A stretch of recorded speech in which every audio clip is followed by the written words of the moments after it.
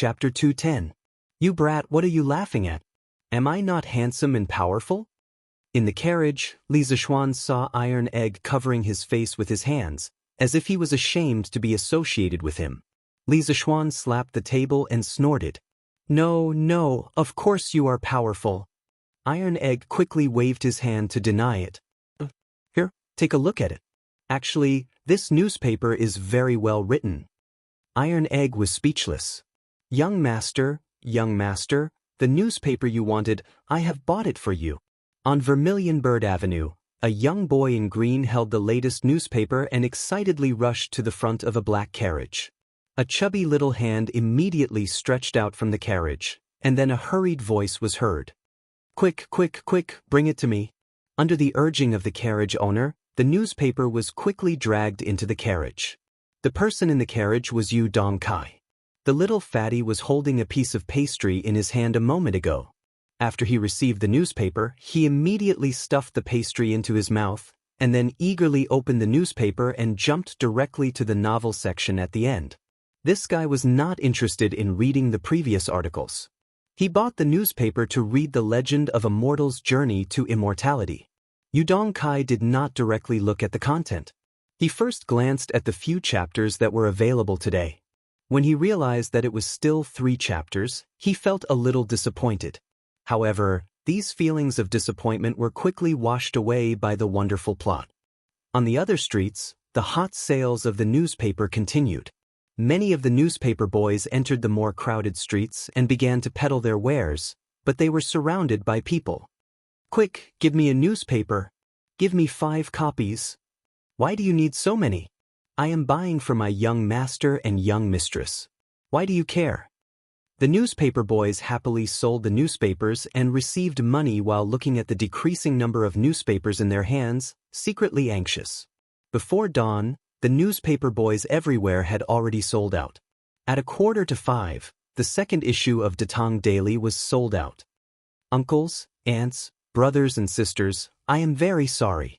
Today's newspaper is sold out. Please buy more tomorrow.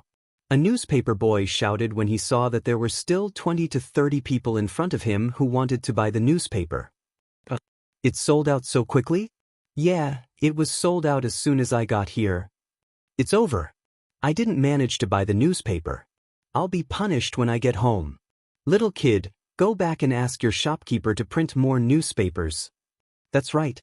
There were still some smart people in the crowd. The paperboy also felt that what they said was reasonable. He quickly excused himself and ran to the workshop on his scooter. Strange Interest Pavilion Workshop. Steward Ma, bad news, bad news. Song Xiaoxi rushed over anxiously. Ma Zhou's expression suddenly changed. He quickly got up and asked, What's wrong? What happened? When Song Xiaoxi saw Ma Zhou's expression, he knew that Ma Zhou had misunderstood.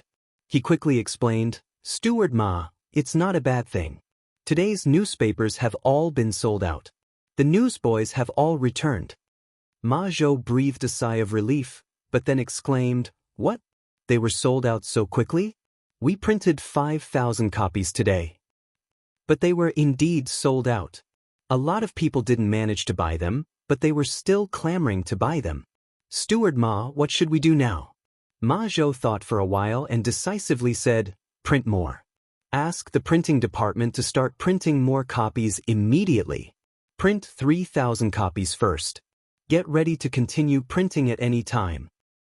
Yes, I'll go now. Imperial College. School of Mathematics. After the painful lesson of Wang Meng last time, no one dared to read novels during class this time.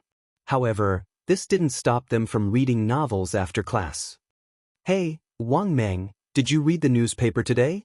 After class, Cheng Chumo ran to Wang Meng's side and proudly said, Oh, I bought it when I came this morning, but I didn't have time to read it. How many chapters did Leather Knight update today? Wang Meng took out a piece of pastry and stuffed it into his mouth. He pulled out the newspaper from under his seat and said in a muffled voice, Hee, it's still 3 chapters today. Speaking of which, Han Li has already become an in-name disciple of the 7 Mysteries sect. Furthermore, Dr. Mo has taken a liking to him and accepted him into the God Hand Valley. Dr. Mo even passed on a nameless chant to Hanli. Pei, what are you doing? Cheng Chumo hadn't finished bragging when Wang Meng covered his mouth. F***ck, can you stop talking? You've already said everything. What's the point of reading it? Wang Meng said hatefully. After spending so much time together, Cheng Chumo, Li Tai, Qin Huayu, and the others had already become familiar with the others. When they were mischievous, they didn't care about each other's identities. Pei, did you not wash your hands? Stinks. Cheng Chumo turned on his insulting mode again. Wang Meng angrily said, F***ck, you're the one who didn't wash your hands. I was just eating. Li Tai looked at the two with a look of superiority. He already knew the first 10 chapters of A Mortal's Journey to Immortality. If it weren't for Li Zishuan's strict order not to reveal it to others, this little fatty would definitely run out to Cheng Chumo and Wang Meng and spoil their faces. Hey, Wang Meng, I didn't buy the newspaper today. Let's read a novel together. After reading A Mortal's Journey to Immortality yesterday, I almost couldn't sleep. Yes, me too. Let's read it together. Hearing that Wang Meng had a novel to read, 3 to 5 students immediately surrounded him. Kushirqing, you actually read the newspaper too? Cheng Chumo saw that Wang Meng couldn't cause any more trouble and was preparing to return to his seat. Suddenly, he saw Kushirqing, the university tyrant, in everyone's eyes, flipping through the newspaper. Cheng Chumo immediately approached him as if he had discovered a new continent. Why can't I read the newspaper?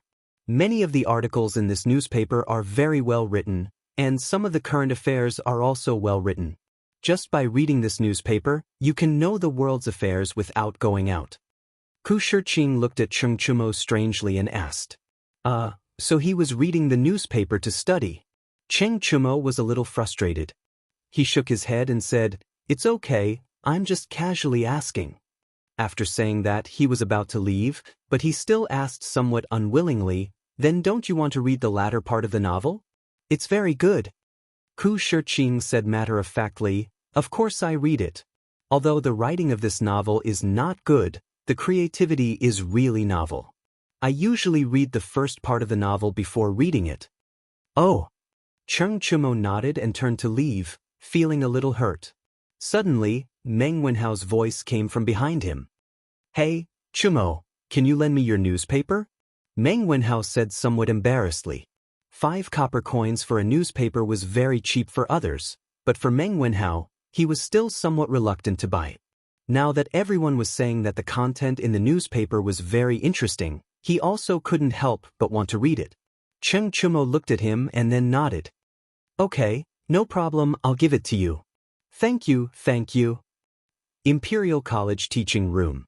During the break between classes. Hey, Zifan, did you read the newspaper today? Yes, I read it. It's very interesting, but it's a pity that there are only 3 chapters. I really want to catch this leather knight and make him write a few more chapters. Sun Zifan's face first had a look of reminiscence, but then a look of hatred appeared on his face.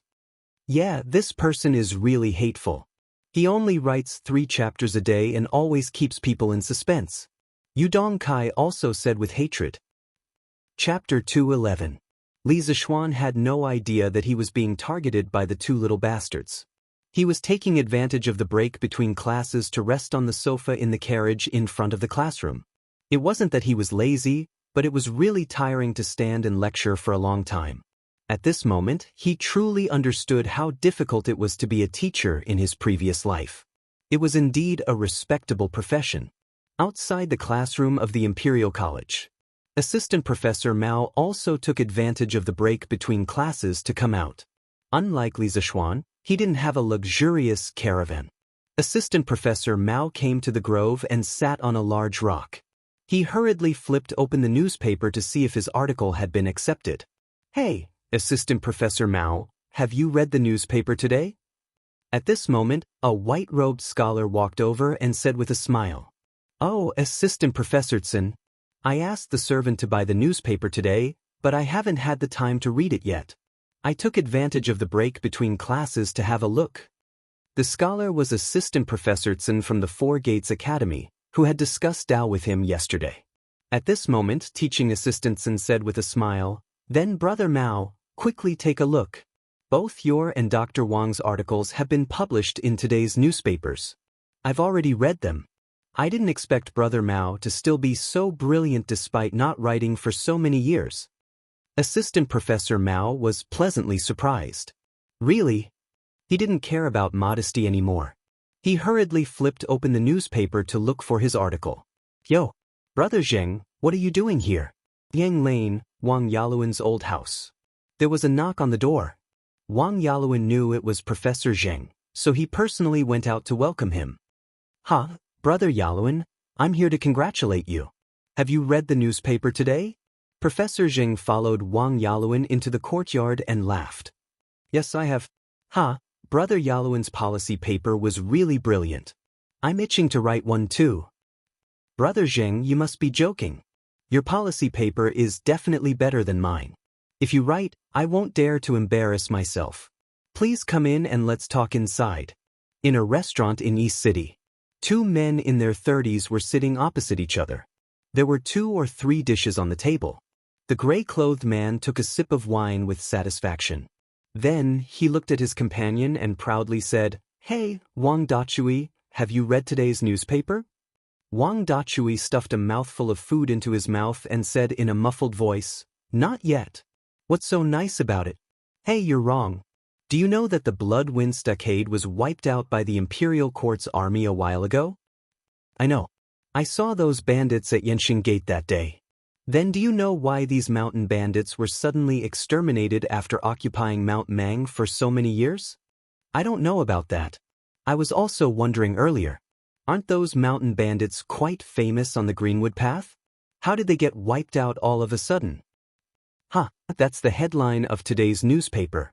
It said that the Blood Wind Stockade abducted innocent girls. A man from Lee County was so angry that he drew his sword and challenged Mount Mang alone. Let me tell you, the process was King brilliant." Wang Dachui's eyes lit up and he immediately became interested. He hurriedly said, "Hey, then Brother Zhao, quickly tell me about it.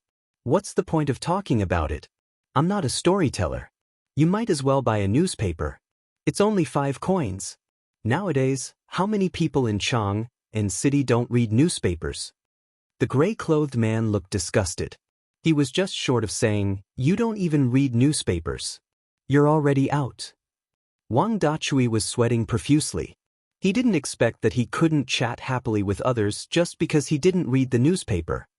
"Damn, I'll buy it. It's not like I can't afford it. Waiter, help me buy a newspaper. Here, the extra coin is your reward." The waiter was speechless.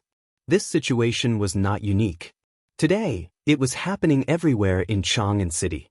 In this era where there was a general lack of entertainment, a trivial matter could be talked about for a long time. The news in the newspaper just happened to be the topic of many people's leisure conversations. People who had never read newspapers naturally felt that they couldn't chat well.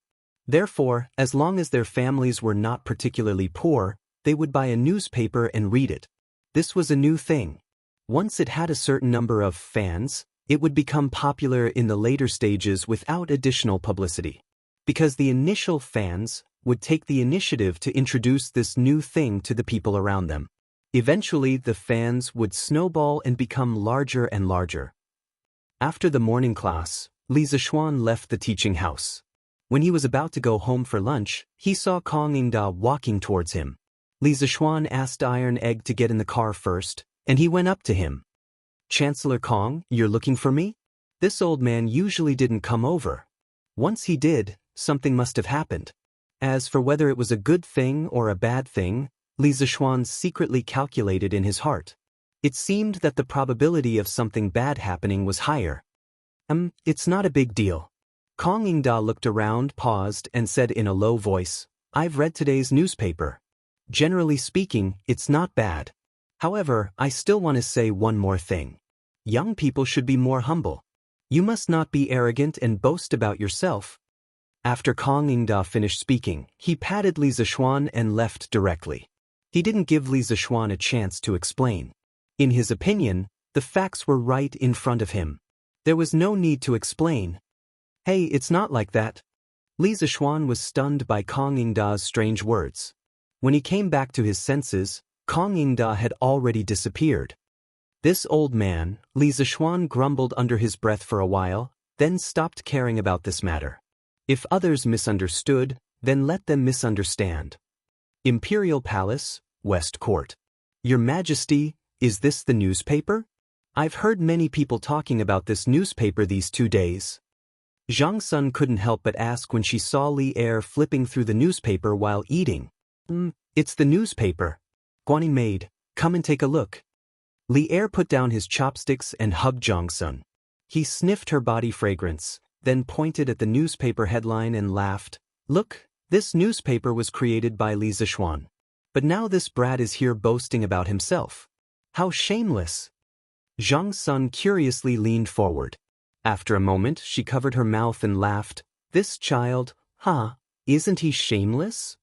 Your Majesty, this style of writing, I'm afraid it doesn't match Li Zixuan's style. Zhang Sun had seen Li Zixuan's memorial before, so she had some doubts. Li Er laughed and said, of course this article wasn't written by that brat himself. If he really did that, wouldn't he be shameless to the extreme? I reckon that Li Zixuan must have forced Ma Zhou to write it. That brat. Your Majesty, who is this Ma Zhou? Li Er said warmly, this Ma Zhou he. Chapter 212. Han Village. Yushi, this is the newspaper that I asked old Hu to bring back from Chang. Han Lijing walked in from outside and handed a newspaper to Han Yushi. Then he smiled. Han Yushi quickly took it and said happily, thank you, father. Take a look. What's written in today's newspaper? Okay. Han Yushi responded softly and began to read the newspaper carefully. Today's headline came into view. Blood Wine Stockade abducted a good girl. Li County's man was furious for a beauty. He drew his sword and challenged Beimeng Mountain alone. Han Yushi's expression couldn't help but be startled. The soul-stirring life and death rescue half a month ago reappeared in her mind once again. The corners of her eyes flashed with tears not long after. Yushi, what's wrong with you? Han Lijing saw that his daughter's expression was not right. She looked like she was about to cry, so he quickly asked. No, nothing, father. Today's newspaper is very interesting. I want to take it back to my room and read it carefully. Han Yushi immediately realized that she had lost her composure. She quickly wiped the corner of her eyes and forced a smile. Although Han Lijing felt that something was wrong, he was a father. He was always separated from his daughter's inner world. Some things were not good to ask in detail. He could only nod and say, okay, you go. Yushi, if you have anything unhappy, you can go to Qin's mansion in Chang and to talk to your adoptive mother. Although you can't see Xiaoxian before you get married, you can still go to your adoptive mother's house. Ever since the marriage between the Han and Li families was confirmed, Han Lijing changed the way he addressed Li Zixuan from young master to little Xian. It wasn't because he was arrogant, but because he was considering his daughter's life after marriage. If he continued to call Li Zixuan young master, it would unknowingly lower his daughter's status. Hey, thank you, father. I'll go back to my room first. Han Yushi's heart was warm. She stood up and said. Han Lijing nodded. In the room, Han Yushi picked up the newspaper again and continued to read the headline. Although she had experienced all of this personally, she had experienced it from her own perspective. This news article was written entirely from Li Zixuan's perspective. One afternoon, Ma Zhou asked Li Zixuan about the details of what had happened in Blood Wind Stockade. At that time, Li Zixuan had nothing to do, so he told him about it. However, he did not expect that Ma Zhou would write it into a news report. Han Yushi's gaze flowed between the lines. At this moment, she truly understood the hardships Li Zixuan had gone through to rescue her. That kind of helplessness and despair, that kind of hysterical madness, once again touched Han Yushi's heart. In the eyes of others, these descriptions might be a little exaggerated, but to Han Yushi, who had personally experienced the kidnapping incident, everything was so real. The actual situation was even more dangerous than what was written on it. Young master, I'm afraid Yushi will never be able to repay what she owes you in this lifetime. As Han Yushi watched, She could not help but cover her mouth and cry bitterly. And E. Lane, Strange Interest Pavilion Workshop. Steward Ma, those 3,000 copies of the newspaper have been sold out again. Do you want to continue to print more? Song Xiaoxi ran in with sweat all over his face and said anxiously. What? Ma Zhou was really shocked. He stood up and said, That's 3,000 copies of the newspaper. They were just sent out less than 4 hours ago. How could they be sold out so quickly? It's only noon now. Go and ask the printing department to print another 2,000 copies of the newspaper. Even if they are sold out again, we won't print them today. Yes, I'll go right away. In a mansion in Cheng, a 14 or 15-year-old child in brocade clothes was holding the second issue of Tang Daily and reading it with great interest. TSK, this A Legend of a Mortal's Journey to Immortality, is really wonderful. But why are there only 4 to 5 chapters? Where are the first 3 chapters? The child in brocade clothes sighed with a little dissatisfaction after reading the first 3 chapters of this issue of A Legend of a Mortal's Journey to Immortality. Brother, you're so stupid. The first 3 chapters are naturally in the last issue of Datang Daily. A little girl around the age of 10 giggled as she spoke from behind. Ayaya, Yen Er's words make sense. Ague, come over here quickly. The child in brocade clothes was suddenly enlightened. He slapped his thigh and shouted loudly. Young master, why did you call for Ague? Go and buy me a copy of the last issue of Datang Daily. Ague had obviously heard of the newspaper before. When he heard his child's request, he immediately looked troubled. Young master, this newsboy only sells today's newspaper. I'm afraid there's no place to sell the last issue's newspaper. The little girl named Yenner giggled and said, Ague, you're so stupid. Don't you know how to buy from someone who bought the last issue of the newspaper? Yes. You're so stupid. Yen is much smarter than you. The child in brocade clothes agreed. Ague wiped the sweat off his forehead and bowed.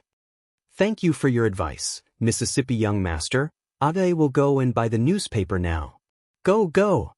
The child in brocade clothes waved his hand anxiously. West City, in the open space next to the Drunken Immortal restaurant. A middle-aged scholar dressed in wrinkled white clothes was sitting in front of a long table. There were dozens of people of all shapes and sizes sitting in the open space. There were men and women, old and young. The middle-aged scholar slapped the table and loudly said, Let's go. That Han Li, who tried his best, did not pass the 7 Mysteries sex entrance trial. In the blink of an eye, he reached the top of the cliff. In front of him, there were 6 children sitting cross-legged and resting. Wu Yen was talking to an old man in his 50s, who was wearing a dark blue robe and had his hands clasped behind his back. Hall leader Yu and enforcer Wang were standing beside him. There were also several people standing beside them.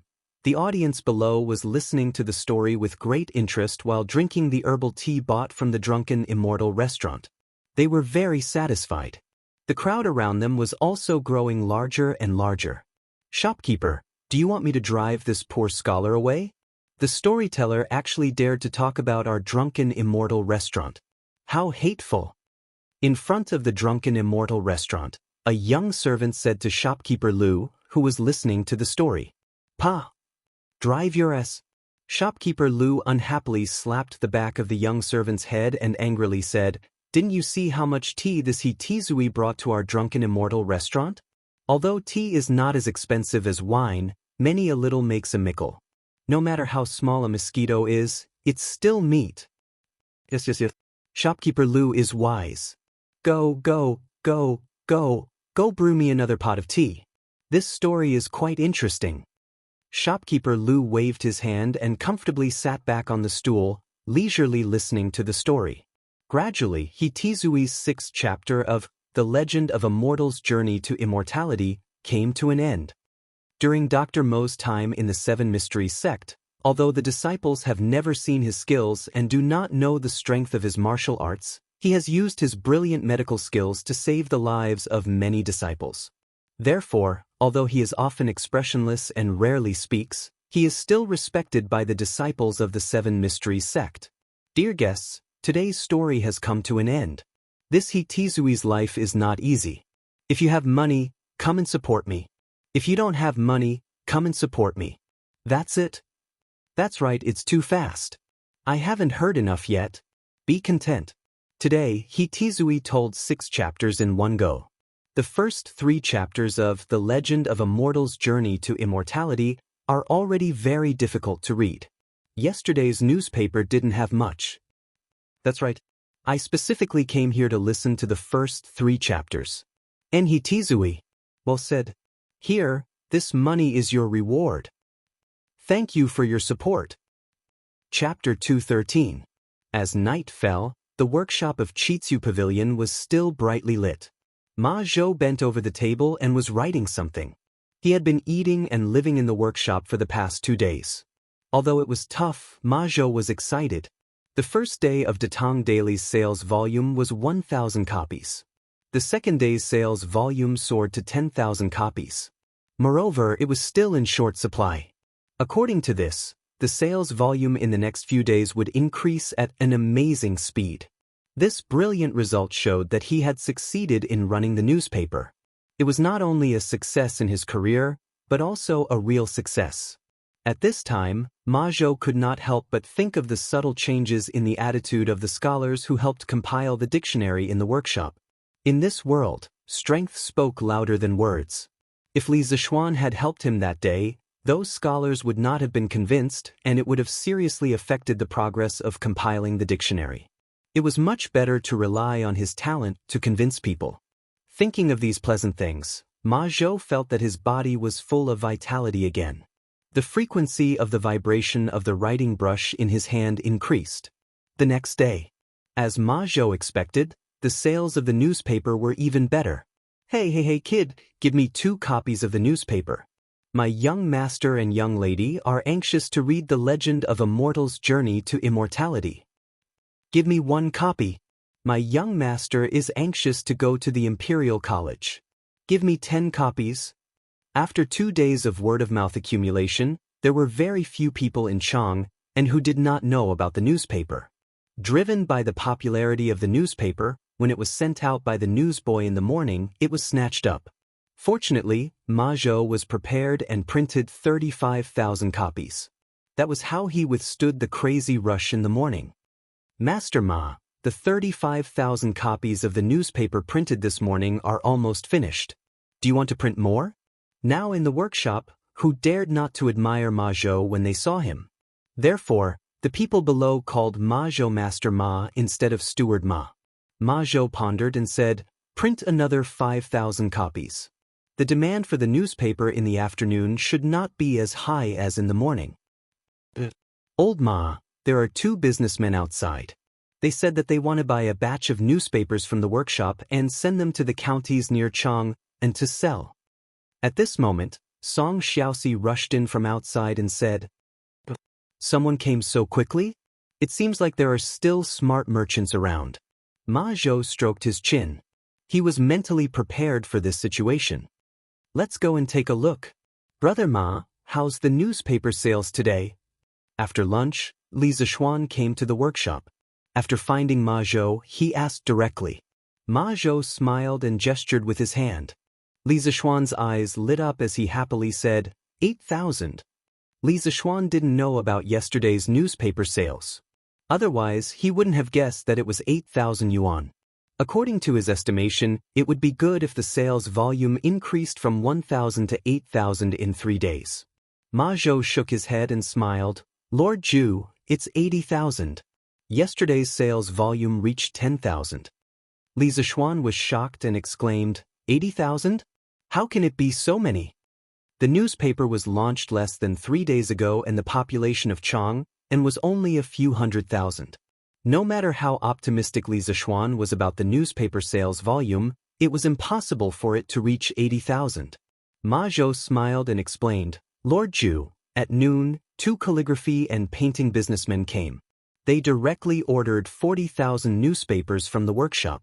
They planned to sell them in other counties in Chang.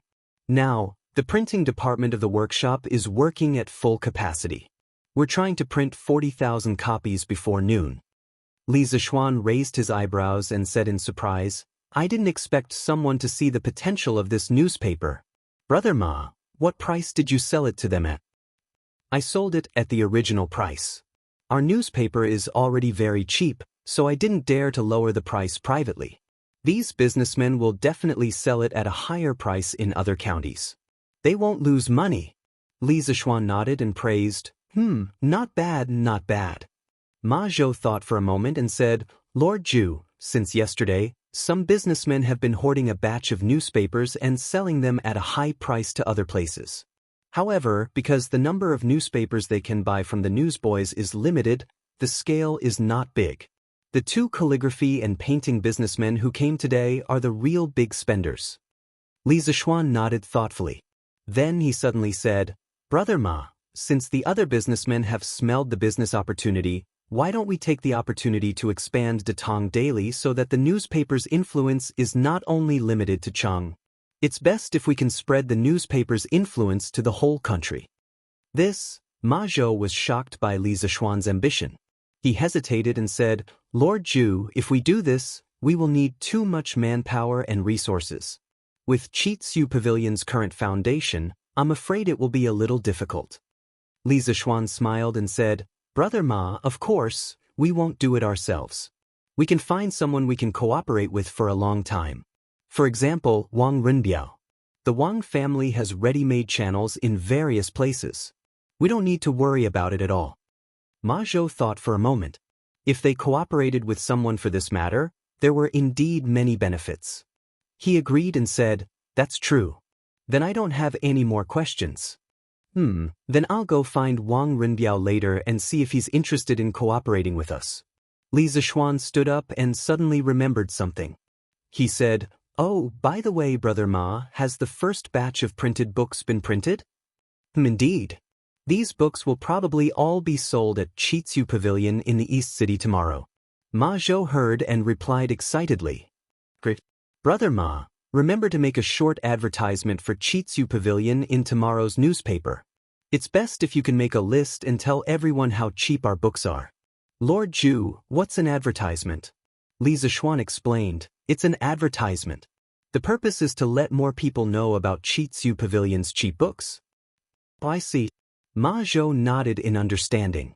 Then he thought for a moment and said, Then in the future, can we also put up some advertisements for the merchants and shops that have paid us? Li Zixuan was shocked. This Ma Zhou's thinking was really advanced. He even knows how to collect advertising fees now. What a genius. Theoretically, we can do that. This advertising revenue will be the newspaper's biggest source of income in the future. Now, the most important thing is to promote the newspaper. The more people know about it, the better. Also, Brother Ma, you have to take care of yourself. I see that you don't look too good. You should hurry up and find some assistance for you. Datong Daily can't rely on you all the time. You can't do it all by yourself. Lord Zhu is right. I will hurry up. Chapter 214. Renbiao, what are you doing here? Li Zixuan had just come out of the workshop when he saw Wang Renbiao walking over with Leng Yuyao, the ice beauty. He hurriedly stepped forward and asked. Wang Renbiao smiled and cupped his hands. I just went to the Li residence to look for Lord Zhu, but I was told that you were in the workshop.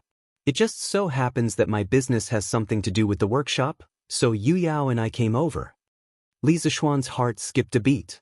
Could it be that someone sent him a pillow just as he was about to sleep? He quickly greeted without batting an eyelid. Since Renbiao has something to do, let's talk inside. Sanbao, get someone to make tea. Lord Zhu, to be honest, I came here for Datong Daily.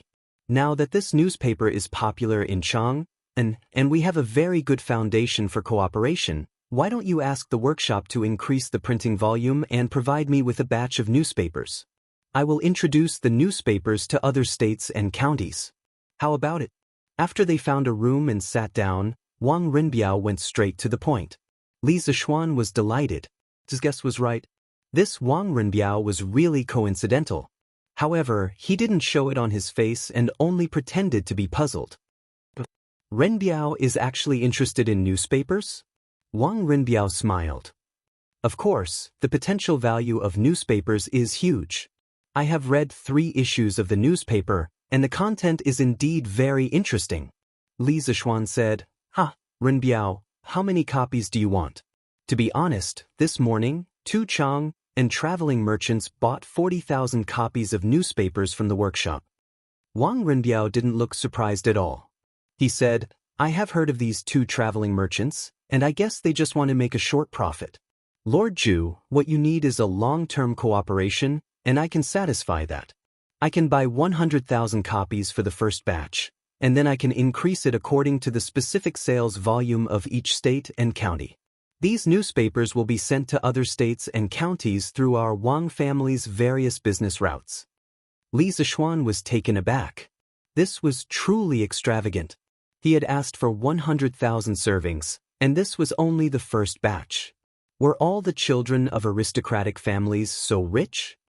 "Renbiao, aren't you afraid that you won't be able to sell so many newspapers and that they will rot in your hands?" "Ha, the results of the newspaper have already been tested by the people of Chang. I don't believe that something that can become popular in Chang and will not be popular in other provinces and counties. After we introduced the scooter and drunken immortal to other places, they became popular among many people." Li Zishuan liked working with Wang Renbiao because of his decisiveness, wisdom, and straightforwardness. Hearing Wang Renbiao's words, he smiled and said, "Good. Since Renbiao is so straightforward, I will also be straightforward this time. The workshop will sell you at least 100,000 copies of the newspaper at the price of 9 copper coins per copy. Don't bargain with me." The 2 businessmen in the morning both bought it at the original price of 5 copper coins per copy. Wang Renbiao had a look of joy and said happily, "All right, then this Wang will thank Lord Zhu very much. But can Lord Zhu start supplying me with the first issue of Datang Daily? The Legend of a Mortal's Journey to Immortality at the back of the newspaper is really interesting. If it is not complete, I am afraid that the people of other provinces and counties will not be satisfied." When Li Zishuan heard Wang Renbiao say this, he knew that this guy was most likely a fan of novels, so he nodded and said with a smile, "Yes, no problem." Wang Renbiao suddenly said mysteriously, "Lord Zhu, do you know who Leather Knight is?" Li Zishuan was stunned and asked, "What's wrong? Are you looking for him?" I just want him to write a few more chapters every day. Currently, there are only 3 chapters a day. As readers, it is really tiring to wait for him." Li Zishuan was sweating profusely. What kind of rush was this to meet a reader who was urging him to update in person? Fortunately, he used a pen name when he was writing novels. Otherwise, when he went out in the future, would he be kidnapped by readers? The next day, early morning. Selling newspapers, the freshly printed Datang Daily. Today's headlines, shocking strange case.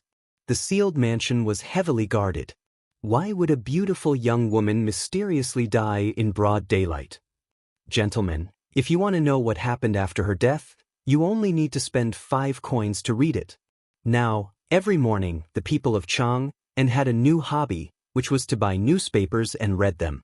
As soon as the newspaper boy came out on his scooter, the people who woke up early enthusiastically surrounded him to buy the newspapers. "Quick, give me 2 copies. I want to see how that beautiful young woman died. Give me 1 copy. My young master wants to read the latest Legend of a Mortal's Journey to Immortality. Give me 2 copies. My young master and young mistress want to read Legend of a Mortal's Journey to Immortality." After buying the newspapers so many times, everyone had learned how to queue up. This way, the efficiency increased. In a short while, dozens of people had received the newspapers. Not far away, a few scholars were reading the same newspaper as they walked. "Brother Hua, quickly flip to the back and read Legend of a Mortal's Journey to Immortality." Yes. I can't wait any longer." "Look, today's newspaper seems a little different." "Brother Hua, what's the difference? Why can't I see it?" "Look at the column in the middle of the newspaper. There are words. It says, 'Strange Culture opens today.' There are 15 types of books on sale. De Shui is 110 coins per volume, Spring and Autumn Classic is 100 coins per volume. Analects of Confucius is 100 coins per volume. Mencius is 90 coins per volume. Hiss! How can it be so cheap?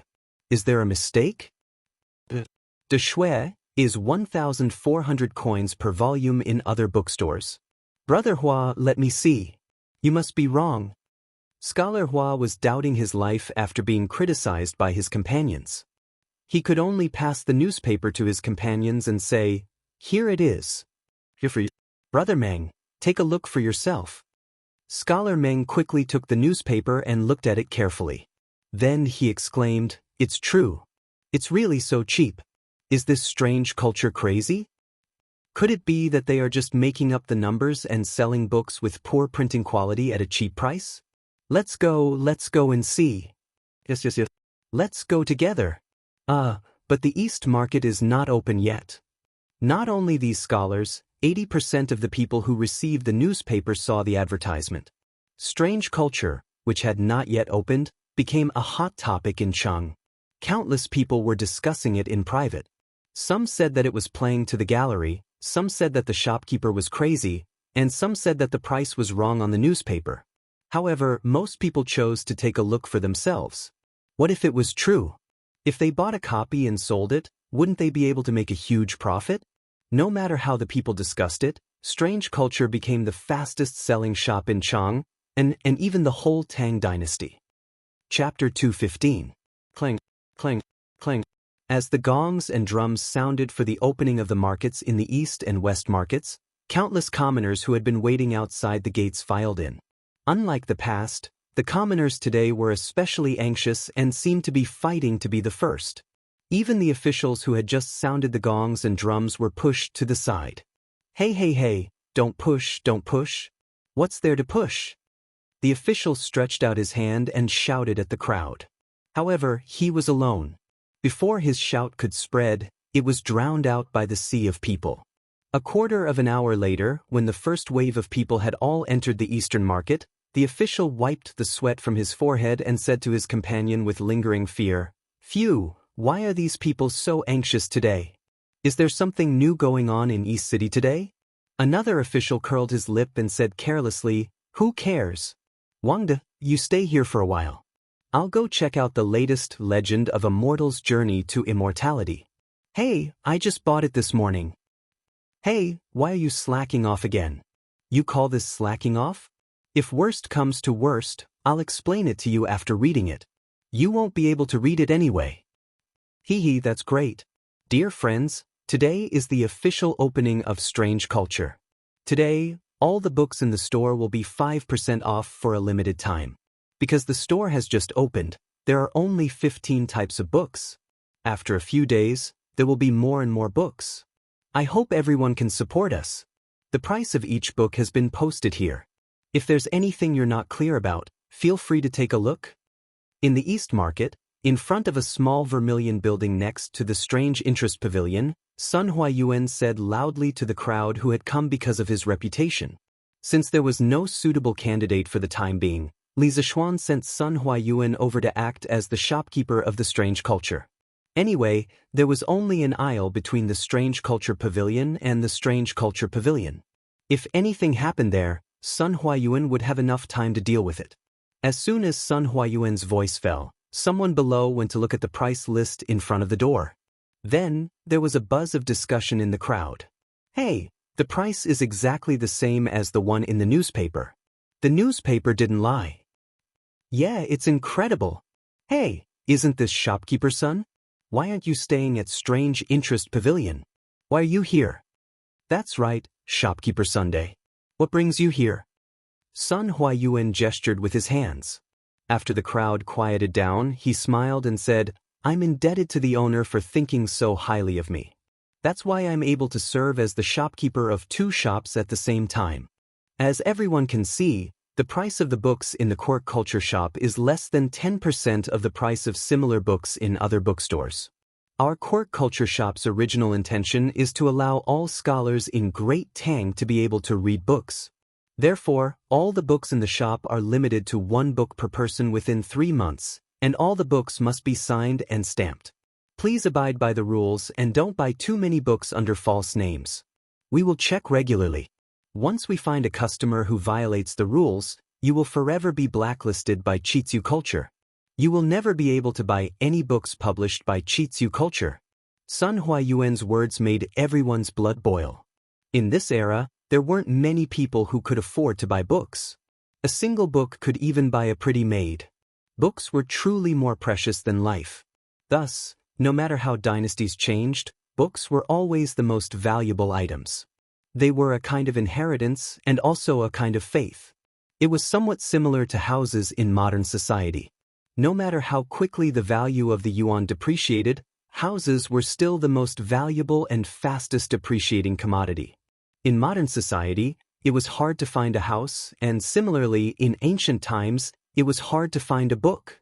Thus, when they heard Sun Huayan say, "Allow all scholars in Great Tang to be able to read books," many scholars who were usually refined and cultured began to shout the loudest. "Well said, shopkeeper's son. Good job, shopkeeper's son. Support strange interest culture. Allow all scholars in Great Tang to be able to read books. Good. Thank you for your support. Strange interest culture is now officially open for business. Due to the limited space in the store, please follow your order in the queue and enter in batches to choose the books you want. Remember, each person can only buy one book of each type." Sun Huayuan clapped his hands and announced the official opening of Strange Interest Culture. The crowd below couldn't help but cheer loudly. The 10 or so lucky people at the front of the queue hurriedly rushed into the store in excitement. Among these 10 or so people were the scholars who had first discovered the advertisement in the newspaper in the morning. Wow, this book is actually made of high-quality Shen paper. Calculating it, how much is Strange Interest Culture going to lose with each book? After entering the store, these people hurriedly went to the bookshelves to find the books they wanted. One of the scholars picked up a book and flipped through it. When he touched the paper, he immediately exclaimed in disbelief. That's right. They actually used such high-quality paper.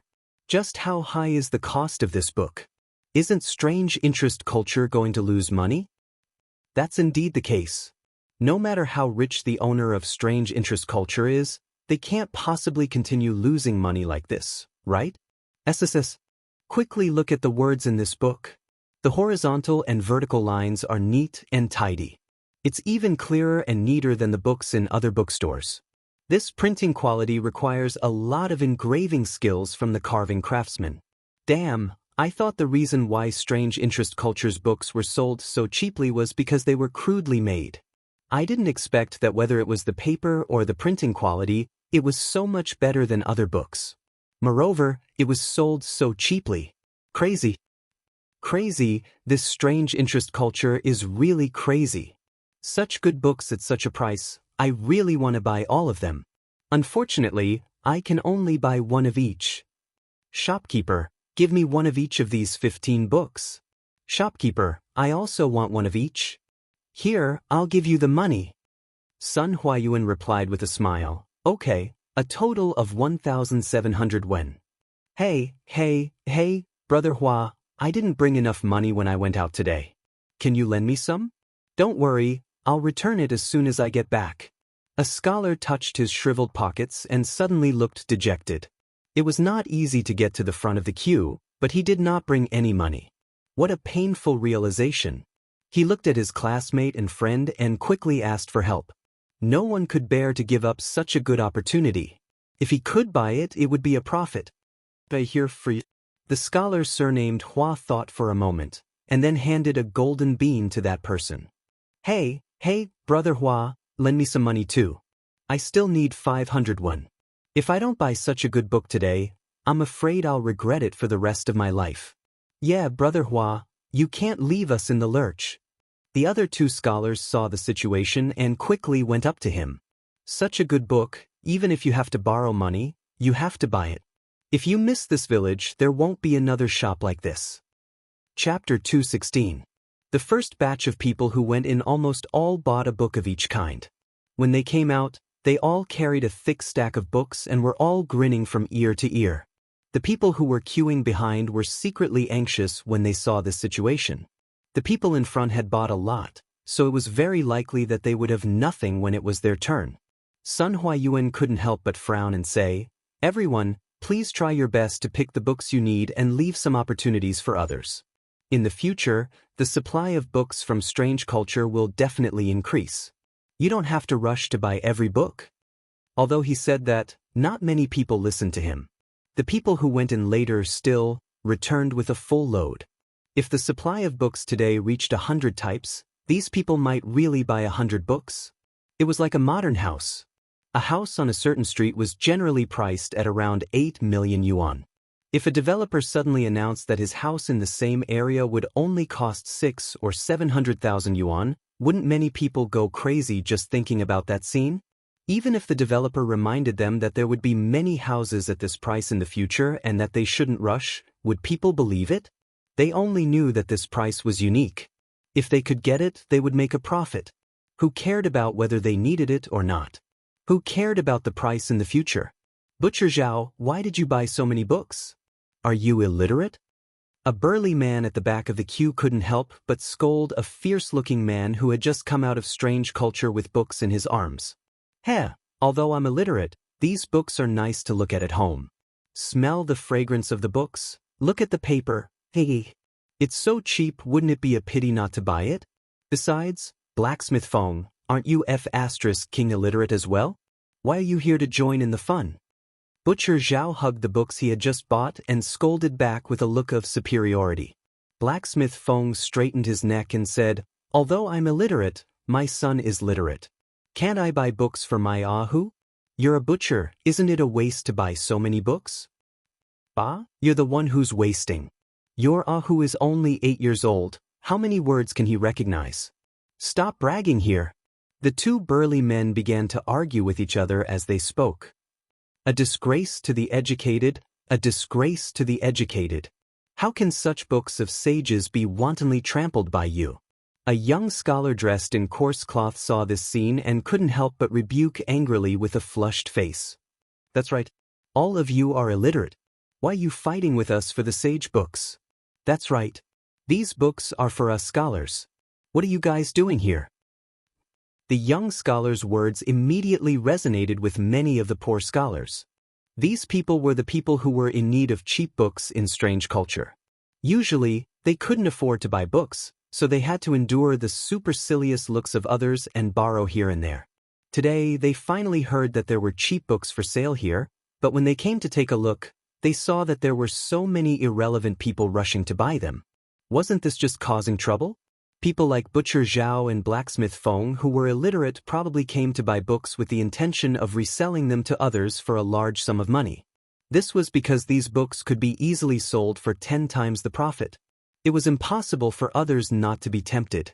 This was a bit like some of the property speculators in modern times. They didn't buy a house to live in, but to resell it for money. For the time being, people like Butcher Zhao could be called book speculators. Butcher Zhao and Blacksmith Feng were still arguing with each other a moment ago, but in the blink of an eye, they were denounced by dozens of scholars. Even though the Tang people revered martial arts, these scholars still had a very high status in the eyes of these common people. The two of them looked at each other and were a little scared. They planned to escape with their tails between their legs. Who said that only scholars can buy books? Can I buy it for my child? Can I buy it and learn it myself? Who was born knowing how to read? In any group, there were 2 or 3 daring people.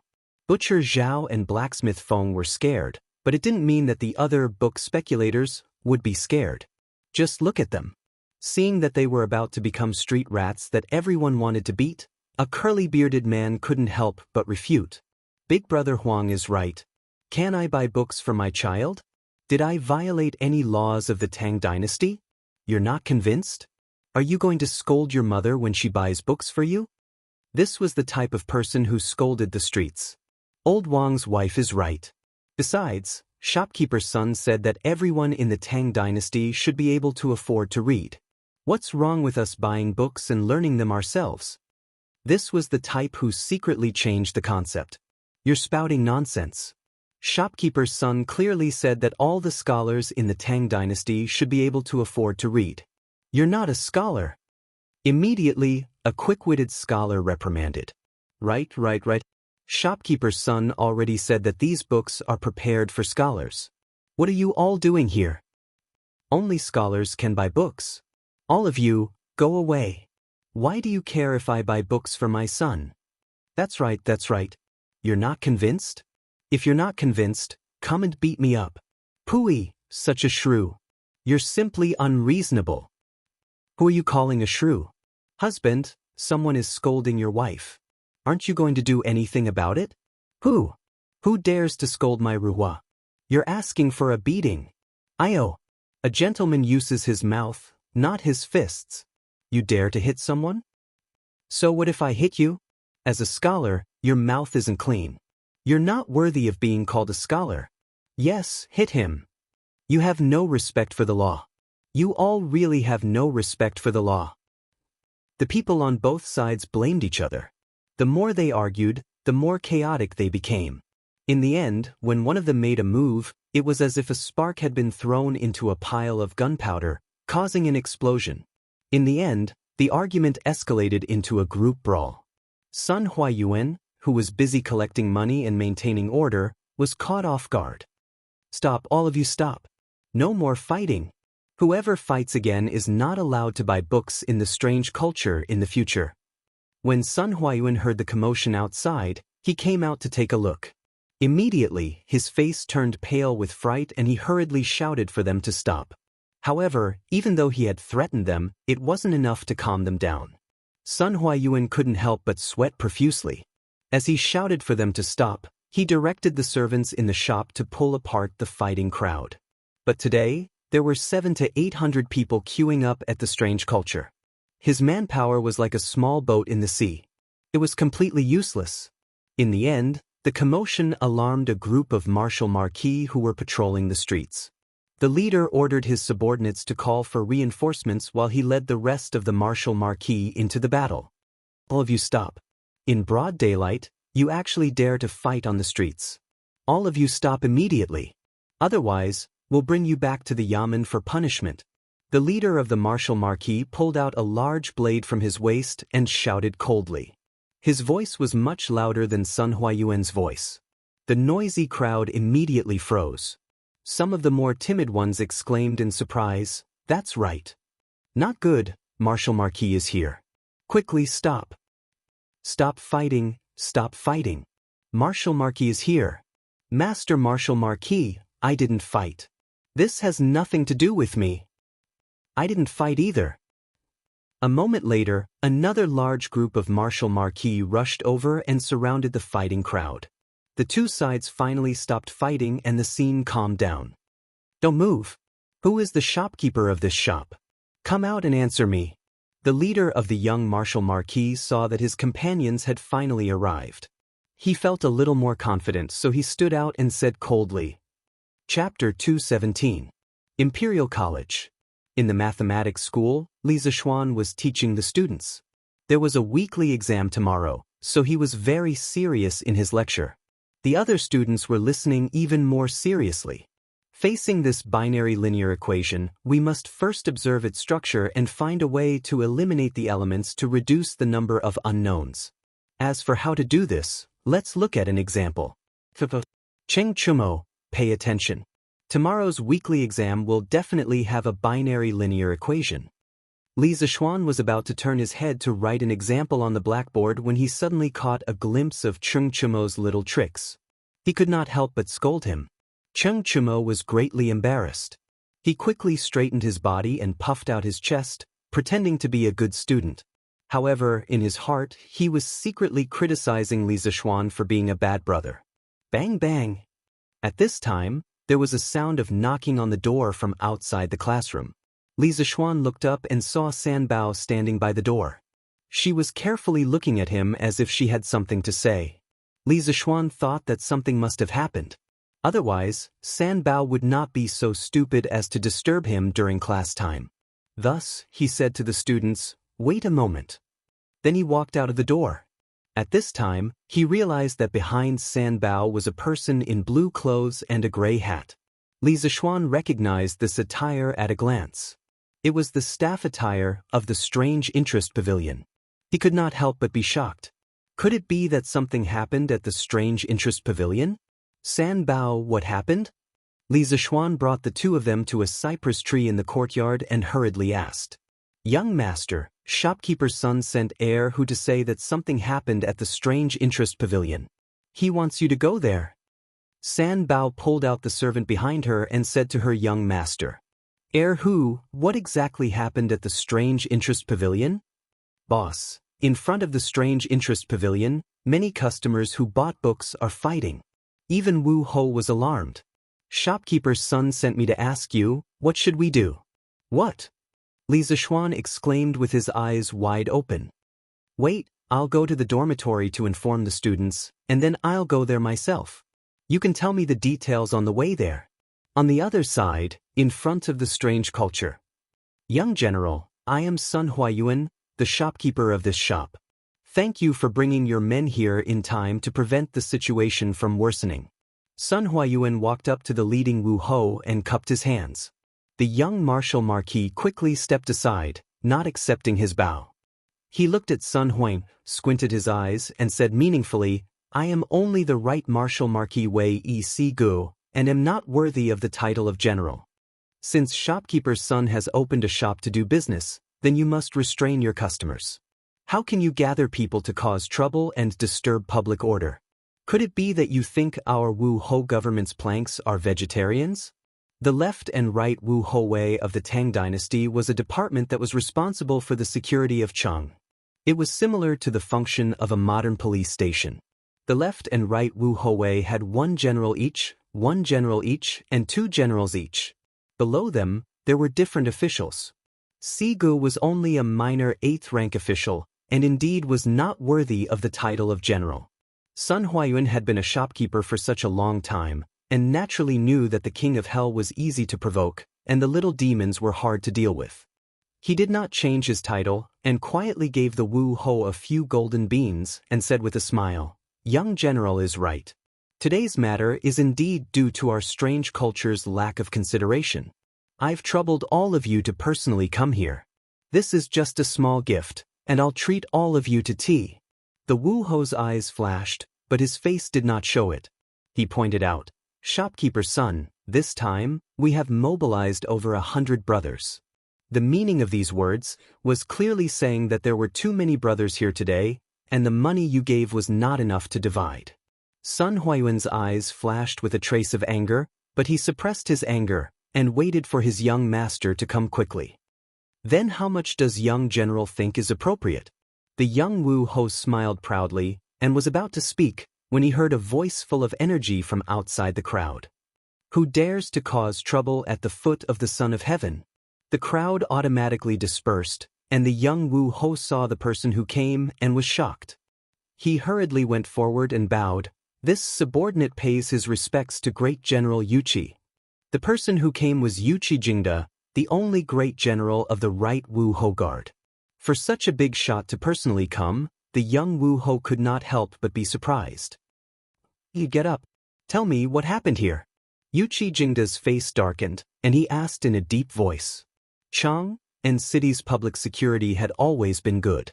Today, a brawl between hundreds of people had suddenly occurred, and as the head of the capital's public security bureau, he had lost a lot of face.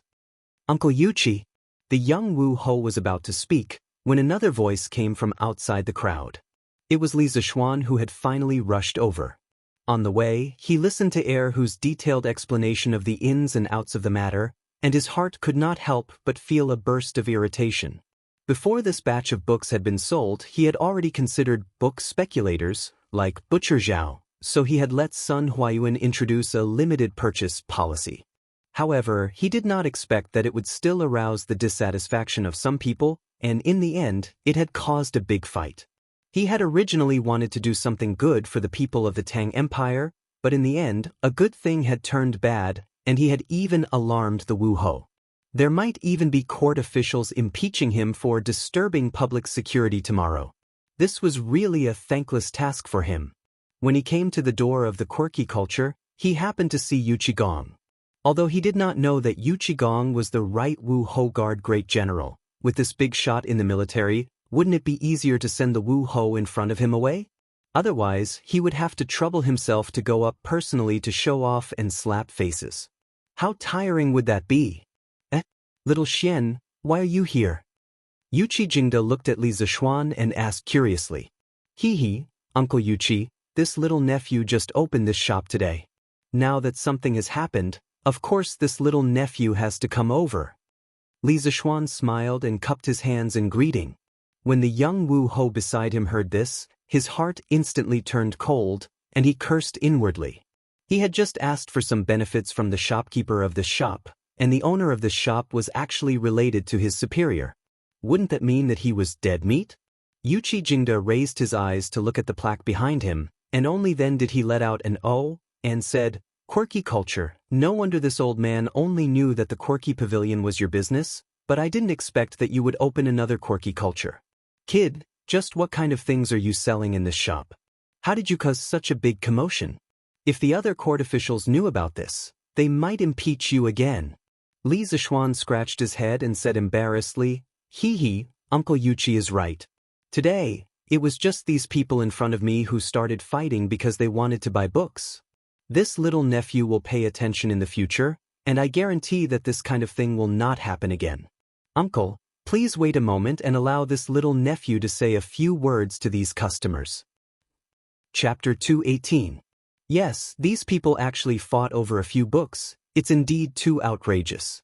Little Xian, you have to make things clear with them, or else, if there's a next time, this old man will bring all of them back to the martial Marquis government for punishment. Hearing the reason for the fight, Yuqi Jingde could not help but frown. Li Zishuan hurriedly cupped his hands in acknowledgement. He walked to the front of the crowd and looked at the scholars and commoners who were surrounded by the Wu Ho officials. Many of them had disheveled clothes, bruised noses and swollen faces. It was clear that they had been injured in the previous conflict. Li Zishuan could not help but feel speechless. Wasn't it just a few books?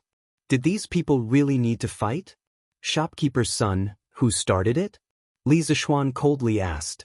Most of the people who opened a shop wanted to make money peacefully. No matter what the reason was, these people should not have fought in front of his shop. This was also slapping his face, so of course he would not be happy. Young master, I heard the people below say that it was this couple who started it. Sun Huayuan walked forward and pointed at the couple in the crowd. Li Zishuan nodded and looked at the crowd.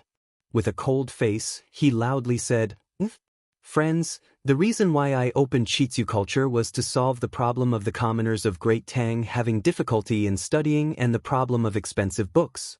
My good intentions were treated as ill intent by some people, and they fought in front of my shop. Our Chitsu culture will not welcome such people in the future. Shopkeeper's son, let the people below remember the faces of these two people and investigate their families. In the future, no one from their family is allowed to take half a step into Chitsu culture. Yes, young master. Shopkeeper's son hurriedly cupped his hands in acknowledgement. Li Zishuan's words made the couple's face and ears turn red.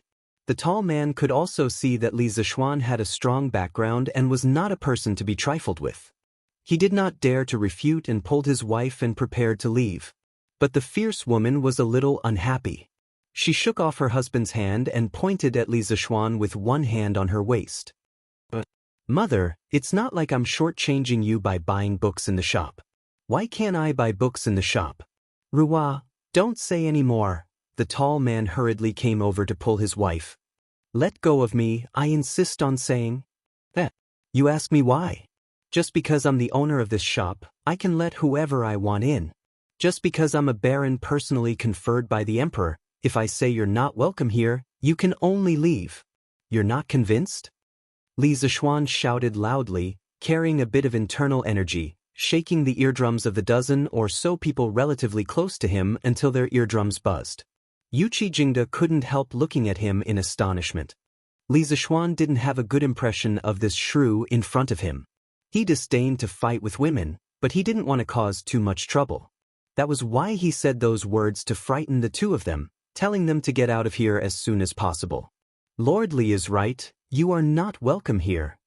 Could this Lord Li be the owner of Strange Interest Pavilion? The youth who invented the curved plow and was conferred a baron by the emperor? Someone heard Li Zishuan call himself a baron and recalled that the only newly conferred baron title was the Baron of Lantian County, so he couldn't help but guess. You just realized it now. I've already seen Lord Li when Strange Interest Pavilion opened last time. Hiss. It really is Lord Li. If it weren't for the curved plow, my child's uncle's fields probably wouldn't have made it in time for the spring plowing this year. We have to thank Lord Li for this. That's right. This Lord Li is really a good person. He just helped so many farmers and now he's helping the scholars. It's a pity that there are still people who don't know what's good for them and actually fight here. Isn't that right? These people who fight and cause trouble are really hateful. As word of mouth spread, more and more people recognized Li Zishuan's true identity. Thinking about the incident with the curved plow, most of them were indebted to Li Zishuan. Therefore, more and more people denounced the unscrupulous couple. You are not welcome here, the two of you should leave quickly. Get out of here, you're not allowed to buy books. That's right, how can the land of the saints be trampled on by these shrews? Come home with me, don't make a scene here. The woman still wanted to refute Li Zishuan, but she was forcefully pulled away by her husband. Li Zishuan asked his servant to pull up the scholar who was knocked to the ground by the couple. He looked at the unlucky scholar whose face was covered in blood and whose hair was disheveled. He couldn't help but frown. He was so focused on chasing the two people away that he forgot to ask them to pay for the medical expenses. What a pain in the ass. He quickly went to talk to Yu Qigong and asked him to send someone to bring the couple back to the yamen for questioning. He couldn't let them off so easily for beating people on the street. What's your name? After talking to Yu Qigong, Li Zishuan looked at the scholar and asked. The unlucky scholar hurriedly tidied up his appearance. However, it would have been better if he didn't do it. After doing it, his hair became even more messy. He was afraid that Li Zishuan would be anxious, so he hurriedly replied. In reply to Lord Zhu, I'm Lin Zihao. I'm sorry. The ancient people valued their appearance much more than the modern people. This person's current appearance was really rude. Li Zishuan shook his head and said with a pleasant expression, Oh, although today's matter was caused by that couple, in the end, it was our strange culture that didn't consider it carefully. How about this, as an apology, our strange culture will pay for all your medical expenses. In addition, we'll give you a set of books that were sold today and a purple membership card of the strange culture. This membership card also has the same privileges in the strange culture. What do you think? Lin Zihao was instantly stunned. He never thought that there would be such benefits after being beaten up. He had heard before that a purple membership card of the Strange Culture Pavilion cost 100 strings of cash. This was really a blessing in disguise. This beating was King worth it. Thank you, Lord Zhu. Thank you, Lord Zhu. How could he not agree to such a good thing? Thus, he hurriedly bowed and thanked him. Li Zishuan waved his hand and asked Sun Huayuan to take him to see a doctor. The crowd below the stage sucked in a breath of cold air. They were all shocked by this huge gift. Oh my God, that's a purple membership card. Not only is this Lord Li kind to people, but he's also really generous. Yeah, if only I was the one who was beaten up by that couple. Li Zishuan looked at the people below. Compared to Lin Zihao's serious injuries, there were quite a few of them who had minor injuries. Thus, he said, I deeply apologize to the friends who were injured in front of the Strange Culture Pavilion today. This is our early work that was not done well. Later, the friends who were injured can line up to receive a green membership card of the Strange Culture Pavilion. In addition, I repeat, if anyone dares to cause trouble here again, this county's men will definitely not let you off so easily like today. I will make sure that you won't be able to stay in the entire Chang'an city. Oh, thank you, Lord Li. I was injured just now. I was injured too. But, Go Sheng, your face was only scratched by a fingernail. How dare you say that? When the injured crowd saw Lin Zihao leave, they thought that they had nothing to do with it. After all, they had only suffered minor injuries. However, they were still a little disappointed. When they heard Li Zishuan's words, they immediately cheered loudly in surprise. They were glad that they had just been injured. This was probably the first time in their lives that they were glad that they had been injured. You're not allowed to deliberately create scars. Li Zishuan saw that there were two idiots behind him. They clenched their fists and gestured at each other's faces. They were eager to try. He couldn't help but shout out to stop them. Chapter 219. In front of the strange culture. After Li Zishuan comforted the injured, he thought for a while and said, "Today, there may be many of you who don't need books at all. You came here purely because the books are cheap. Perhaps there are also some who want to resell and make a fortune. I don't care if you really need the books or want to make money. Since I'm open for business, there's no reason for me to refuse customers. But for those who really want to buy books, we'll make it convenient for you. In the future, no matter where you are from, as long as you have your student identification card, you can queue up at the strange culture. We'll give priority to the students and members. Good. This way, it'll be easier for us to buy books. Thank you, Lord Ju. The world's poor children will remember Lord Ju's kindness."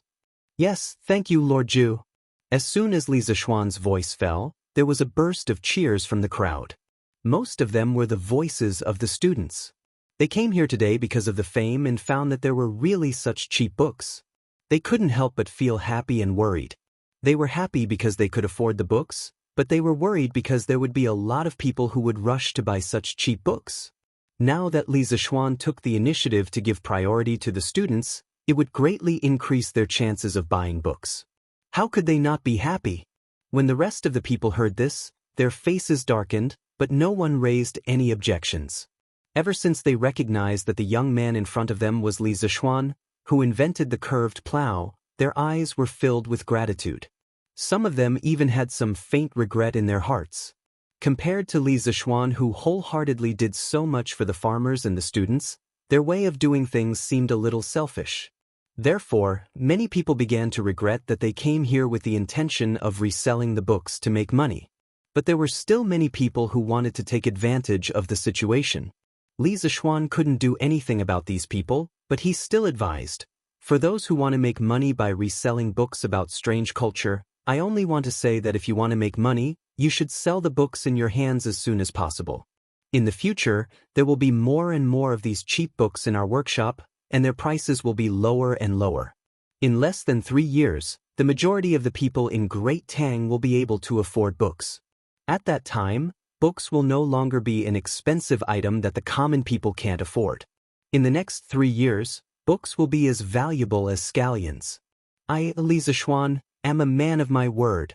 Li Zishuan's words were powerful and resonant, but to the others, it was no different from a sudden clap of thunder. Ever since Kai Luan invented papermaking in the Han Dynasty, for the past 600 years, the price of books had always been unattainable for ordinary people. Only those rich people could afford to buy some, but they usually kept them at home to show their noble status. Now that Li Zishuan had said that within 3 years, these cheap and high-quality books would be sold all over Great Tang, and that the price of books would be as high as scallions, many people thought that it was a fantasy. How could the high and mighty prices of books suddenly fall from the sky? It was simply unbelievable. So, everyone can buy books about strange culture in the future? That's great. But Lord Li said that the price of books would be as high as scallions. Isn't that too exaggerated? I don't really believe it. I don't really believe it either. I believe it. Lord Li will definitely do what he says. Before the curved plow came out, who would have thought that there would be a divine plow that could be pulled by human power? But Lord Li did it. This time, I believe that Lord Li will be able to do it too, and by then, my children will be able to read and recognize words. Yes, that's right, I also believe in Lord Li. But this time, it's obviously more difficult than the last time. Everyone was discussing animatedly. Some were doubtful and some believed it. When Yuchi Jingda heard this, he was so shocked that his beard almost fell off. He pulled Li Zishuan over and hurriedly said, "Little Xian, you can't say such things. Throughout the ages, it's not that the monarchs and ministers have never thought of lowering the price of books, but it's extremely difficult to do so. How can you do it with just your family's strength? Although I don't know where you got this batch of cheap books from and how much you lost, your scale is still small. If you want to completely lower the price of books in Great Tang, you're far from enough. Li Zishuan smiled confidently and said, Uncle Yuqi, don't worry. Since this nephew dares to say such words, I'm sure that I can do it. Let me tell you a secret. Now, our workshop has already reduced the cost of paper to less than 10% of other workshops. That's why there are such cheap books being sold today. Yuqi Jingdo was shocked. He stared at him and said, There's such a thing? How's the production of paper in your workshop? Is it possible to supply it? Li Zishuan nodded and said, This is our workshop's newest paper-making technology. His Majesty has already seen it. As for the production, the current production is obviously insufficient. But as our workshop further expands its production, it will definitely be able to supply it. Yuqi Jingdo was completely shocked. He stood on the spot and muttered to himself, You brat, you really have some ability. Luckily, I didn't hoard too many books at home. Otherwise, when I see the price of books being as cheap as scallions, wouldn't I die of discomfort? Sigh, if there's really a day like what you said, where everyone can read books, then my Great Tang will become an unprecedented flourishing age. Even the Qin Emperor's Hanwu era can't compare. What's your name? After Yuqi Jingda sighed with emotion for a while, he suddenly asked the Wu Ho government's Sigu. He was the right Wu Ho Wei government's great general. How could he know this kind of minor 8th rank official? Replying to the great general, this general is Pang Feiji. That Sigu hurriedly cupped his fist and answered. However, from the corner of his eye, he still carefully glanced at Sun Hui. In his heart, he kept praying that shopkeeper's son wouldn't complain to Yuqi Jingda. Otherwise, he was afraid that he would be in trouble. When Li Zishuan heard this person's name, he almost burst out laughing. Pang Feiji, or perhaps Pang Feiji. Brat, your name has a lot of meaning. Yuqi Jingda didn't have as many messy thoughts as Li Zishuan. He calmly grunted and then said, Pang Feiji, from now on, you will be responsible for the security of this strange culture. You will bring people to patrol this place every day. You will not allow anyone to fight, cause trouble, or do anything illegal here. You will also be responsible for the safety of the books in this shop. You will prevent thieves from stealing or destroying books. If anything goes wrong, I will hold you responsible. Yuqi Jingda said the last sentence with a stern expression. Pang Feiji was so frightened that his body trembled. He hurriedly bowed and accepted the order. This general obeys. There definitely won't be any mistakes. Chapter 220. Hearing Pang Feiji's straightforward reply, Yuqi Jingda nodded in satisfaction and said, Little Xian, Pang Feiji will be given to you in the future. If anyone comes to cause trouble, just let him go. If it doesn't work, there's still me and His Majesty. As for the Wu Marquis government and the Ministry of War, I will personally report to them. You don't have to worry about that. Thank you, Uncle Yuqi, but wouldn't this be too much of a fuss? After all, Strange Culture is just a bookstore. Li Zishuan expressed his gratitude towards Yuqi Jingda's good intentions, but to let Pang Feiji, the head of the local police station, be the head of security for his store, wasn't it a bit too pretentious? Yuqi Jingda laughed coldly and said, You really don't know what to fear. Do you know how many people's benefits have been harmed by your cheap books? Including many aristocratic families, courtiers, bookstores, and rich merchants. It's not like I haven't experienced this deception before. I know the faces of those people better than you. So what? Do they dare to do anything illegal under the feet of the emperor? Yuqi Jingda shook his head and said, if you can't do it openly, you can do it secretly. Anyway, you can't go wrong by being more careful. Li Zishuan nodded thoughtfully. East Market, South Main Street. Virtuous bookstore. In the past, this place was really filled with scholars chatting and laughing, and there were no unskilled people coming and going. But today, it was really deserted. Not only were there no scholars, there weren't even any unskilled people. 2 servants in the store sat in front of the door in boredom, looking at the few people on the street.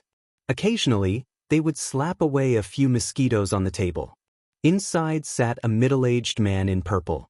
At this moment, his brows were tightly furrowed as he looked at the empty bookstore.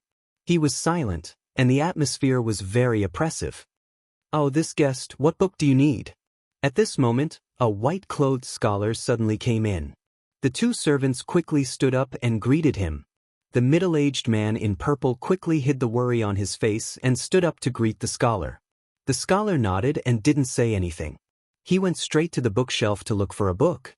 A moment later, he came out with a book called Zhuan. "Shopkeeper, how much is this Zhuan?" The middle-aged man in purple hurriedly replied with a smile. "Sir, this Zhuan is sold for 1,700 copper coins. If you are sincere, I can sell it to you for 1,600 copper coins." He saw that the business today was too bad, so he decided to lower the price at the last minute, hoping to keep this customer.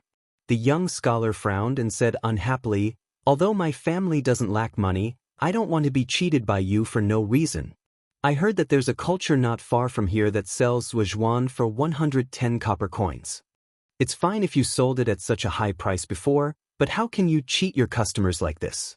I'm not buying anymore." With that, he flicked his sleeves and left.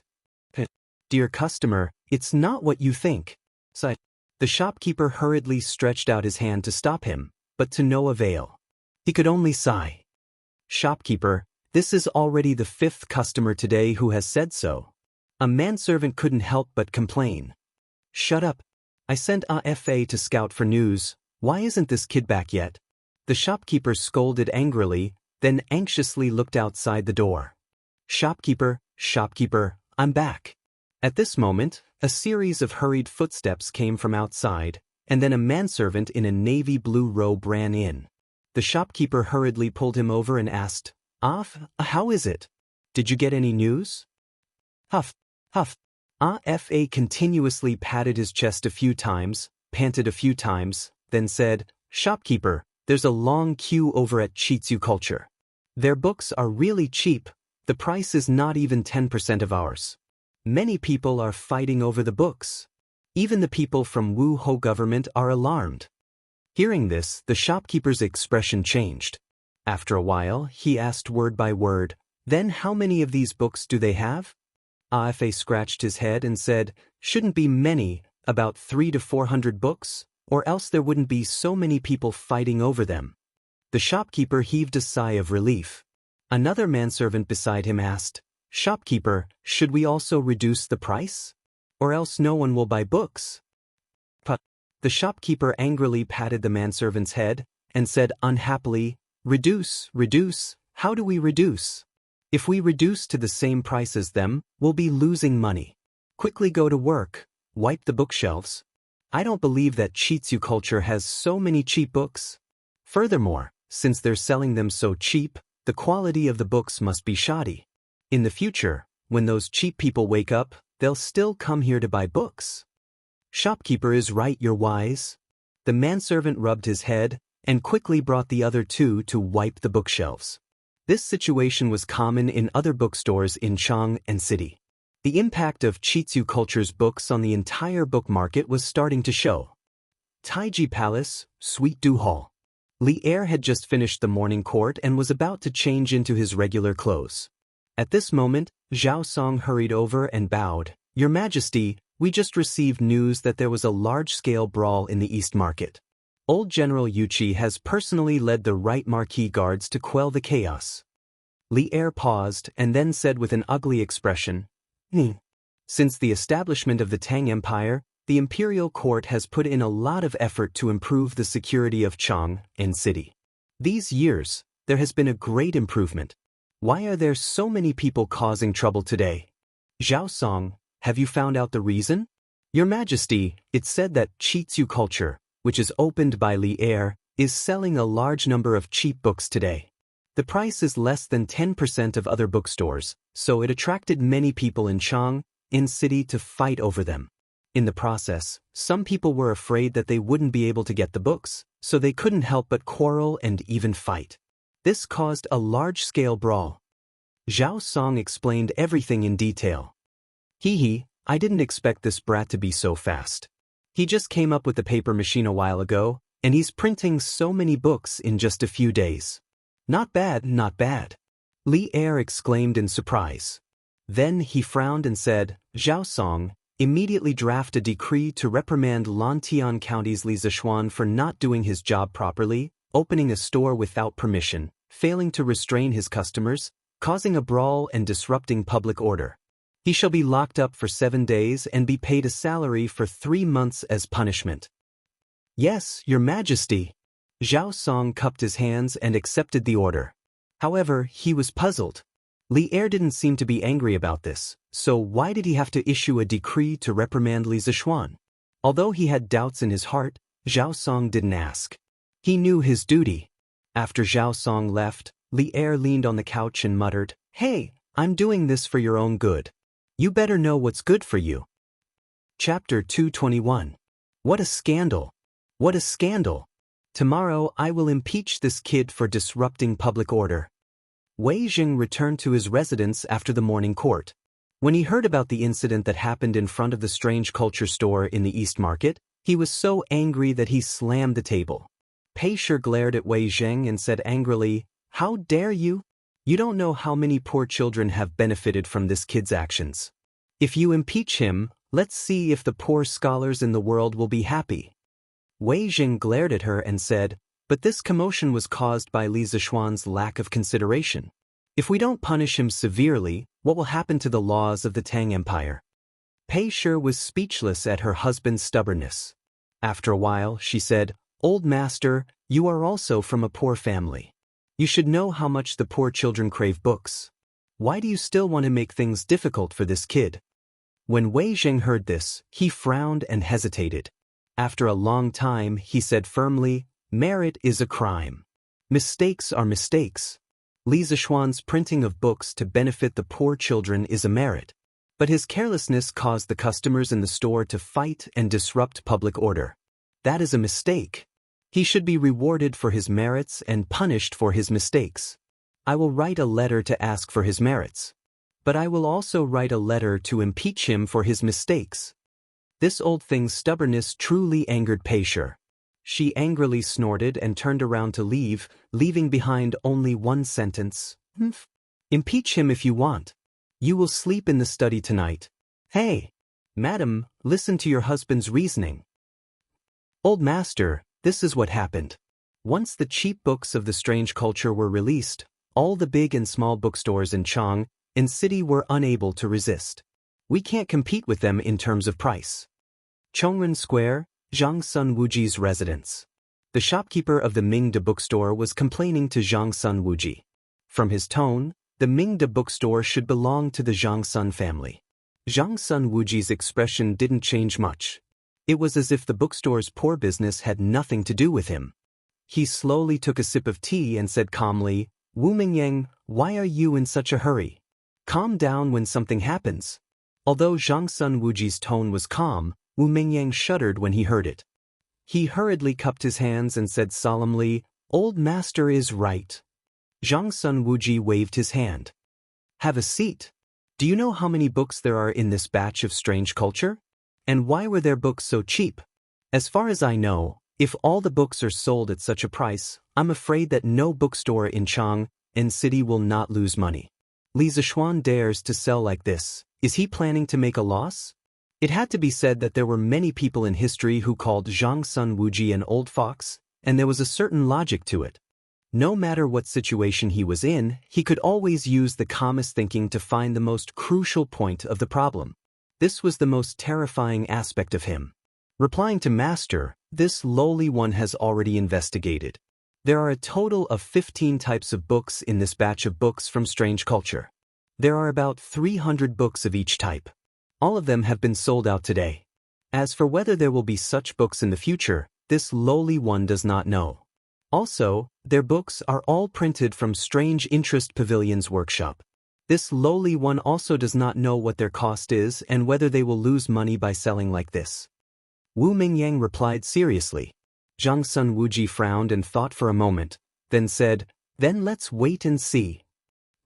In the afternoon, Li Er sent someone to the Li residence to pass down a decree, carrying out a round of criticism and education for Li Zishuan. The others in the family were frightened by this decree, but after Li Zishuan heard the decree, his heart bloomed with joy. Being grounded at home might be a kind of torture to others, but to a homebody like Li Zixuan, it was a kind of great enjoyment. As for the 3 months of salary that was deducted by Li Zixuan expressed that he did not care at all.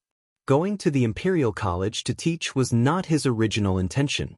If he could stay at home and be a rich second generation, Li Zixuan was willing to give Li 100 million instead. Xian, I feel that it's better if you don't open this bookstore. Our family is so rich, why do you need to open a bookstore? If you cause so much trouble for no reason and lose the emperor's favor, then the losses will outweigh the gains. When old man Li heard Li Er's decree, a wave of anger rushed to his head. He wanted to give Li Zixuan a punishment to make a filial son package, but he was intimidated by his wife's power. He could only try his best to suppress his anger and persuade him calmly. Father, the opening of strange culture has nothing to do with money, but it carries the beliefs and dreams of many people. The Tang dynasty needs strange culture, and the poor children of the world also need strange culture. This bookstore is not something that I can easily give up. His Majesty's decree today has no intention of punishing me. Otherwise, the punishment would not be so light. Moreover, His Majesty has given a lot of support behind this strange culture. It is not something that I can shut down just because I want to. His father was against his business, so Li Zixuan naturally had to think of a way to persuade him. Otherwise, the family would not get along well, and the gains would not make up for the losses. When Li Jingma heard his son's last sentence, he was shocked. He knew that he could not persuade him anymore. He could only sigh, shake his head, and leave. Now that his son was becoming more and more capable, he was more and more worried. Indeed, the more you gain, the more you lose. I'm on vacation. I don't know how to spend the money. I'll buy a Nokia in my left hand and a Motorola in my right. I sang wrong. Li Zixuan had given himself a long vacation, and he had just persuaded his father. Li Zixuan was in an extremely good mood. When he returned to the western courtyard, he could not help but forget himself and start humming a song. Young master, why is the tune of your song so weird? Xiao Shi heard the weird song from afar. She went up and wiped Li Zixuan's face with a cold towel while laughing. Yes. Young master, your song is really bad. You sound like a hooligan when you sing. Xiao He also came over to join in the fun. Li Zixuan smiled lecherously and said, He, since you said that I am a hooligan, then Xiao He, you can come over tonight and serve me. Young mistress is about to marry into the family. Young master, how can you think about these things? Xiao He quickly hugged her chest and jumped away as she exclaimed. This is what you get for your mouth. Li Zixuan took a pear and laughed. Then, he said while eating, Xiao Shi, come in and help me grind it. The students of the School of Mathematics would have their weekly exam tomorrow. However, the exam papers were not out yet. Although he was grounded, the progress of the students could not be delayed. As for the lessons for the next few days, he would let Su Hongji replace him to teach them. Anyway, with his help, Su Hongji had almost completely understood the first volume of mathematics. He could openly slack off. Chapter 222. Shwa. The study room was silent, only the sound of the brush tip rubbing against the paper could be heard. The paper was of course the new paper produced by the Chichu Pavilion, and the brush was made from super fine weasel hair. After all, Li Zixuan was writing questions and not practicing calligraphy. Otherwise, wouldn't it be too wasteful if he could only write a few words on a piece of paper? 2 hours later. Phew! Li Zixuan rubbed his wrist and let out a long breath. This kind of brush had a high requirement for the strength of the wrist, and it was tiring to write for a long time. Fill in the blanks, multiple choice, calculation, application, perfect. Li Zixuan looked at the test paper in his hand and praised narcissistically. He had been practicing calligraphy for the past few months, and now he had some success in calligraphy. After all, he was a martial artist and had experience in controlling his strength. Speaking of martial arts, this guy rarely practiced martial arts ever since he went to the Imperial College to teach. He probably forgot that he was a martial arts expert. Young master, you're done? Drink some water. Xiao Shi, who was grinding ink, quickly put down the ink stick in her hand and went to pour some water for Li Zixuan. Now, the servants in the Li residence knew that their young master did not like to drink tea, no matter how good the tea was. Thus, Xiaoxi said water and not tea. Okay. Li Zixuan nodded, then took the test paper and started to check it. After a while, Xiaoxi held a cup of water and slowly walked over. Young master, here's your water. Unexpectedly, Li Zixuan suddenly slapped the table like a lunatic and exclaimed, No, there should be an additional question. I was wondering why it didn't taste good. Xiaoxi, help me grind more ink. Oh, right away. Xiaoxi was helpless, she could only pout and reply, then continued to grind. 15 minutes later, the test paper was finally completed. Li Zixuan picked up his cup of water and happily drank a few mouthfuls. He smiled and said, Xiaoxi, tell Sanbao to send this test paper to the workshop and ask the printing department to print 46 copies. Then send it to the Imperial College and give it to Mr. Su. Oh yes, young master. Xiaoxi agreed weakly. She took the test papers and was about to go out to look for Sanbao when she suddenly thought of something. She asked curiously, Young master, didn't you only print 38 copies of the test papers last time? Why are you printing 8 more copies this time? In the beginning, there were 32 students in the Imperial College of Mathematics. Later, Li Tai, Cheng Chumo, Qin Huayu, and Yuqi Baolin came. Including Li Zixuan and Su Hongji, there were 38 students in total. Li Zixuan smiled mischievously and said, Heh, because there would be new students coming to the School of Mathematics tomorrow. Xiaoxi, go quickly. Remember to keep the test papers as secrets. Kong Yingda had already informed him yesterday that Sun Zifan, Yu Dongkai, and the other rich second generations were going to be transferred to the School of Mathematics. As there were some procedures to complete, the official transfer to the School of Mathematics was delayed until tomorrow. Li Zixuan really didn't want to teach these little bastards. They were all rich second generations and little rascals. They were the type of troublemakers who were difficult to manage. If they were transferred over, it would definitely affect the learning style of the School of Mathematics. Although the learning style of the School of Mathematics had already been changed by Cheng Chumo, it was still within his control. Li Zixuan originally planned to wait for these little rascals to come to the School of Mathematics tomorrow to show them who was the boss. This was to prevent them from being dishonest and causing trouble in the future. Who knew that he would be grounded by Li Er when he came back?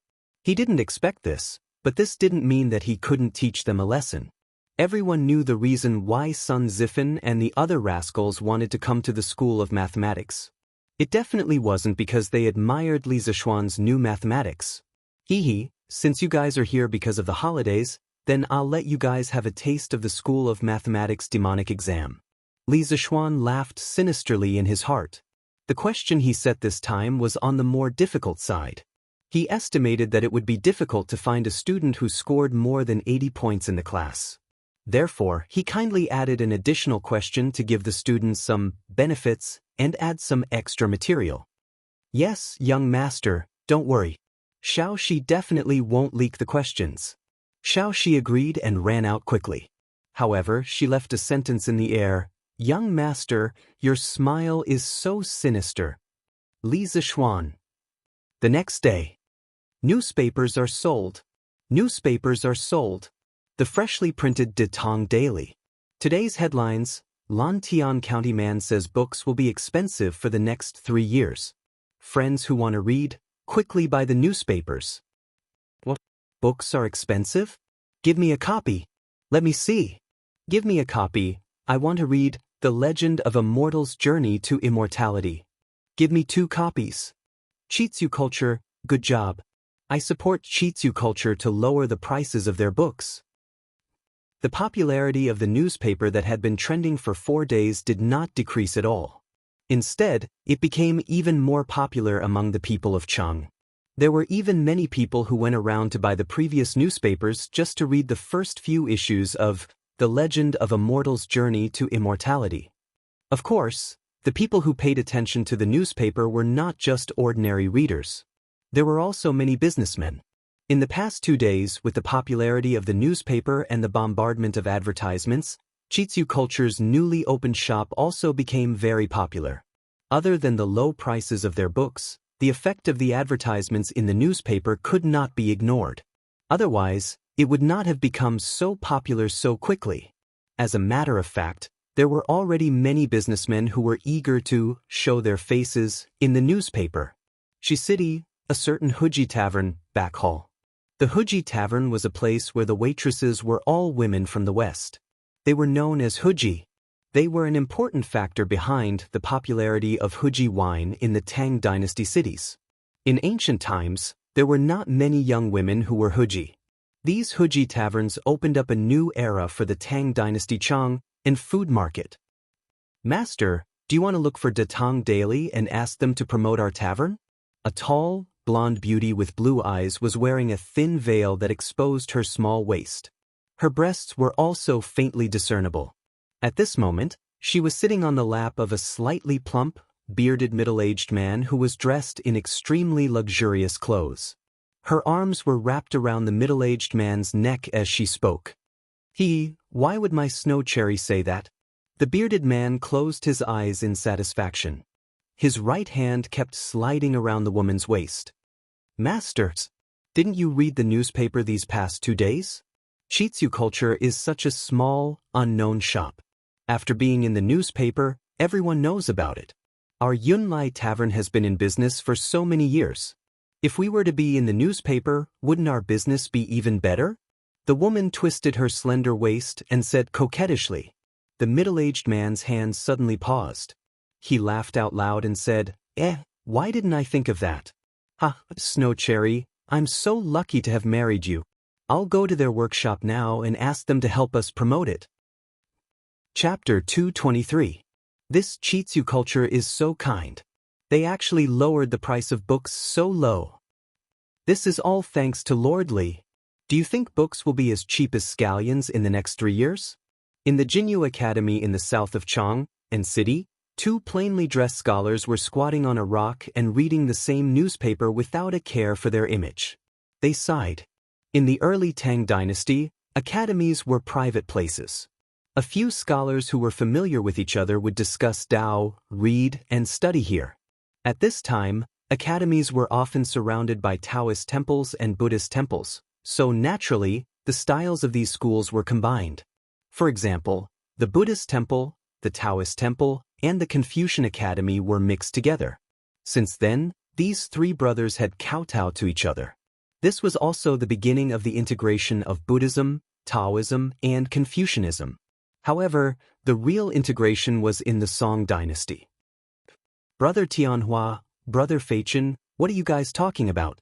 At this time, a handsome young man walked out and looked at his 2 classmates on the rock and asked curiously. Brother Hong Yi, Tianhua and I are talking about today's newspaper. Come and take a look too. The young man on the rock stood up and greeted with a smile. Then I'll take a look too. A moment later, the Lantian County man says that books will be as cheap as scallions in the next 3 years. Chitsu Culture will provide another 27 types of books today, 350 copies of each type, all sold at a low price. To think that the 3 of us went to Chitsu Culture to buy books yesterday. Looks like Lord Li is going to do what he said. Chitsu Culture has already started to increase the supply of such high-quality and cheap books. Maybe books will really be as cheap as scallions in the future. The handsome scholar slapped his thigh and exclaimed after reading the headlines. Brother Hong Yi is right. I just hope that Chitsu Culture's supply of books will increase. Yes, this Lord Li first invented the curved plow to benefit the people. Now he's releasing so many cheap books to help the poor. This is really the gospel of us scholars. I, Hua Hongyi, used to respect no one, but now I respect Lord Li. It would be great if Chitsu Culture sells Lord Li's new mathematics teaching materials. Hua Hongyi echoed. What? Brother Hong Yi wants to learn Lord Li's new arithmetic?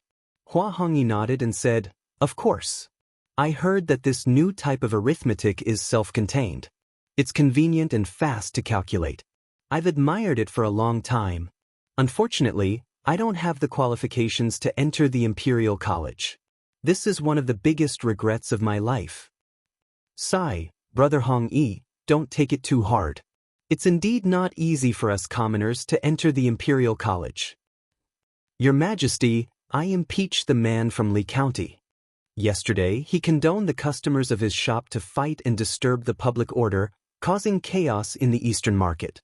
According to the law, he should be severely punished. Taiji Palace, Morning Assembly. As expected, Wei Jing, the big troll, immediately attacked Li Zishuan. He didn't know if this old guy slept in the study room last night, but he did have dark circles under his eyes. When Cheng Yaojin heard this, he was so angry that his hair stood on end.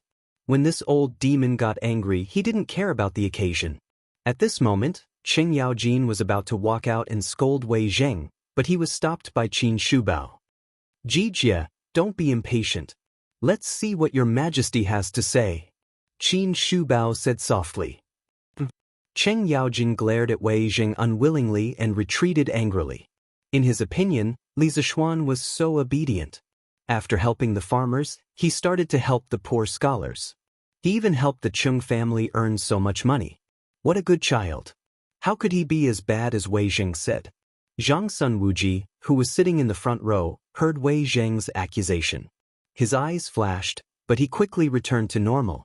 No one knew what he was thinking. Li Er raised his spirits and coughed lightly. He pretended to be serious and said, Minister Wei, I already knew about what you said yesterday. I also issued a decree to reprimand Li Zishuan. He is grounded for 7 days and his salary will be deducted for 3 months. Let's forget about this matter. Li Er was laughing in his heart. Wei Xuanqing, do you think you're the only one who knows how to scold? I am already prepared this time. I will let you have a taste of being speechless. Wei Jing frowned deeply. He didn't expect Li Er to issue a decree so quickly. He also didn't expect Li Zishuan to be so favored by the emperor. This punishment was really nothing to him. Your Majesty, isn't this punishment a little?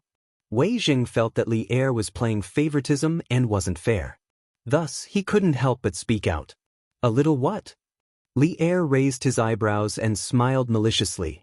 Minister Wei, do you think that this punishment is a little light? That's great.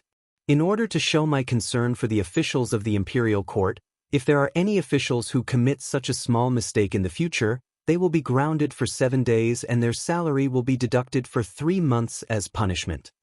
Wei Zheng was dumbfounded. His jaw almost fell off. How could it be played like this? If that was the case, wouldn't all the officials hate Wei Zheng to death? 3 months of salary forfeiture was nothing to Li Zishuan, but to many of the ministers who relied on their salaries to survive, it was fatal. For example, Wei Zheng was one of them. The other officials were also in an uproar. The entire Taiji Palace was buzzing with noise. Your Majesty, this old official definitely didn't mean that. This old official feels that your Majesty's punishment of Li Xiannan is just right. It can show your Majesty's benevolence and also show the majesty of the Tang dynasty's laws. It is killing 2 birds with 1 stone. There was no other way. At this moment, Wei Zheng had already realized that he had fallen into the pit dug by Li Er. At this time, he had no choice but to admit defeat. Otherwise, when the time came, not only would his salary be gone, but the other ministers would also gang up on him.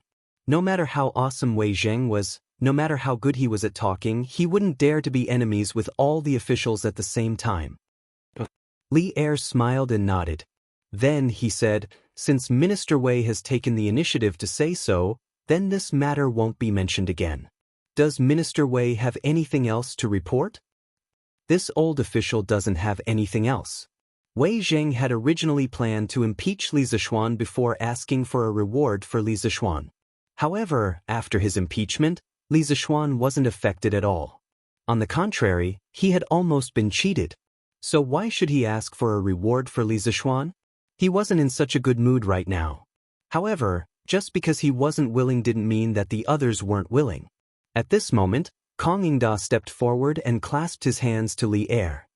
Your Majesty, Li Xiannan has recently created Pinyin, pushed the newspaper, and lowered the price of books. In addition, he created the blackboard, chalk, and new mathematics. All of these have made significant contributions to the education of our great Tang. This old official feels that all wrongdoings should be punished and meritorious deeds should be rewarded. If such great deeds aren't rewarded, it will be difficult to convince the masses. Right. Your Majesty, Chancellor Kong is extremely right. This old official agrees. Cheng Yaojin's eyes lit up. He quickly jumped out and shouted. At the same time, he thought to himself, why is this old man Kong so cute today? His words are exactly what I, Cheng Yaojin, am thinking. Chapter 224. Taiji Palace. Cheng Yaojin jumped out so casually, causing Kong Ingda to be dumbfounded. After a moment, he frowned and moved to the side, maintaining a distance between him and Cheng Yaojin. The reason why he requested for Li Zixuan to be praised was because he wanted to promote the younger generation. Unlike Cheng Yaojin, who did it based on his personal preferences. Li Zixuan's achievements in the Imperial College were obvious to all. The things that he did outside the Imperial College that were beneficial to the scholars were also known to the world. If he, as his superior, remained indifferent, then it would be too unreasonable. Li Er did not reprimand Cheng Yaojin for his rudeness. He was already used to it. At this moment, he pondered for a moment and nodded. Beloved official Kong's words are not without reason. Education has always been the most important matter in every dynasty. Li Zixuan has indeed contributed a lot to the education of our great Tang. We wish to promote Li Zixuan to the position of Secretary of the Imperial College and confer him the title of Rank 4 Imperial Physician. What do the officials think? Unlike the emperors of the Song and Ming dynasties, who would seek the opinions of the officials before making a decision, Li Er was a very strong and opinionated monarch. He would always state his decision first before asking for the opinions of the officials. Of course, most of the time, this kind of inquiry was just a formality. As long as it wasn't too overboard, no one would object. This old official thinks it's fine. Kong Ingda was the first to express his approval. His original intention was to let Li Er promote Li Zixuan to the position of Secretary of the Imperial College. After all, he was already old and the Imperial College needed a successor. Although Li Zixuan was a little lazy, his teaching ability was unquestionable. Kong Ingda hoped that Li Zixuan would be able to shoulder the burden in the end. As for Li Er conferring him the title of Imperial Physician, this was out of Kong Ingda's expectations. The Minister of Education of the Imperial College was equivalent to the Vice President of the Imperial College. It was a position below the 4th rank of the Imperial College. The Grand Physician was a minor official above the 4th rank of the Imperial College. It wasn't that there weren't people with more nominal positions than actual positions, but they were relatively rare. This old official agrees. Fong Xianling, Du Ruhui, and the other civil officials cupped their hands in agreement. Zhang Sun Wuji had no choice but to follow the crowd. As for the formation of generals, with Qin Xiong, Cheng Yaojin, and Li Jing taking the lead, who would be so bored to raise objections? Just like that, Li Zixuan, who had just been reprimanded by the emperor yesterday, was immediately promoted by 3 ranks today, jumping from the dean of the Faculty of Science to the vice principal of the university. It was true that there were strange people every year, but there were especially many this year. The Imperial College. Today's School of Mathematics was a little different. 5 new students had come early in the morning. This was something new. Their School of Mathematics had always been at the bottom of the Imperial College. Other than Li Zixuan, who had attracted Li Tai and Cheng Chumo with his personal charm, no one would be willing to come here. Sun Zifan? Yudong Kai? Kong Chuansuan? Song Tianyu? Jiang Wenchang? Bai Hong Yuan? Guang Gaohan? Duan Wenba? Why are the few of you here? Cheng Chumo, who was sitting in the classroom, couldn't help but open his eyes wide and exclaim when he saw Sun Zifan and the others carrying tables in. These people had all been with him before, and they were all people in the circle. Although their fathers weren't first-rank officials, they were still considered the mainstays of the imperial court. Of course, Cheng Chumo would recognize them. However, after these people entered the Imperial College, Cheng Chumo couldn't be bothered to enter them, so they separated. Brother Chonyo, I heard that you entered the School of Mathematics, so I went to find Chancellor Kong and requested to be transferred to the School of Mathematics. Aren't I here to accompany you? Ha. Sun Zifen was lying through his teeth. He looked like he was deeply in love with her and laughed loudly. That's right. Brother Zifen is right. We are all here because of Brother Chou Nyo, Brother Huai Yu, Brother Bao Lin, and His Highness King Wei. As Sun Zifen's loyal follower, Yu Dongkai followed suit and said shamelessly, Tisk. Do you think I don't know you bastards? You must be coveting the long holidays in our school of mathematics, so you transferred here. Li Tai had also noticed these little bastards long ago. When he heard Yu Dongcai's words, he couldn't help but mock them. Cough cough. Yu Dongkai was embarrassed when his lie was exposed. How can His Highness King Wei say that? It hurts our feelings. Sun Zifen was quite thick-skinned. He didn't feel embarrassed at all when he heard that. Instead, he chuckled and said, the little fatty was young and looked quite comical, so no one bothered to argue with him. Compared to him, Li Tai was a big fatty. Li Tai rolled his eyes and smiled sinisterly. You bastards are only thinking about the long holidays in the School of Mathematics, but you don't know about other things, right? You will be crying when the time comes. Zifen, Dongkai, Tianyu, you guys came just in time. Cheng Chumo also reacted. He immediately looked at Sun Zifen fervently as if he was looking at a living Lei Feng. Although this guy didn't know who Lei Feng was, his fervent gaze still made Sun Zifen, Yu Dongkai, and the others feel a chill down their spines. It was almost the monthly examination, and Cheng Chumo was worried about how to get out of the last 5 places. He had just dozed off when someone sent him a pillow. How could he not be happy? No matter how bad Cheng Chumo was at school, he should be better than Sun Zifen and the others, right? The way Sun Zifen and the others helped him without hesitation really touched Cheng Chumo. What's wrong? What's wrong? Is there something we don't know? Prince Wei, Brother Chou Nyo, tell us quickly. Sun Zifen wasn't stupid. On the contrary, he was very clever. He immediately noticed that something was wrong from the reactions of Li Tai and Cheng Chumo, so he asked hurriedly. Li Tai waved his hand mischievously and said, Don't call me Prince Wei. There are only classmates in the School of Mathematics. There is no prince. Cheng Chumo laughed and said, Don't worry, you two will know in a while. Sun Zifen and the others were speechless. They moved the table nervously and found a place to sit down, waiting for the judgment of fate. On the other side of the school building, Meng Wenhao, Ku Shiqing, Zheng Ziren, Lu Yen, and the others were gathered together and didn't join in the fun.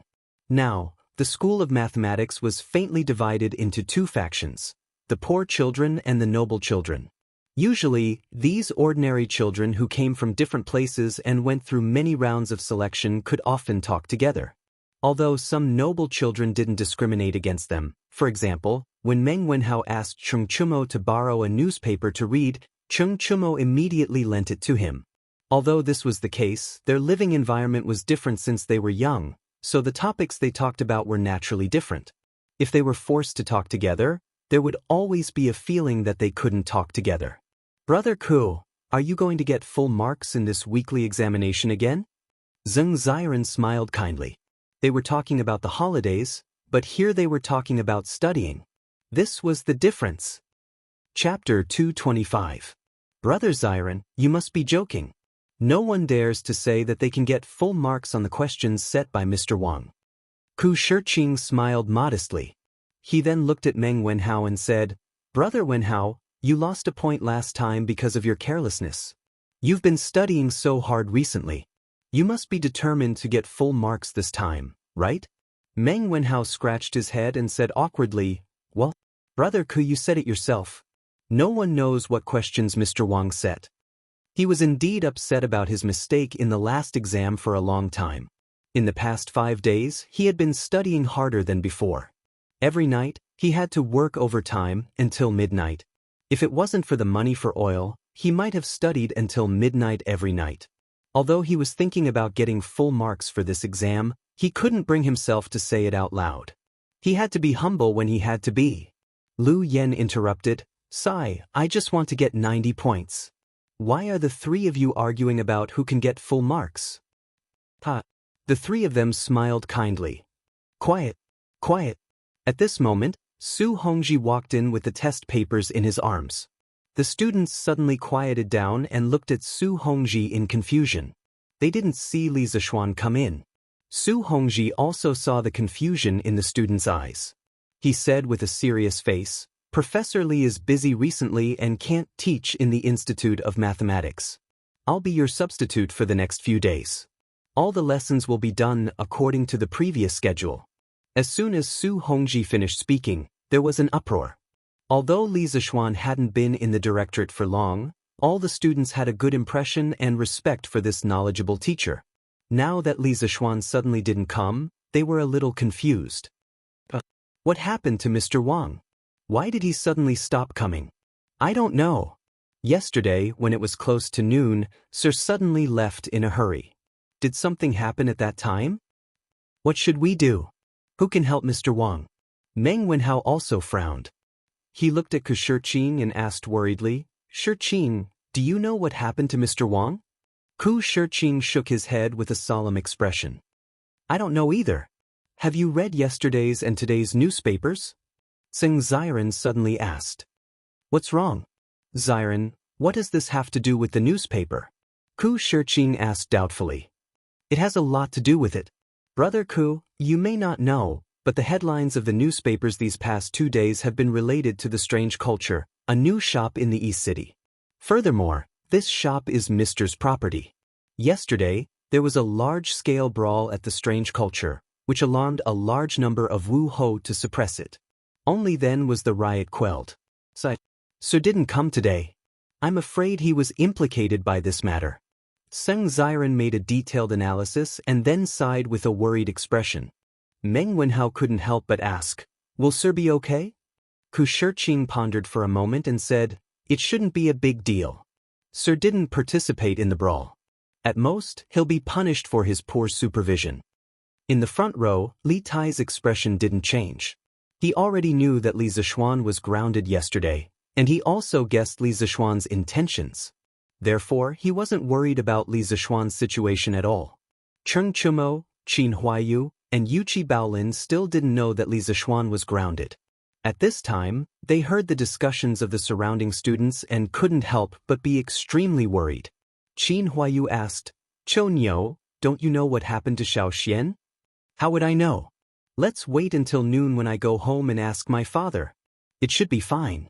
Otherwise, my father would definitely tell me in advance." "Yes, I hope so. When I go back, I'll also ask my father.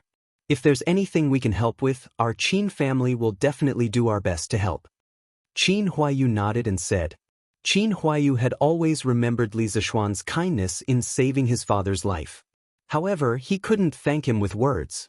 He had always been thinking of how to repay him with practical actions. "Brother Huayu, Brother Chou Niu, wait for me to go back. I'll also ask my father.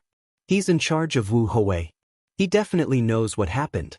Yuqi Baolin, who never knew what worry was, revealed a rare look of worry on her face. Bang bang bang. "Quiet, quiet." Su Hongji looked at the chaotic situation of the students below, hurriedly patted the lectern and shouted loudly. But in his eyes, there was a trace of gratification. This group of students really valued the relationship between teacher and student. After the students quieted down, Su Hongji continued, "You don't have to worry. Professor Li is fine. Nothing happened to him. We'll start the exam now. The exam time is 4 hours. Everyone hurry up." After saying that, Su Hongji began to distribute the exam papers. However, when he looked at the students, there was a trace of sympathy. Yes, it was sympathy. He had obviously looked at the exam papers in advance. When the students heard that Li Zishuan was fine, their hearts calmed down. When they saw the exam papers being distributed, they didn't have time to care about anything else. Time was limited. If they didn't hurry up, they would be the last in the exam. Only Sun Zifen and the rest looked at the exam papers with a face of confusion. They didn't know what to do and looked around. Puzzled, they asked each other, "Exam? What exam? We haven't learned anything yet. How can we take the exam?" "Silence. Silence. Don't whisper to each other. Otherwise, you'll be given 0 marks." Su Hongji slapped the table and imitated Li Zishuan's lines when he was invigilating the exam and shouted angrily. Sun Zifan, Yu Dongkai and the rest shrunk their necks. They didn't dare to be rash and began to look at the exam papers. But when they looked, they were completely dumbfounded. What were these tadpole-like words? Damn, what was this plus, dash, x, divided by? They couldn't even understand the questions. How were they going to take the exam? F***ck your exam. Sun Zifan couldn't help but look at his companions with a tragic face. He realized that they were all at a loss. He couldn't help but feel a sense of despair. When he first came in, he didn't choose his seat well. All around him were scammers who didn't know anything. He couldn't even copy. If this went on, wouldn't he be the last in the exam and get 0 marks? If his father, who was the top scholar, knew about this, wouldn't he kill him? After all, as the son of the top scholar, it would be embarrassing to get 0 marks. F***ck, I don't believe that all the questions in this exam paper have these tadpole-like words. I'll definitely find a question that doesn't have tadpole-like words. Sun Zifan gritted his teeth and made up his mind. No matter what, he had to get a few questions right. He definitely couldn't be the last in the exam. Although he wasn't a student of the School of Mathematics, he knew a little about mathematics. As long as he could understand the questions, he believed that he could solve some of them. Chapter 226. Damn, the title should be, Where Did That Copper Coin Go? Sorry, I can change the content if it's wrong, but I can't change the title if it's wrong. In the classroom, Sun Zifan, Yu Dongkai, and the other 8 new students were not the only ones having headaches. The rest of the students were having headaches when they saw the first question. In a division equation, the sum of the dividend, divisor, quotient, and remainder is 75. It is known that the quotient is 8, the remainder is 2, the dividend is underscore underscore underscore, and the divisor is underscore underscore underscore. In the previous exams, the first question was usually very simple. But this time, the first question was a linear equation with 2 variables, which made many people dumbfounded. Many students were quickly calculating on the draft paper while cursing in their hearts. Although Li Zishuan had explained this linear equation with 1 variable to them, it would take a lot of effort to solve it. They could only pray that the following questions would not be so perverted. Who knew that some people who had solved the first question with great difficulty would be dumbfounded when they saw the second question?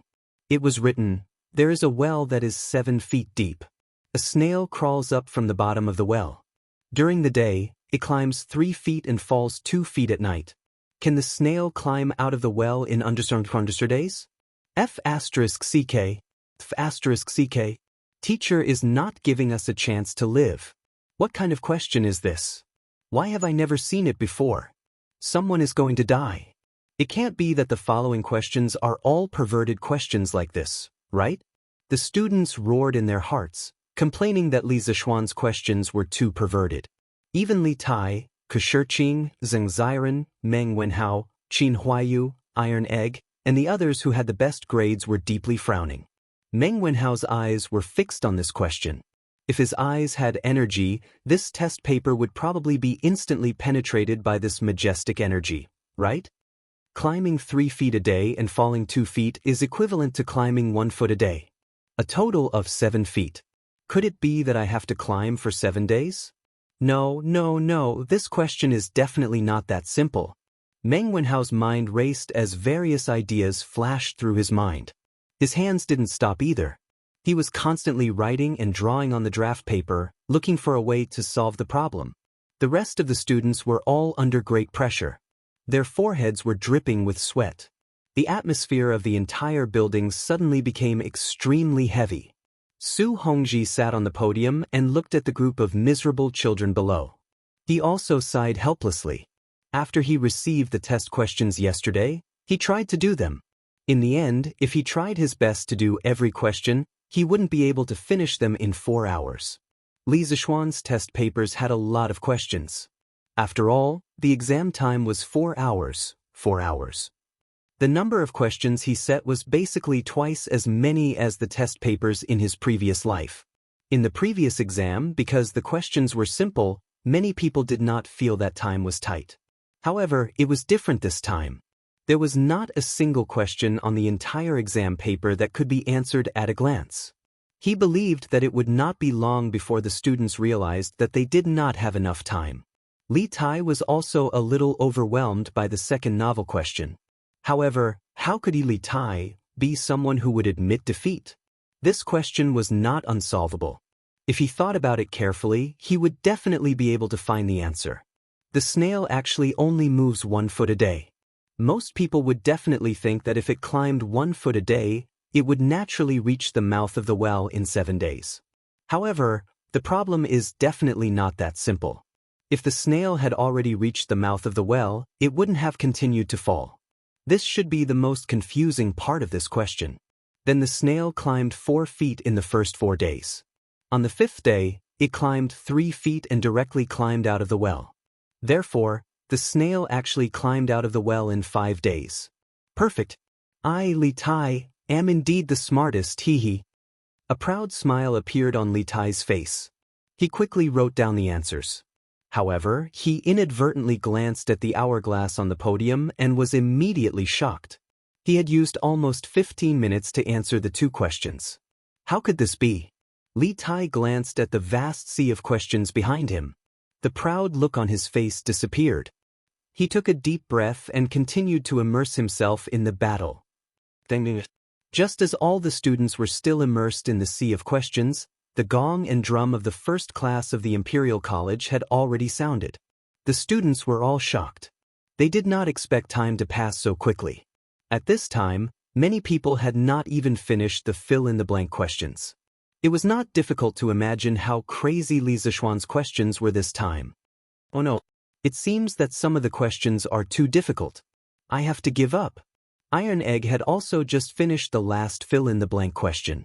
He estimated the time needed for the remaining questions and realized that it was not enough. He secretly made a decision. The smart students all had similar thoughts. Easy first and difficult later. Otherwise, they would definitely not be able to get a high score.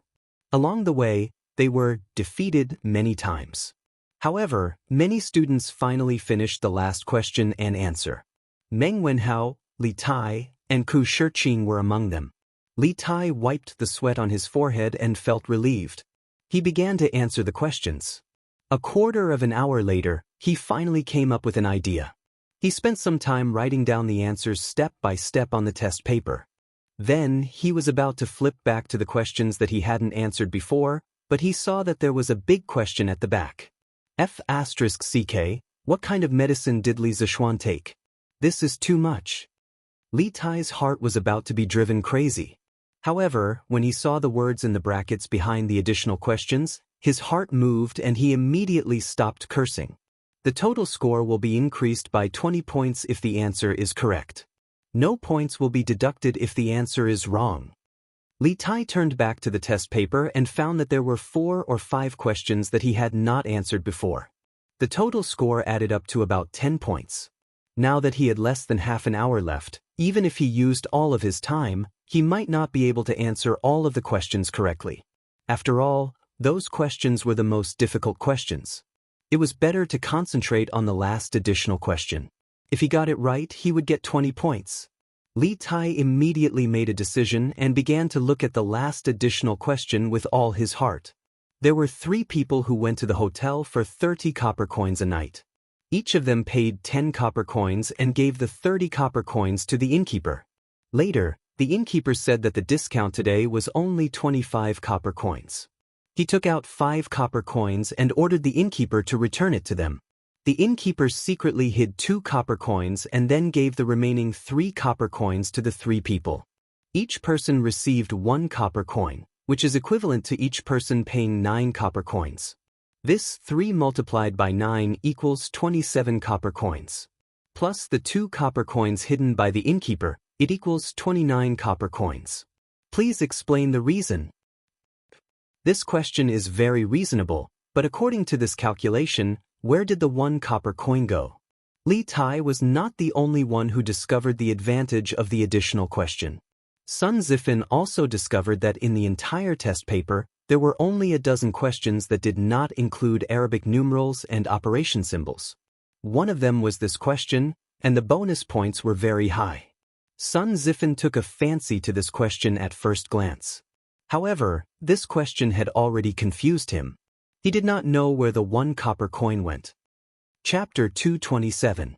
Calm down, calm down. Meng Wenhao also tackled the additional question. The previous questions he gave up added up to 10 points. If he could answer this additional question correctly, there was still hope for him to get a high score. Thinking of the last time he lost his footing and carelessly lost a point and missed the first place, Meng Wenhao clenched his teeth and encouraged himself in his heart. This time he must take back the first place. Calm down, calm down, calm down. There must be a problem with the calculation in the question. Otherwise, there would not be a penny missing. I must calm down and find the loophole in the question. Meng Wenhao quickly read the question 7 or 8 times, then closed his eyes and concentrated all his attention on the question, word by word. At this moment, his brain was like a huge sieve, constantly filtering the most important information in the question. Time passed little by little. Meng Wenhao's eyebrows became tighter and tighter. At this time, the atmosphere in the classroom became more and more serious and quiet. It was so quiet that he could hear his own breathing. The serious and tense atmosphere made everyone feel the pressure multiplied. But for some people, pressure meant motivation, such as Meng Wenhao. After a quarter of an hour of deliberation, and thinking, Meng Wenhao finally opened his eyes. If one looked carefully, one could see a trace of joy and confidence in his eyes. Found it. I found the loophole in the question. These 20 points, Meng Wenhao, will take them. At this moment, Meng Wenhao was really like a god. The pen in his hand trembled rapidly, and even shook out a series of afterimages. In a few breaths, Meng Wenhao wrote down the answer that he had been thinking about for a long time on the test paper. At this time, he had time to breathe a sigh of relief. Phew! With these 20 points in hand, I feel much more at ease. Let's look at the previous questions. Maybe I can find some inspiration. Although there was less than a quarter of an hour left, Meng Wenhao still wanted to try his luck and see if he could answer the questions that he gave up before. After all, no one would complain about having a high score. Dang, dang, dang. After a while, the sound of gongs and drums was heard. Stop writing. Stop writing. Quickly stop writing. Students in the last row, get up and collect the test papers. Su Hongji's spirit was lifted, and he immediately stood up and shouted. Sun Zifen, stop writing, or you'll get 0 marks. Sun Zifen had just arrived at the School of Mathematics and Mathematics. He did not know the rules and wanted to write for a while more, but he was warned by Su Hongji. Feeling helpless, he could only put down the pen in his hand and stand up to collect the papers.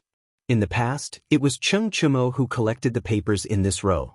Now that he was sitting at the back, according to the rules, it was his turn to collect the papers. A moment later, all the test papers were sent to Su Hongji. Su Hongji checked the test papers. After confirming that there were no mistakes, he coughed twice and said, according to Professor Li's instructions, everyone will have a break in the afternoon. Today's questions are a little difficult. Everyone must have worked very hard. Go back and have a good rest. Oh, I got another half day off. The students who had just been tortured to death immediately roared when they heard this. Among them, Sun Zifen's roar was the loudest. This little bastard had just transferred here today, and he was almost tortured to death. He had been depressed for the whole morning.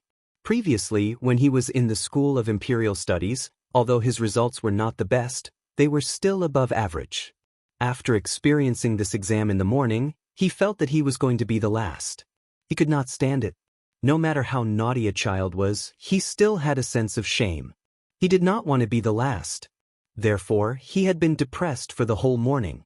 Now that he heard that he was going to have a break, he was finally happy. This was the most important reason why he came to the School of Mathematics. He could finally enjoy the 2-day break every 5 days in the future.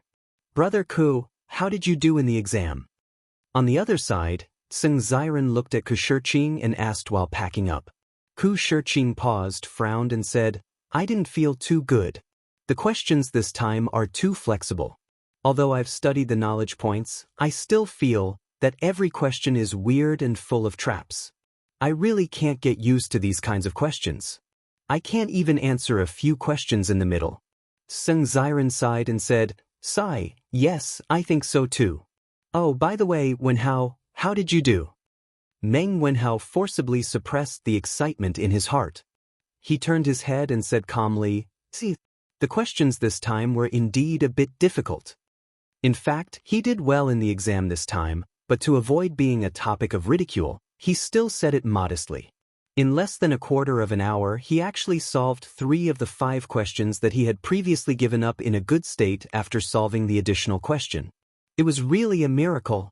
Most of the time, especially during exams, although the final results depended on the hard work they put in during the exam, their state of mind during the exam was also very important.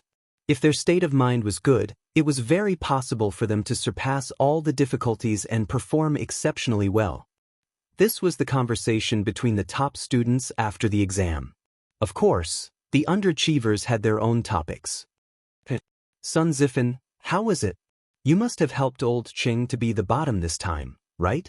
Cheng Chumo said with a smirk and winked in front of Sun Zifen. "F***CK, you have studied mathematics for so long, and you still have the nerve to compare yourself with me, a student who just transferred over?"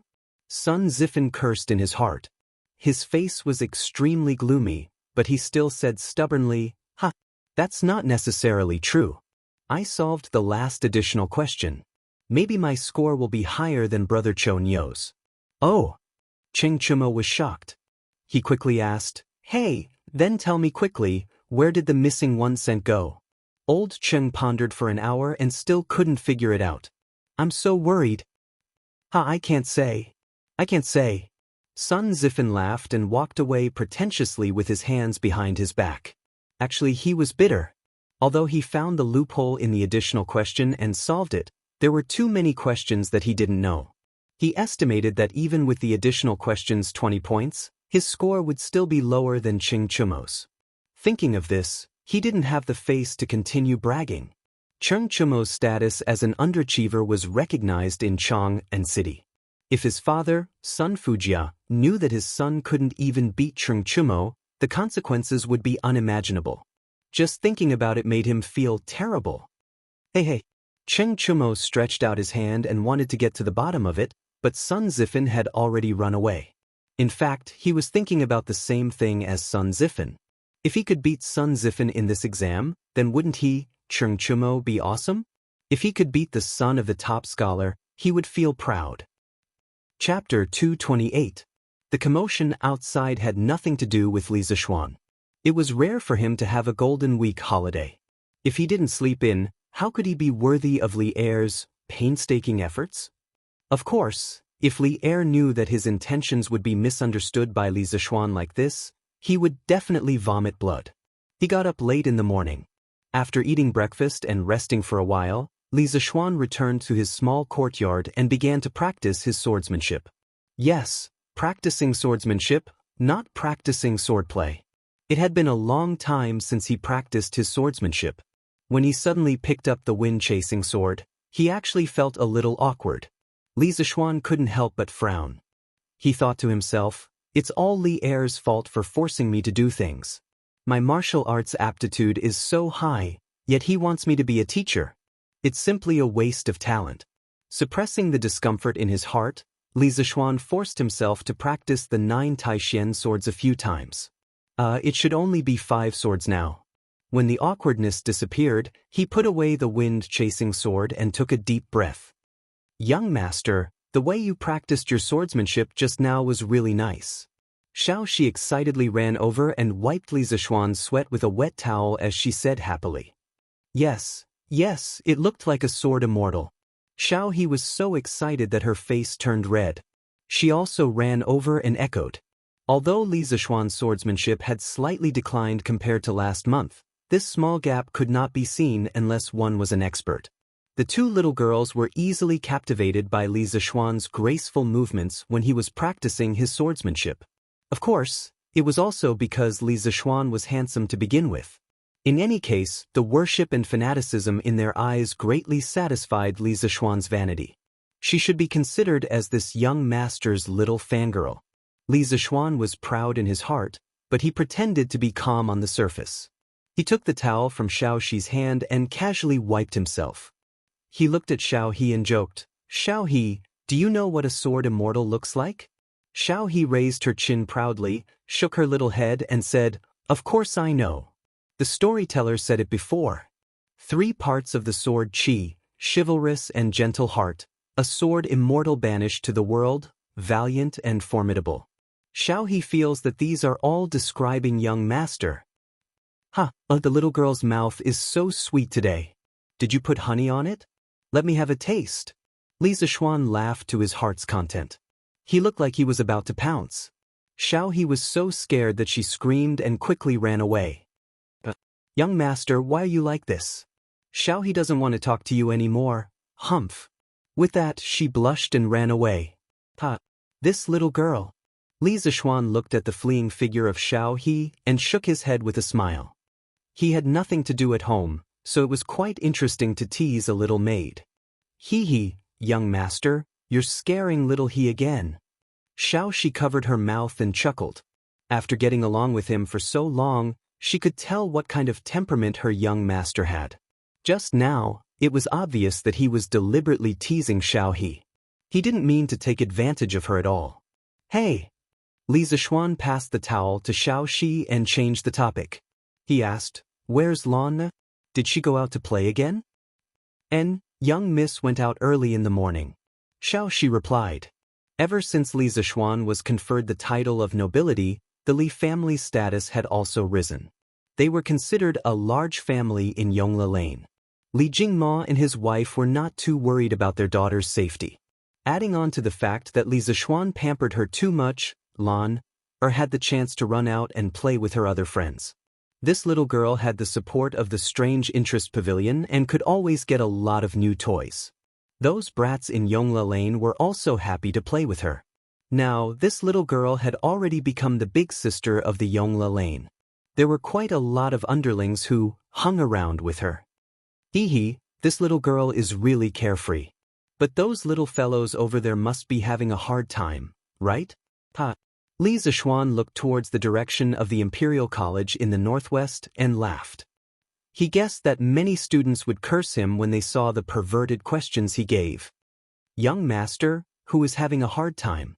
Xiao Shi asked curiously. Li Zixuan waved his hand and was about to explain when he saw San Bao running towards them. She shouted as she ran, young master, the Imperial Edict is here. Old master wants you to quickly go to the front yard to receive the edict." When Li Zixuan heard this, his head was full of question marks. Didn't he just receive an imperial edict yesterday? Why did it come again today? Could it be that Li Er felt that the punishment was not severe enough and wanted to mess with him again? Although he was full of questions, it was useless to ask the 2 people in front of him. Li Zixuan quickly went to change his clothes. He always wore casual clothes when he practiced martial arts. If he went to receive the edict dressed like this, he might be picked on by others. The official robes of the Tang dynasty emphasized on yin, yang, and the 5 elements. Green, red, white, black, and yellow were the 5 cardinal colors. They were green in the east, red in the south, white in the west, black in the north, and yellow in the center. Yellow represented the center and also represented the foundation.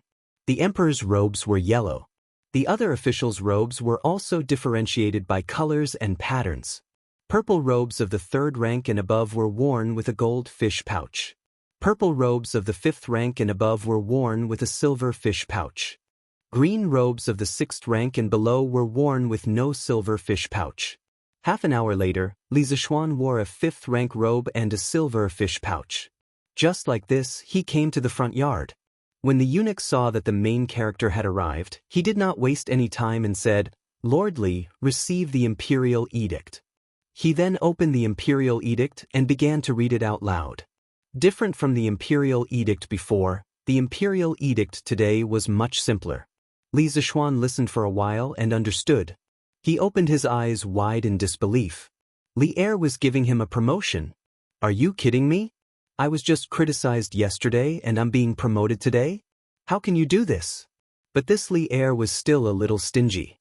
For the sake of the great Tang's education, Wang Chong had poured his heart and soul into it, working day and night, but he had only given him the post of imperial directorate, not a marquis. How stingy! Li Zishuan was a little dissatisfied with his current title. How can a baron sound as domineering as a marquis? It seems like I have to find a way to become a marquis. Li Zishuan's mind was spinning. When the eunuch finished reading the imperial edict, he pretended to be grateful and went to accept the edict. The old eunuch laughed and said, "County Li, you're really capable. You're already a minister in the Imperial College at such a young age. You're really young and accomplished. It's rare to see someone like you in this world." Li Zishuan was a little disdainful. What's so good about being a minister in the Imperial College? The name doesn't sound good. Minister in the Imperial College, Minister in the Imperial College, Minister in the Imperial College, Minister in the Imperial College, Minister in the Imperial College. How depressing. I don't want to be a minister in the Imperial College. But he only dared to say this in his mind. If he really said it out loud, Li Er would kill him and his father would be furious. Didn't you see that Father Li was smiling like a chrysanthemum after hearing the imperial edict? Li Zishuan pretended to be modest and said, "You flatter me, Lord Chamberlain. Please come in and have some tea." At this time, Li Jingma took a plate of gold leaves and quietly put it in the hands of the Chamberlain. He smiled and said, "My son is right. Lord Chamberlain, please come in and have some tea with me." The old eunuch skillfully put away the gold and shook his head. "No, no, I have to go back to the palace to report." With that, he took his leave. Chapter 229. How is it, Father? Didn't I tell you yesterday that His Majesty wasn't really going to punish me? Look, didn't he just give me a slap and now he's giving me a sweet date? Inside the room, Li Zishuan leaned against the door frame and showed off to his father, who was happily hugging the imperial edict. When this guy started to boast, he really didn't have any self-awareness at all. In fact, when Li Er's imperial edict came yesterday, he was a little flustered in his heart. The words he said to his father were completely guesswork, used to comfort the two elders. In the end, by a stroke of luck, Li Er sent someone to deliver the imperial edict for his promotion today. You're right. My son, you're now a minister of the directorate. Father is very gratified. Li Jingmo didn't care if his son was bragging or not. In any case, his son had been promoted and the result was good. That was enough. Isn't it because I was born well? Madame Li snatched the imperial edict from her husband's hands and said proudly, "Cough cough, yes, Madame is right." Li Jingmo was helpless and could only follow his wife's words. Li Zishuan wiped the cold sweat from his heart and thought to himself, Father really doesn't have any status in the family. I hope that after my precious Yushi marries over, she won't learn bad from me. You're now a minister of the directorate. In the future, you have to be more steady when doing things. Look at Chancellor Kong, that's the style of a great scholar. You have to learn more from Chancellor Kong. Li Jingmo came to his senses and began to exhort his son again. Li Zishuan curled his lips. If he was like old man Kong, he would be sullen to death every day. It was proper to be free and unrestrained. Moreover, he wasn't interested in the minister of the directorate. Father, isn't it just a minister of the directorate? It's not like it's a high official. Is there a need for you to be like this? Nonsense. Father Li, who was still amiable just now, was instantly enraged when he heard this bastard's words. He said sternly, "The position of Secretary of the Treasury is of great importance. This is the Deputy Chief of the Treasury, assisting the Chancellor in overseeing the affairs of the Treasury. You mustn't treat him so sloppily. As far as I know, in the history of the Imperial College, there has never been a Minister of Education as young as you. His Majesty thinks so highly of you. Don't let him down." Li Zishuan listened to his father's popular science and realized that the position of Minister of Industry was actually so awesome. Wasn't it equivalent to the position of Vice President of a university? And it was the best university in the country. Being able to become a vice principal at such a young age was indeed impressive. Thinking about it this way, Li Zishuan was more satisfied with this position. He rubbed his nose awkwardly and hurriedly said, "Father is right, I will work hard and not disappoint your Majesty's expectations." Iron Egg, you're back? At noon, Li Zishuan saw Iron Egg, who had just come back from school, in the front yard and said with a smile, "Yes, master. This is the test paper that Mr. Su asked me to bring to you. He said that you can give it to him after you mark it." As Iron Egg spoke, he took out a stack of sealed test papers from his backpack. Yes, it was a backpack that Li Zishuan had asked someone to sew for him. Iron Egg and Lan both had backpacks. When Lan had cried and begged to go to school with them, Li Zishuan had asked someone to sew a backpack for her. After all, the ancient examination boxes used by scholars were too cumbersome. Why didn't Mr. Su mark it himself? Looking at the test papers in front of him, Li Zishuan was speechless. He didn't expect that he would still have work when he was on vacation. This was unreasonable. Iron Egg scratched his head awkwardly. He knew that his master was lazy, but he didn't expect him to be this lazy. He thought for a moment and said, "Mr. Su said that he didn't know the standard answers for some of the questions, so he could only let you mark them yourself." F***ck, Li Zishuan really wanted to chop off his hands. He asked you to set such a difficult test paper. Did you dig your own grave? Well, you can take the test papers to the west courtyard. Come to the front courtyard to eat later. Li Zishuan waved his hand helplessly and said gloomily, "Yes, master." "How, come here quickly." Gi Lane, Meng Wenhao's house. Meng Wenhao's mother waved to her son and said with a smile, "Mother, what's the matter?" Meng Wenhao ran over and asked curiously. Meng Wenhao's mother carefully took out a brand new book and handed it to her son. She happily said, Look, this is what I was waiting for this morning. I think it's called Chitsu culture. It took me a lot of effort to get this. When it was my turn, there was only this book left. I saw that this book was so cheap, so I bought it." "How? Your father and I don't have the ability to buy new books for you. In the past, you either borrowed books from others or bought old books from others. This is the first new book I bought for you. Take it quickly."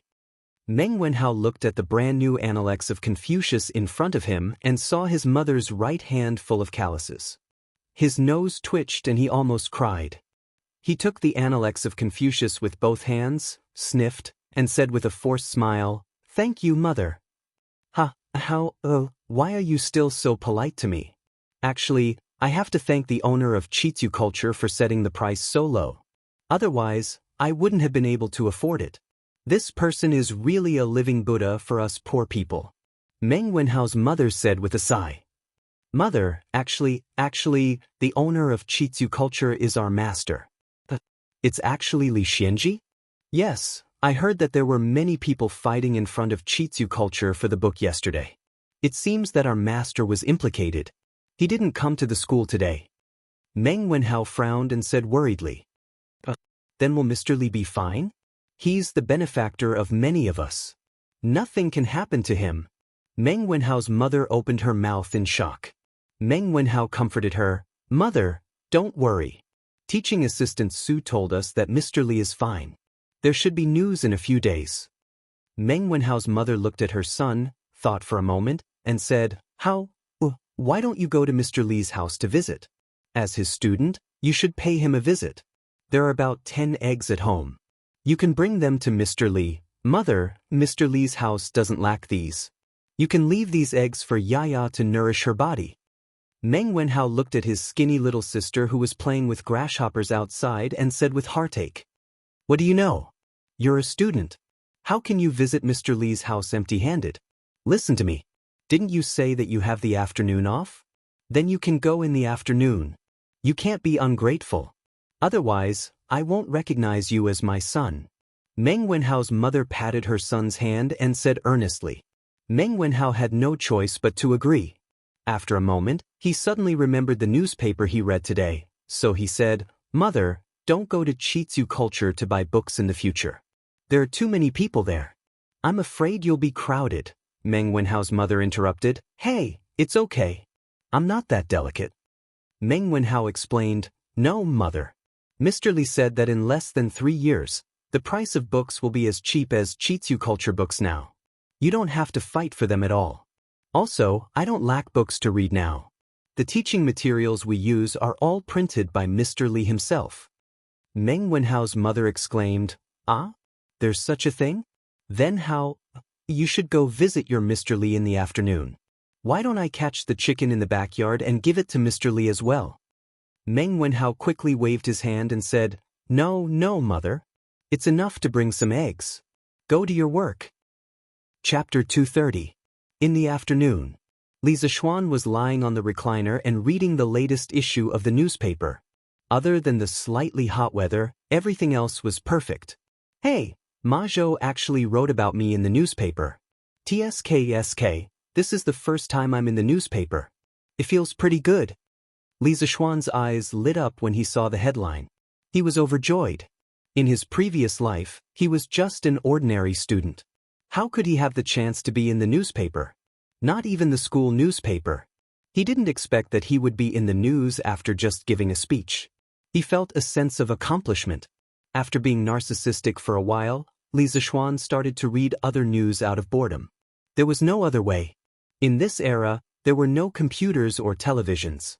He didn't like the novels sold in the East Market.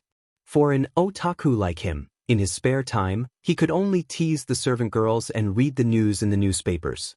At this time, if he was given a computer and allowed to play single-player games, he would never get tired of it. "What? You said he could go to the brothel?" Sorry, with Han Yushi, a beautiful wife who was as beautiful as a fairy, Li Zishuan was not interested in those vulgar women.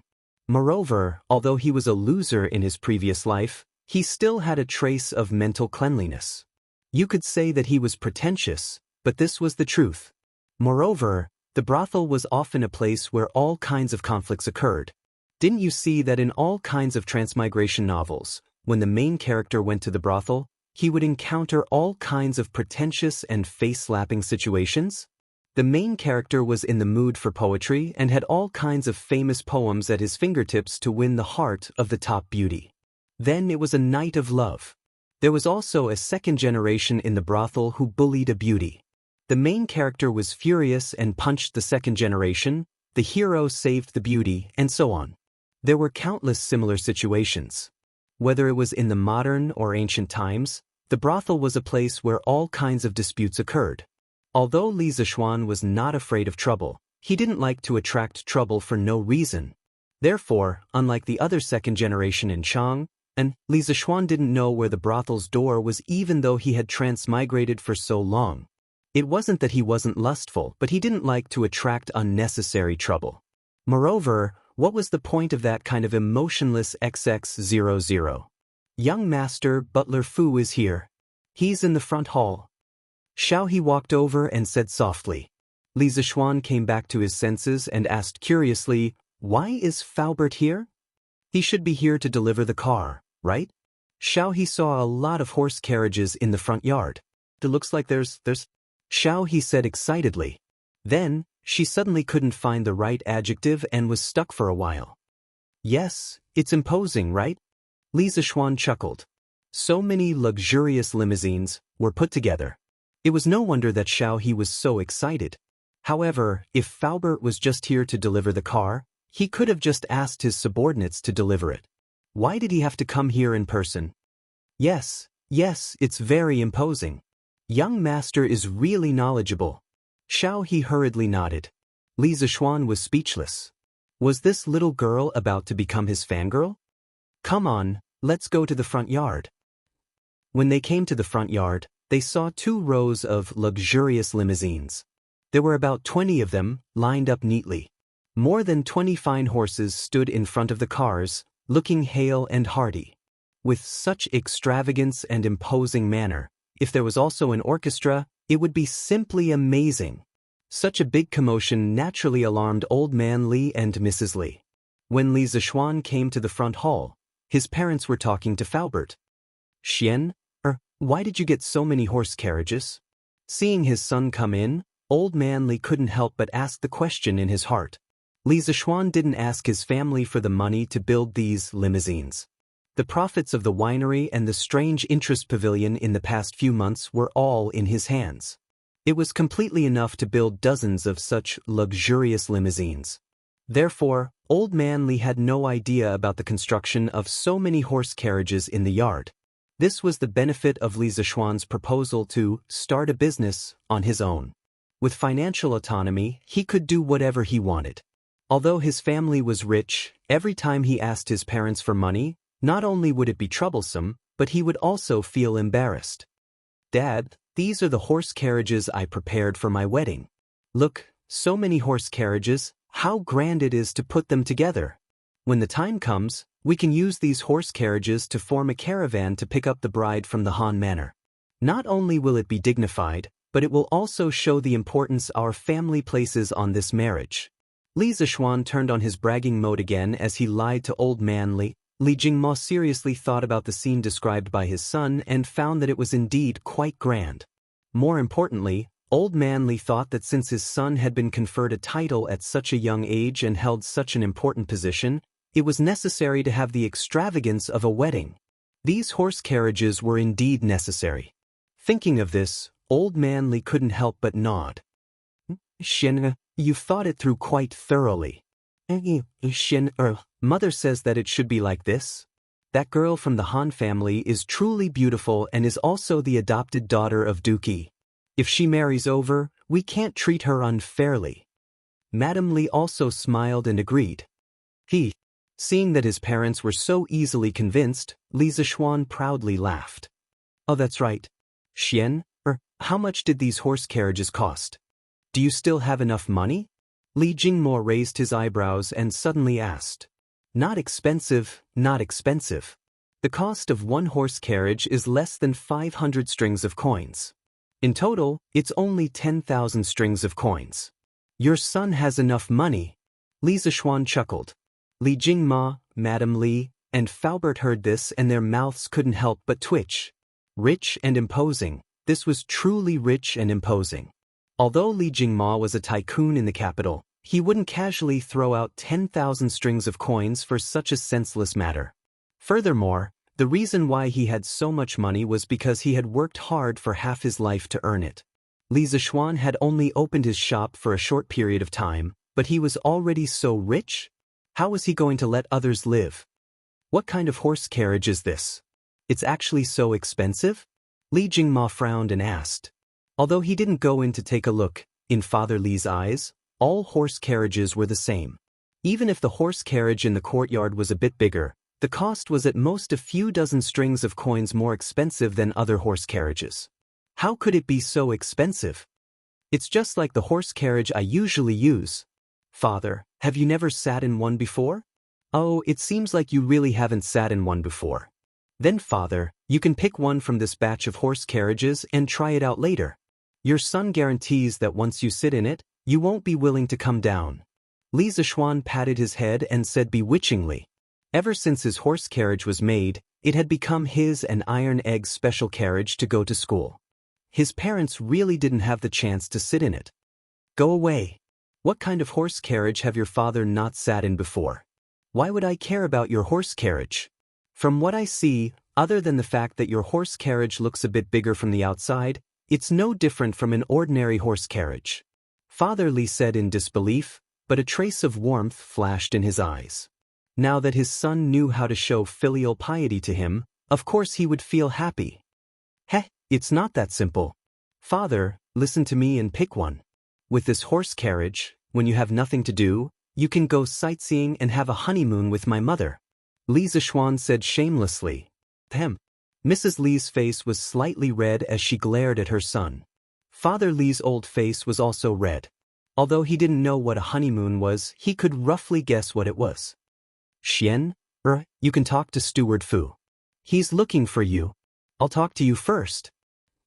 Chapter 231. This title, don't think too much about it. "Young master, other than delivering the car, this old man came here today to discuss something with you." In the front hall. After Old Man Li and Mrs. Li left, Faubert said with a serious expression.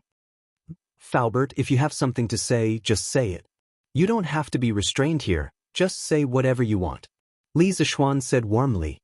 Faubert said with a smile, Young master, a group of businessmen came to the workshop today. They want to advertise their shops in the newspaper, which is what you said before. They are also willing to pay for it. One of the barbarian businessmen even offered 500 strings of cash to buy a spot in the newspaper to advertise his restaurant.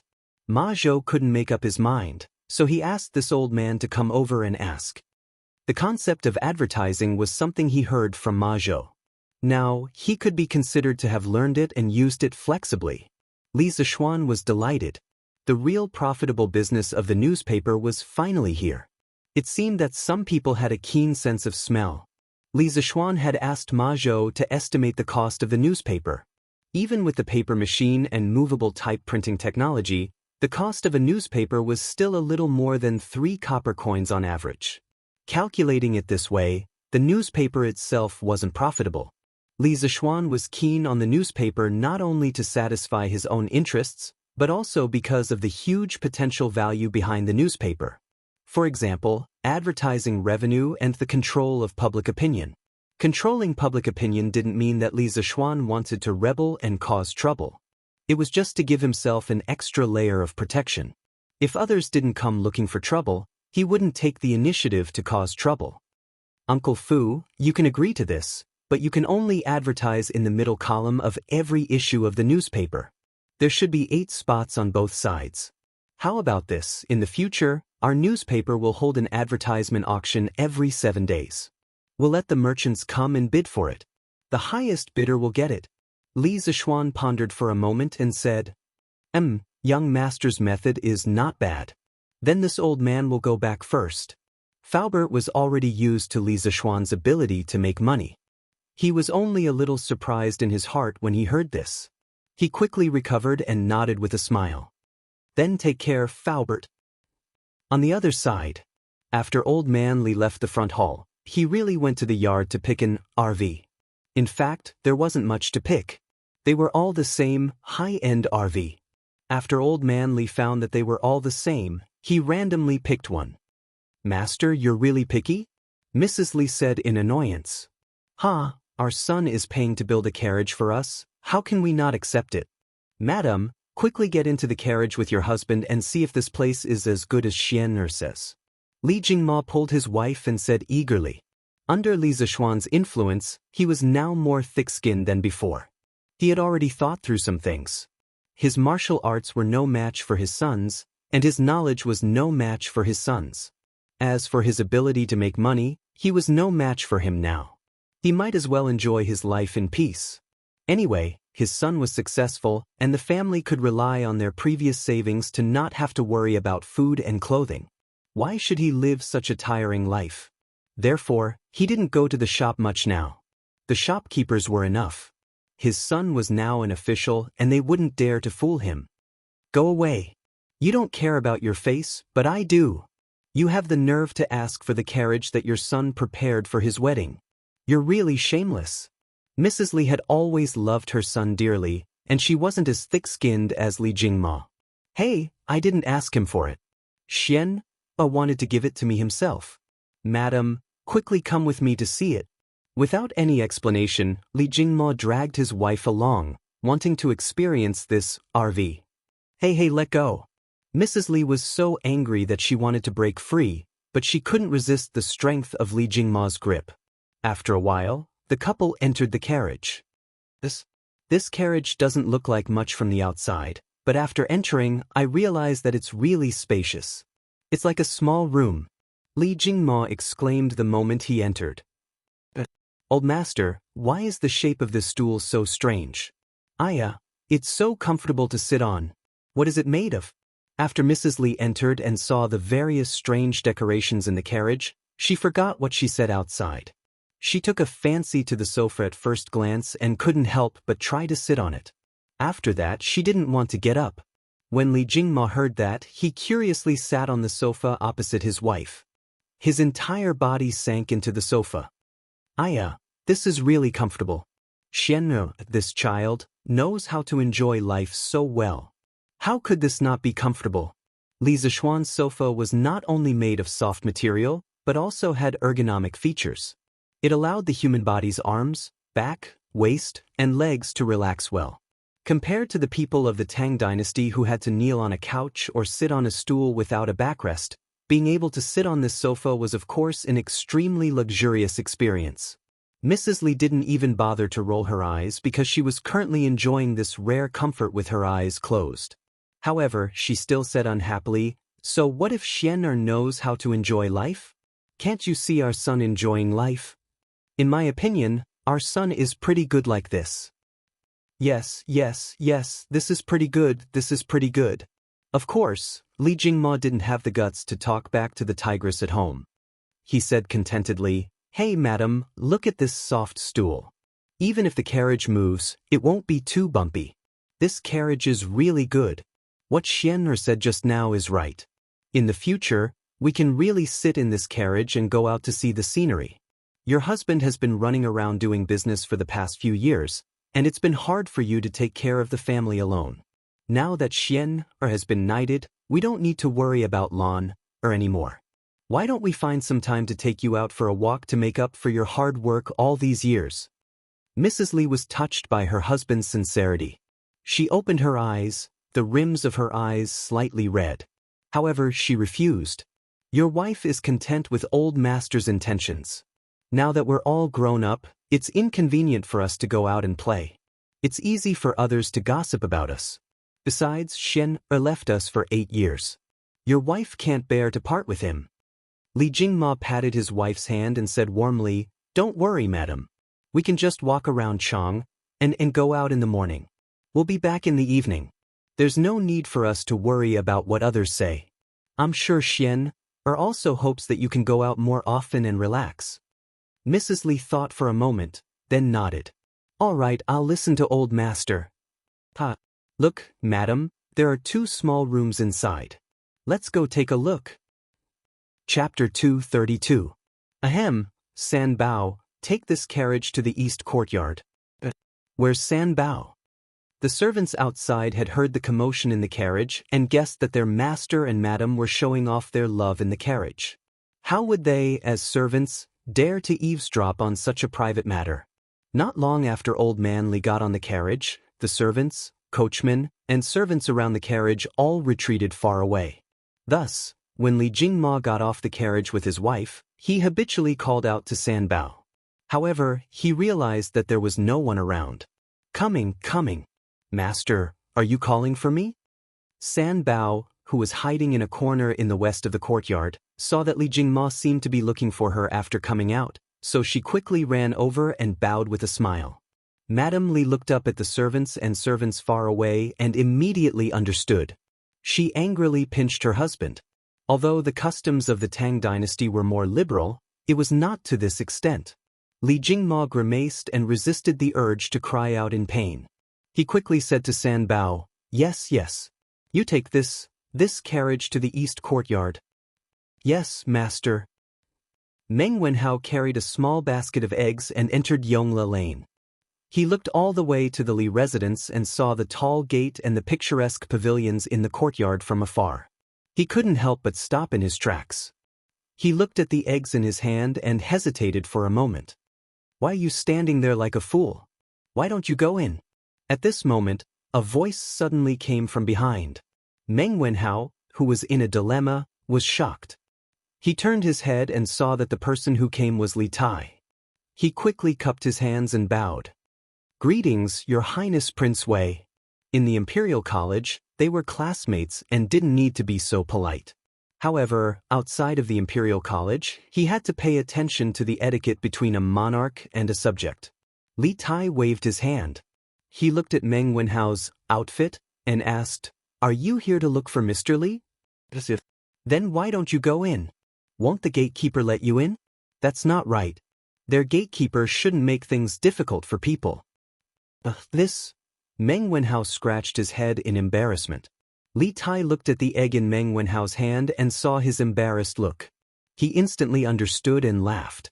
"Wenhao, don't worry about it. Mr. Li's family is richer than mine.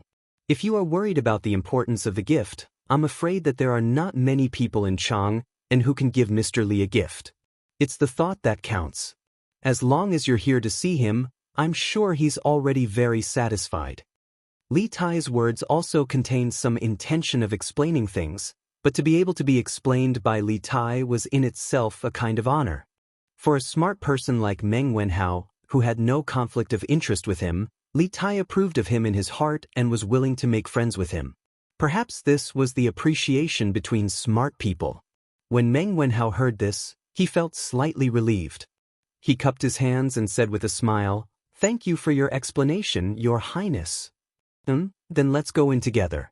It just so happens that I have some matters to discuss with Mr.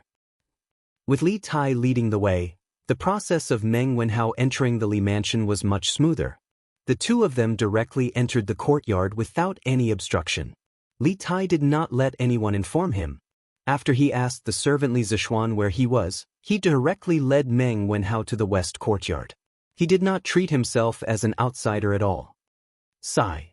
Meng Wenhao was just about to ask if this was too rude, but he saw that the surrounding servant girls and retainers didn't seem surprised at all. He could only shut his mouth and obediently follow Li Tai to the west courtyard. Along the way, there were pavilions, artificial mountains, lotus ponds, and trees. Meng Wenhao was dazzled. He thought to himself, Prince Wei was right. Mister's family is really rich. When I earn money in the future, I will also buy a big house like this for my parents to enjoy. But there are so many carriages. They are actually the same as the ones Mr. usually uses. When Li Tai entered the west courtyard, the first thing he saw was the 20 or so luxurious caravans. He immediately threw the purpose of his visit to the back of his mind and eagerly jumped into a carriage to enjoy the view. After old man Li pulled his carriage away, Li Zishuan also asked people to move the rest of the carriages to the west courtyard. After all, it was not appropriate for them to be piled up in the front courtyard. Anyway, his west courtyard was large, so there was nothing to be afraid of if there were 20 more carriages. At this moment, Li Zishuan was sitting in a pavilion not far away to enjoy the cool air. When he saw this little fatty like a bandit entering a village, he could not help but be speechless. He quickly got up and walked over not because of Li Tai, but because he saw Meng Wenhao. Mr. Meng Wenhao was also shocked by the number of luxurious caravans. However, when he saw Li Zishuan walking over, he quickly regained his senses and cupped his hands in greeting. Wenhao, why are you here? Li Zishuan nodded and smiled gently. He was not surprised that Li Tai was here, but he was curious about Meng Wenhao's visit. Mr. did not go to the Imperial College today, and I heard about the conflict between the students in front of the Strange Culture Center yesterday. I was a little worried about Mr.'s situation. However, my information is limited, so I could only come here to see for myself. I hope Mr. can forgive me for disturbing you. Meng Wenhao bowed and cupped his hands in greeting. Li Zishuan's heart warmed. It seemed that he was quite successful as a teacher.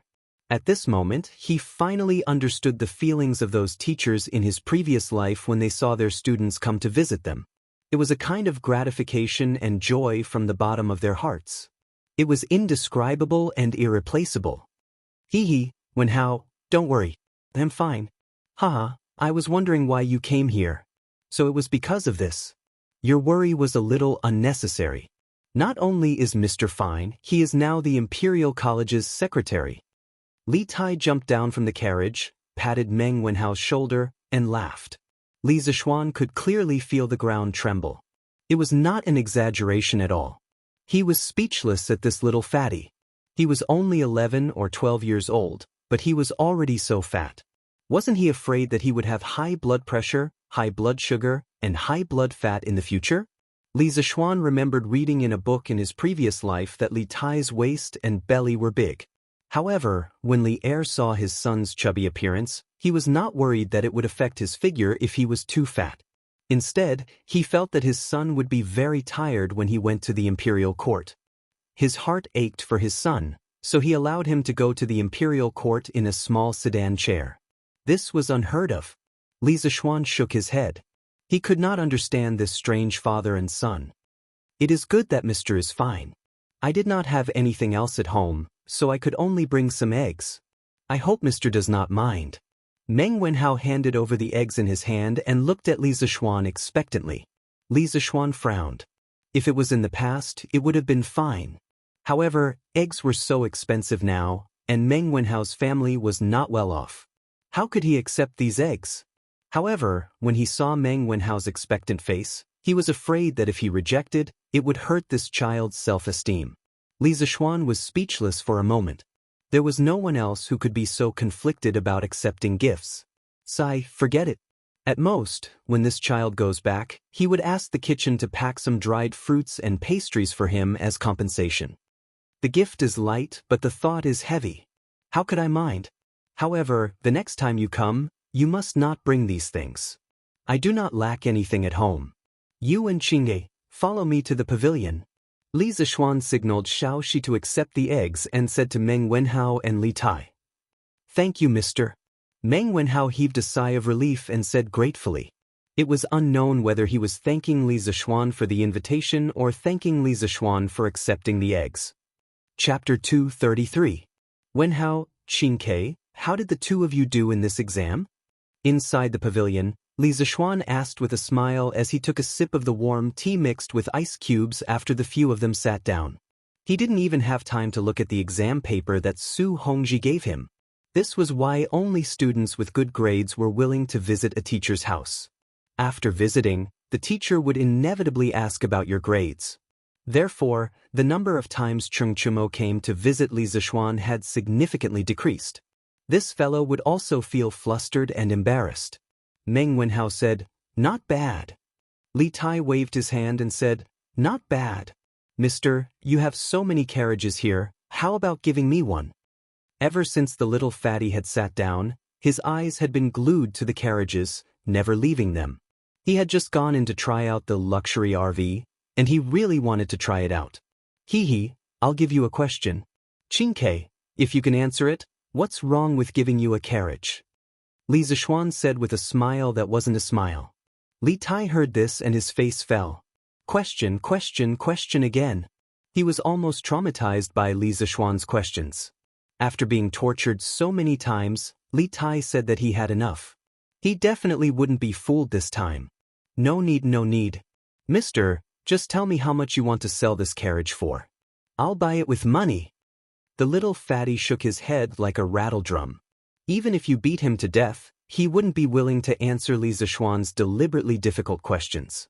Meng Wenhao, who was at the side, looked at Li Tai suspiciously. After attending classes together for so long, he had some understanding of Li Tai's temperament. He knew that Li Tai was a proud and arrogant person, but he didn't think that he would take the initiative to admit defeat. Could it be that the question set by Mr. was really that difficult? Meng Wenhao couldn't help but think. Li Zishuan faintly glanced at the little fatty and said, "There's no place to sell this car yet. Qingge, if you want it, wait a little longer." Li Tai stamped his feet and said, "There are more than 20 carriages here, right? Little Xian, can't you sell me one? I'm one of the owners of Chitsu Culture. Can't you take care of me?" Li Zishuan waved his hand in annoyance. All right, I'll give you one. Qingge, why are you here today? If you're done, then let's go. Li Zishuan really wanted this little fatty to hurry up and finish what he wanted to say and get out of here. Otherwise, he would ask for whatever he saw. He was a dignified prince, yet he was acting like a bandit. He was really a disgrace to the Li family. Li Tai's wish was fulfilled. He didn't care about Li Zishuan's bad attitude at all. He said with a happy face, "Ha, teacher, did you forget? The newspaper is almost finished with the legend of a mortal's journey to immortality that you told me last time. You should tell me the next story today. Otherwise, there won't be any novels to publish tomorrow." Li Zishuan was stunned. Only then did he remember that there was such a matter. He nodded and said, "All right, then I'll tell you the novel today." Meng Wenhao was shocked and said in surprise, "The legend of a mortal's journey to immortality was actually written by teacher?" Wenhao, it's fine as long as you know. Don't tell anyone." Li Zishuan didn't want to cause too much trouble. He just wanted to quietly be a handsome man. "Yes, teacher." Meng Wenhao agreed. However, he thought about it and still hesitated. However, this student really doesn't understand. Teacher is so knowledgeable and has so much knowledge. Why would you write novels? Li Zishuan smiled meaningfully and said, What's wrong with writing novels? Wenhao, do you think that writing novels is a cheap profession? Meng Wenhao flatly denied. No, no, no. Student doesn't mean that. You do. From the bottom of your heart, you think that writing novels isn't the right path. It's beneath your status as a scholar, right? Li Zixuan said seriously. Wenhao, you've studied hard for so many years. What is your dream? Student. Meng Wenhao opened his mouth but didn't know how to speak. He hadn't thought about this question before. Li Zixuan looked at Meng Wenhao's confused face and said slowly, do you want to earn money to improve your family's life? Or do you want to pass the imperial examination and enter the imperial court? Or do you want to become an official somewhere and benefit the people? Or do you want to write a book and create a legend that will last forever? Meng Wenhao was in a daze for a long time before he said, Teacher, this student not only wants my father, mother, and little sister to live a good life, but also wants to pass the imperial examination to benefit the people and let others remember me. Hey, you're really greedy. Li Tai took a sip of the iced wine and said with a smile. Meng Wenhao was a little embarrassed and speechless. Li Zixuan shook his head and said with a smile, Wenhao, if a person can write a novel well, although it can't pass the imperial examination, it can make him rich. Moreover, through our Datang daily, one person can spread it to 10 to 100, and let him become famous overnight. It's also relying on one's ability to make a living. What reason do you have to discriminate against writing novels? Li Tai said in disbelief, Can writing novels make so much money? He, of course, Qingke, if you don't believe me, just wait and see. As the scale of Datang Daily becomes bigger and bigger, the sales will increase. At that time, whether it's writing articles for the newspaper or writing novels for the newspaper, the income will be very high.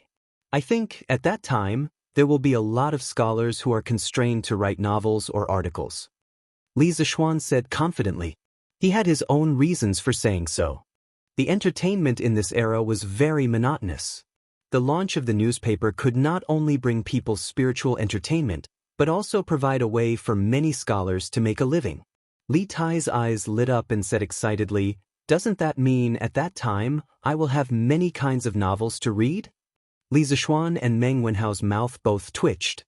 This little fatty's thinking was always on a different channel than others. Wenhao, think about it carefully. I don't think your thinking is good. There is no noble or lowly in the industry. The books you read didn't teach you to discriminate against others, did they? No matter what profession, those who rely on their own efforts to make a living are worthy of your respect. This includes farmers, merchants, and even waiters in restaurants. As a teacher, I don't wish to teach students who are arrogant, and don't eat the hardships of the world. Also, about your dream, whether it's for your family or for an official, if you can only choose one, I hope you can give priority to your family. I don't think a person who doesn't know how to be grateful and doesn't recognize his family can be a good official. I also don't want you to become a cold-blooded and heartless person for fame and fortune. Li Zixuan didn't pay attention to the little fatty's antics. Instead, he looked at Meng Wenhao and said sincerely, Student will remember teacher's teachings. Meng Wenhao stood up and cupped his hands respectfully to Li Zixuan. Li Zixuan nodded with gratification and said, Okay, then let's start talking about novels. Chapter 234. Good story. Under the pavilion, Li Tai heard this and was so excited that he almost clapped. Meng Wenhao also showed an expression of interest. Previously, he was only surprised that Li Zixuan wrote The Legend of a Mortal's Journey to Immortality. However, he was also quite fond of the story itself. It was not easy to find a young person in Chang and who did not know about The Legend of a Mortal's Journey to Immortality. Recently, there were even some items from The Legend of a Mortal appearing in the market. For example, the Eternal Spring Arts Secret Manual and Han Li's Mysterious Bottle. Of course, these items were not real, but they still attracted many mortal fans to buy them. The popularity of The Legend of a Mortal's Journey to Immortality could be seen from this. Where did we leave off last time? Li Zixuan saw that the two of them were willing to listen. Since he had nothing to do, he prepared to speak, but once he opened his mouth, he forgot where to start. Teacher said that Han Li dripped the green liquid from the small mysterious bottle onto a stalk of green 3 crowgrass. After 2 months, it grew into a stalk of rare 1,000-year-old 3 crowgrass. Li Tai had obviously done sufficient preparation. When he heard Li Zishuan's question, he answered without thinking. Oh. Li Zishuan nodded his head. After recalling for a while, he began to speak. This time, the test was very successful. It seems that if one has the patience, they can continue to increase the age of the 3 crowgrass. However, to Han Li, this was not something that needed to be done. As long as he knew that this method was feasible, it would be enough. He did not need these ancient medicinal herbs. Medicinal herbs that were a few hundred years old were enough for him to consume. After this long series of tests, Han Li could finally rest and think about it properly. At this time, it has been quite some time since Dr. Mo left the mountain. A servant had already delivered the brush, ink, paper, and inkstone. This time, with Meng Wenhao here, the two of them took turns to write. Li Tai's work was much easier. From time to time, he would even have time to drink some iced tea. It was very comfortable. In the blink of an eye, 5 chapters had passed. As the plot unfolded step by step, Li Tai and Meng Wenhao gradually became immersed in the story. After Han Li discovered the effects of the bottle, he was unable to cultivate freely. He still had to fight a battle of wits and courage with Dr. Mo, who wanted to take over his body. At this moment, Li Tai and Meng Wenhao finally understood how difficult Han Li's cultivation process was. This medicine is called insect corpse pill. It's not really a medicine, but an egg made from some kind of secret method. After you eat it, it will hide in your body for a year. Don't worry, it will be absolutely safe for a year, and it won't affect you from doing other things. After a year, as long as you take the special antidote, it will automatically dissolve, and there won't be any hidden dangers left. But if you don't take the antidote after a year, the egg will absorb enough nutrients and hatch out of its shell. It will then eat all the internal organs of the human body clean, causing the human to wail in pain for 3 days and 3 nights before slowly dying. Dr. Mo finally lost his patience with Han Li. In order to let Han Li reach the 4th level of the Eternal Spring Arts as soon as possible, he forced Han Li to swallow the insect corpse pill. When Li Tai and Meng Wenhao heard this, their faces were filled with anger, but there was nothing they could do. After all, Han Li was definitely not Dr. Mo's opponent. They could only watch from the sidelines and worry. Li Zishuan drank a few mouthfuls of the gentle wine and read 5 chapters of A Mortal's Journey to Immortality to them. Then, he clapped his hands and stood up. Okay, today's lecture will end here. We will continue tomorrow. Qin Ke, leave the manuscript here. The 2 of you can go back now. But it's still early. Mister, please talk for a while more. Li Tai was enjoying listening to the lecture and was unwilling to end it like this. However, Li Zishuan did not fall for his tricks. If he continued talking for a while more, there would definitely be no end to it. I won't talk anymore. Xiao Shi, quickly bring the things I asked you to prepare. He had asked Xiao Shi to prepare some pastries and intended to let Meng Wenhao bring them back. After all, he couldn't just go and not come back, right? It's here. Young master. Here, Madam heard that your student was coming over and specially packed some of the best pastries and dried fruits in the residence. Madam was afraid of disturbing you, so she didn't come over personally. Xiao Shi handed over a heavy package and said with a smile. Previously, when Madam Li heard that her son's student had come to visit her son, she was even happier than Li Zishuan. She was filled with a sense of accomplishment. Hence, she asked Xiao Shi to prepare some dried fruits and pastries for Meng Wenhao to bring back. Li Zishuan took over the package and passed it to Meng Wenhao. Here, Wenhao, there are some dried fruits and pastries inside. They aren't worth much. Take it.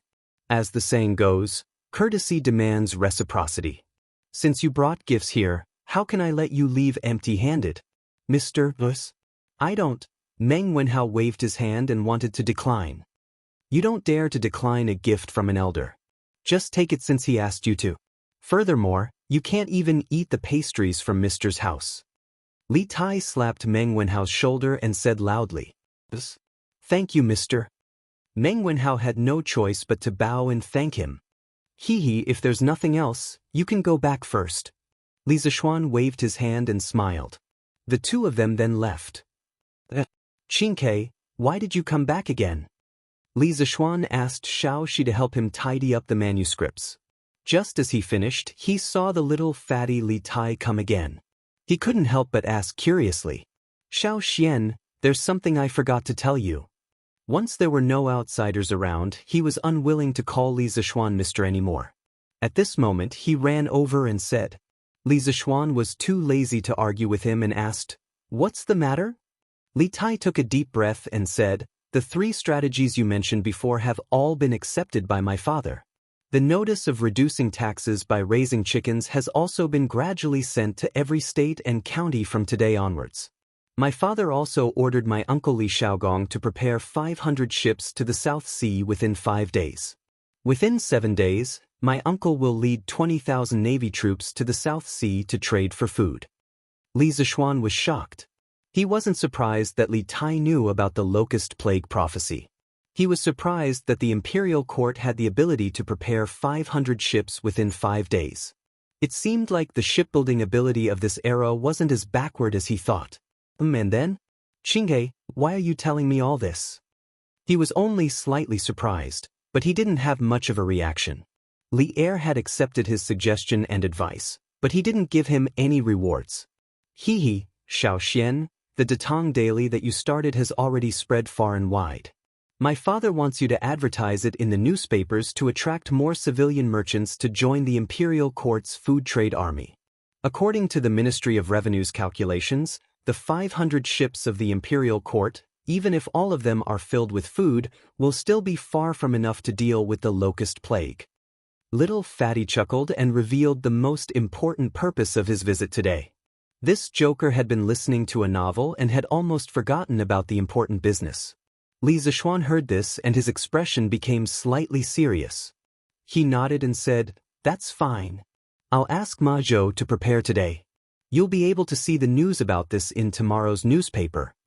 In the face of the locust plague, Li Zishuan wasn't in a place where he could bargain or worry about personal gains and losses. If he could save one more person, it would be considered as accumulating merit. Chapter 235. Li Tai left in satisfaction. This satisfaction was not only because he had listened to the novel for the entire afternoon, but also because he had taken away a luxurious caravan that he had always dreamed of. After watching the little fatty leave, Li Zishuan called for San Bao and ordered, San Bao, get a few people to pull out 4 carriages and send them to the Qin Manor, Cheng Manor, Yuqi Manor, and Niu Manor. Tell them that it is inconvenient for me to go out during my confinement period. Ask those uncles to bear with me. Yes, young master. San Bao replied. Remember to be polite. Oh, right, pull out another carriage and send it to the East Palace. Li Zishuan thought for a while and said. San Bao accepted the order and left. Xiao Shi, come and help me grind the ink. In the study room, Li Zishuan was writing rapidly.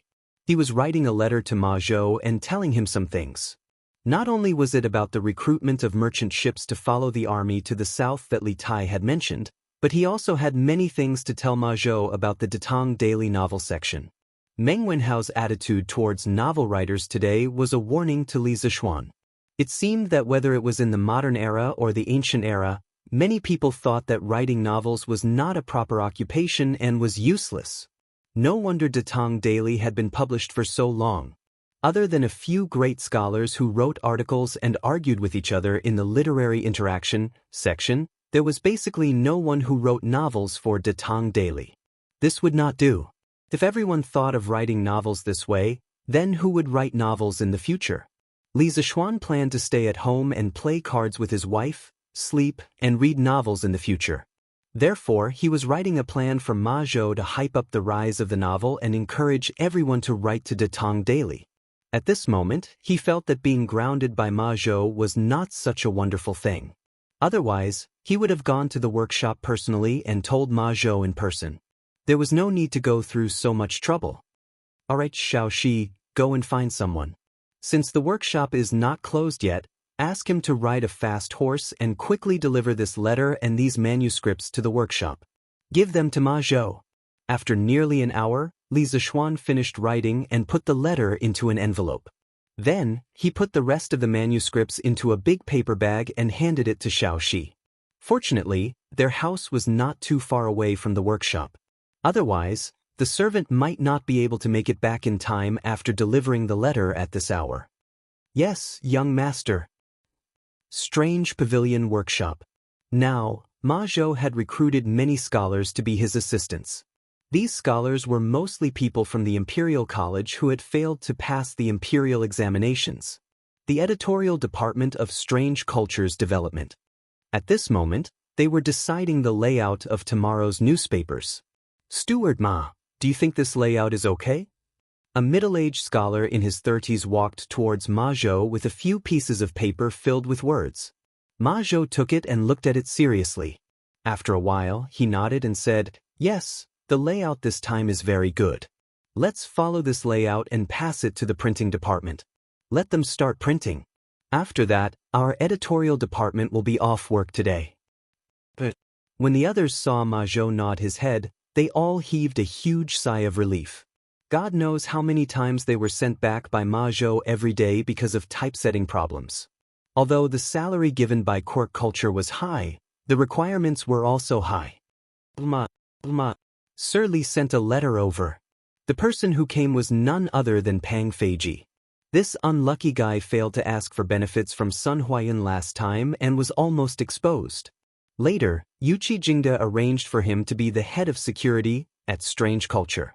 In fact, he was just a high-class concierge. When Li Zishuan heard Yuqi Jingda's warning that day, he felt that not only Strange Culture but also the workshop's safety needed to be taken seriously. Therefore, he let Pang Feiji lead this security team into two groups. One group was responsible for Strange Culture's safety and the other group was responsible for the workshop's safety. Anyway, Yuqi Jingda said that this group of people would be under Li Zishuan's command in the future. There was nothing wrong with his arrangement. After this guy was arranged to come over, he usually ran between both sides. At Strange Culture, in order to make up for his image in Sun Huayuan's eyes, he was very diligent and rushed to do everything. At first, the rest of the people were worried sick. Pang Feiji was stealing their jobs. Therefore, these 2 days, Sun Huayuan clearly felt that the people in the workshop were much more enthusiastic than before. However, Pang Feiji was not a greedy person. When he was serious, he was quite loyal. After all, this guy had been in the military for so long. He was very experienced in dealing with people. In the past 2 days, there were quite a number of people who had received small favors from him. In private, everyone called him Brother G or Brother Chicken. At the workshop, Ma Zhou was one of the big bosses in the workshop. Of course, he was also someone Brother Chicken wanted to curry favor with. This way, even if Sun Huayan told Li Zishuan about his black material, there would be someone to speak up for him. He wouldn't die too miserably, right? Today, Brother Chicken came to the workshop to work. When he encountered the matter of delivering a letter to Ma Zhou, Brother Chicken did not hesitate to take over Song Xiaoxi's job and come personally to deliver the letter. Ma Zhou took the big bag of documents curiously. As he opened it, he said politely, "Thank you for your trouble, Pang Sigi." "Hee, it's nothing. Take your time, Master Ma. I'll take my leave first." Brother Chicken knew very well that he had to make up for his sins even if he had to kneel down. Now that Sun Huayan had something on him, in Strange Culture and the workshop, he had to act like a grandson until the end. But Ma Zhou nodded. Brother Chicken slowly left. Ma Zhou opened the paper bag and took out the envelope and the manuscript of A Mortal's Journey to Immortality. He first put the manuscript aside, then opened the envelope. He opened the letter and read it seriously. Other than the occasional sound of other people packing up, the room was silent for a while. After a while, Ma Zhou put away the letter and said to the few editors who were packing up to go home, "Don't pack up anymore. Don't send the typesetting just now to the printing department. Redo it all. I'm afraid none of you will be able to go back tonight." "Why is this happening? Steward Ma, what happened? If we don't go back now, where will we stay tonight?" Yeah, if we don't leave now, there will be a curfew later. The editors were dumbfounded. Even though they knew that Ma Zhou had a high position in the workshop, in the face of such a rude request, they could not help but refute. Ahem, the boss has new instructions. Tomorrow's newspaper has to be redone. Everyone, work harder. Once you're done, you can rest in the workshop. Today's salary will be 5 times the usual salary. It was indeed unkind to ask people to work overtime at the last minute. Ma Zhou thought about it and decided that he could only use money to increase their work enthusiasm. 5 times. Let's do it. Let's do it. Chapter 236. Xiao Xian sure knows how to enjoy life. This carriage will be my ride in the future. Qing Mansion. The servants of the Li residence were ordered to deliver the limousine. Cheng Yaojin saw that the carriage's design was strange. Originally, he just wanted to take a look. After all, he liked to ride a horse and not sit in a carriage. But when he saw it, he immediately fell in love with the luxurious interior. He comfortably sat on the sofa and did not want to get down. Dad, this carriage was given to me by Xiao Xian. I thought you don't like to ride in carriages? Cheng Chumo followed him into the carriage. When he heard the second half of Cheng Yaojin's words, his face fell and he gloomily said, T. Did Xiao Xian say that this carriage is for you? You're clearly giving it to me, okay? Besides, I used to like riding horses and not riding carriages, but that's because the carriages in the past can't be compared to this one. Cheng Yaojin sat on the sofa and patted the table in front of him. He said to Cheng Yaojin angrily, Dad, when the first carriage was made, I asked Xiao Xian for it. Now that this one is here, you can't take it for yourself.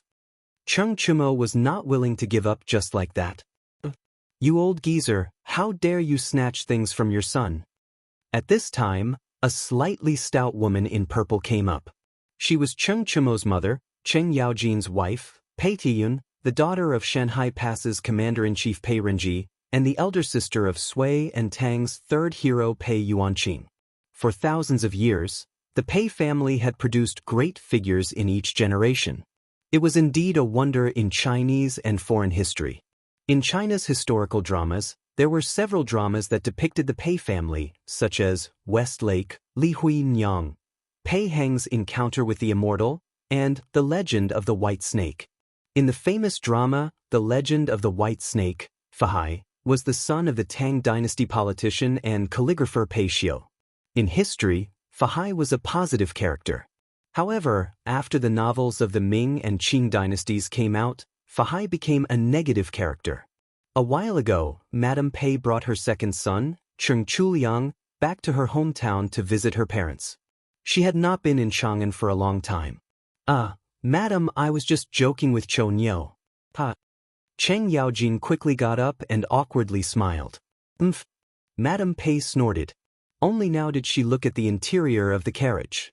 Gradually, the envy in her eyes became stronger and stronger. The interior of this car is so beautiful. This seat is so comfortable. Master, with this carriage, in the future, this concubine will bring Chu Mo and Chu Liang back home to visit their parents. This concubine will not have to suffer the hardships of traveling. Madame Pei sat here and there in the carriage. After a while, she also liked this carriage.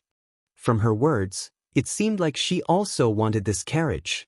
Cheng Chumo had a tragic look on his face. He had just chased away a vicious wolf, and now a fierce tiger had appeared? Qin Manor. Huaiyu, although this carriage is comfortable, I still prefer to ride a horse. This carriage is for you to use. Qin Qiong sat on the sofa in the carriage and took a sip of tea as he spoke to Qin Huaiyu. Recently, his health had improved a lot. He had no problem playing with a gun, riding a horse, or dabbling in hunting. If this carriage had been delivered a month ago, Qin Qiong would have gladly accepted it. However, he had finally recovered from his illness. How could he be willing to stay in a carriage? Thank you, father. Qin Huaiyu said happily. Qin Qiong did not care about this carriage, but it did not mean that Qin Huaiyu did not care about it. He had been eyeing Li Zishuan's carriage for a long time. Yes, although this carriage is comfortable, Huaiyu, you must not lose your ambition because of it. Qin Qiong stroked his beard and smiled. Yes. Eastern Palace. After the carriage was delivered, Li Chengqian immediately went in to enjoy it. Then, he sat on the sofa and did not want to get down. This thing was more comfortable than a bed. Why is there such a big carriage in front of Brother Crown Prince's palace? Chengle's voice came from outside the carriage. Li Chengqian opened his eyes and shouted, Chengle, I'm here. Brother Crown Prince, why are you sitting in a carriage for nothing? Chengle suddenly heard Li Chengqian's voice and was shocked. Then she said, Brother Crown Prince, I'm coming in too. After saying that, the little girl nimbly jumped into the carriage. Then she opened the curtains and was dazzled by the luxurious interior. Chengle, why are you here? Sit down and have a cup of tea. Li Chengqian stood up and said. Chengle nodded. She walked to the opposite side of Li Chengqian and exclaimed, Brother Crown Prince, your carriage is really big. It's like a small room inside. The thing to sit on is so soft. How is it? Do you like it, Chengle? Li Chengqian poured a cup of tea for his sister and said with a smile. Yes, I like it. Brother Crown Prince, are you giving this carriage to me? When Chengle heard Li Chengqian's question, her two small eyes curved into two small crescents. Usually, after Li Chengqian's words, he would give her a carriage. No. Li Chengqian's face darkened. He hurriedly shook his head and said, I only said that if Chengle likes it, you can come and sit here often. I didn't say that I would give it to you. He had just enjoyed it for a while. How could he bear to give this carriage to someone else? Even if it was his most beloved sister. If this kind of carriage was sold in the market, he would be willing to buy one for Chengle. However, the problem was that he had already sent people to inquire about it. Obviously, there were no shops that sold this kind of carriage. Brother Crown Prince is so stingy. Chengle wrinkled her cute little nose and said unhappily. Li Chengqian was sweating profusely. However, he was somewhat quick-witted. He rolled his eyes and said with a smile, Chengle, if you want this carriage, you can ask Li Zishuan for it. I heard from Qin Ke that the Li residence has many of these carriages. Now, in the entire Tang dynasty, only Li Zishuan has these carriages. It is said that he specially built a batch of carriages to pick up his bride when he gets married. This move is called diverting trouble, Li Chengqian thought proudly in his heart. When Chengle heard this, she didn't clamor to ask Li Zishuan for a carriage as Li Chengqian expected. Instead, he saw the little girl leaning on the table with one hand supporting her cheek. She said with a yearning expression, Brother Xiaoxian is so good to Sister Yushi. I wonder if Chengle's future husband will be so good to Chengle? Brother Crown Prince, it is said that the imperial family has no familial ties. The children of the imperial family have no love and have to follow their parents' orders. However, Chengle doesn't want to be forced by father to marry someone she doesn't like. Brother Crown Prince, will you help Chengle in the future? Li Chengqian looked at his sister's innocent face and longing eyes. He patted his sister's hand and comforted her. Don't worry, Chengle. Brother Crown Prince won't watch you be forced to marry. Chengle smiled and said, Yes. Brother Crown Prince is so nice. This soft couch is so comfortable.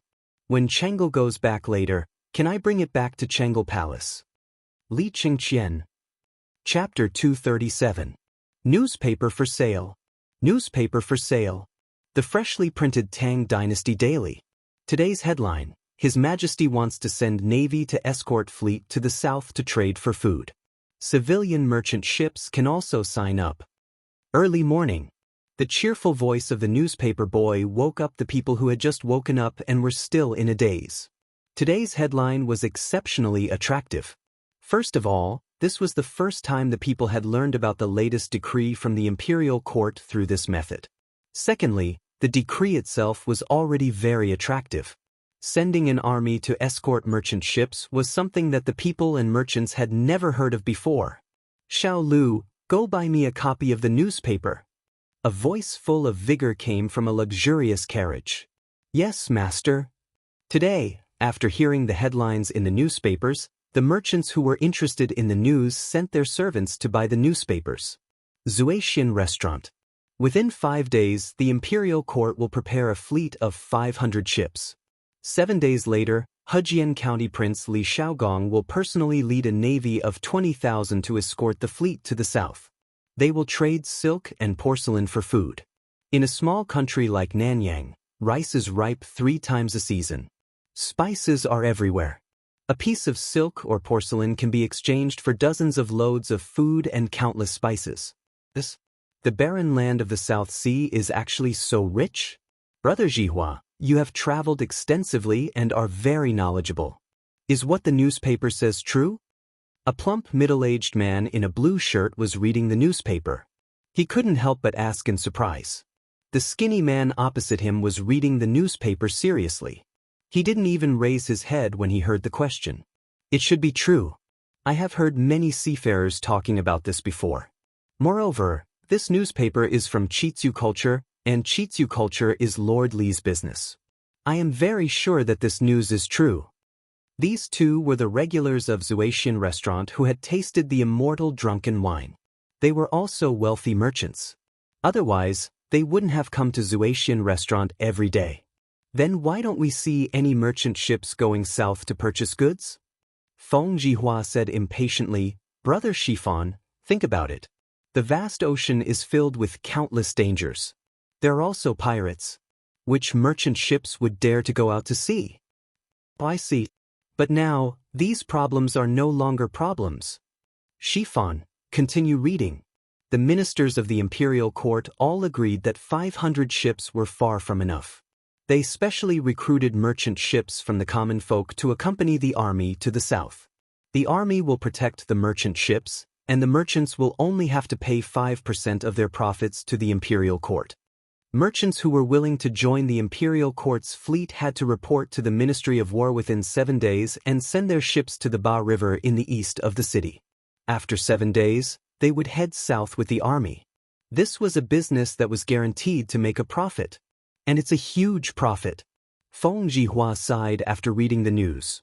Brother Jihua, do you want to participate as well? Little brother, I remember that your family has more than a dozen large ships that often transport goods on the Grand Canal, right? Liao Shifan added.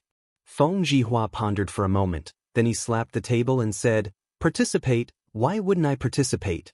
Shifan, if you want to go, I have a way to get you 8 big ships in a short period of time. It's up to you if you're willing. If you trust me, then come with me to the south. You'll definitely make 10 times the profit. Liao Shifan said happily, Of course I trust Brother Jihua. I'm willing to go south with you. That's great. I'll have to get a few more ships and buy some porcelain and silk. Let's get started. Brother Jihua, wait. There's another piece of news at the end. The imperial court has issued a decree to encourage the common folk to raise chickens on a large scale. For every 100 chickens raised by a household, their taxes will be reduced by 10% next year. When the rent is collected next year, each village will calculate the number of chickens in each household and report it to the local government. The government will reduce the taxes based on the number of chickens reported. Brother Jihua, what does the imperial court mean by this decree? I don't understand it anymore. Feng Jihua paused and read the news carefully. He couldn't help but frown. I don't understand the imperial court's intention either. Liao Shifan thought for a moment. Suddenly, his eyes lit up. Brother Jihua, I think there's something to be gained from this. Why don't we sell some chickens? Feng Jihua was stunned for a moment, but after a moment he shook his head and said, No, we don't have time recently. Compared to the small amount of money we can earn from selling the chicken seedlings, we can earn more by preparing the merchant ships to go south. That's dozens of times more profit. Shifan, you should seriously prepare to go south. Liao Sifan thought about it and agreed. He nodded and said, Brother Jihua is right. We can't lose the big picture for the small. Ergua, I bought a newspaper when I went into the city today.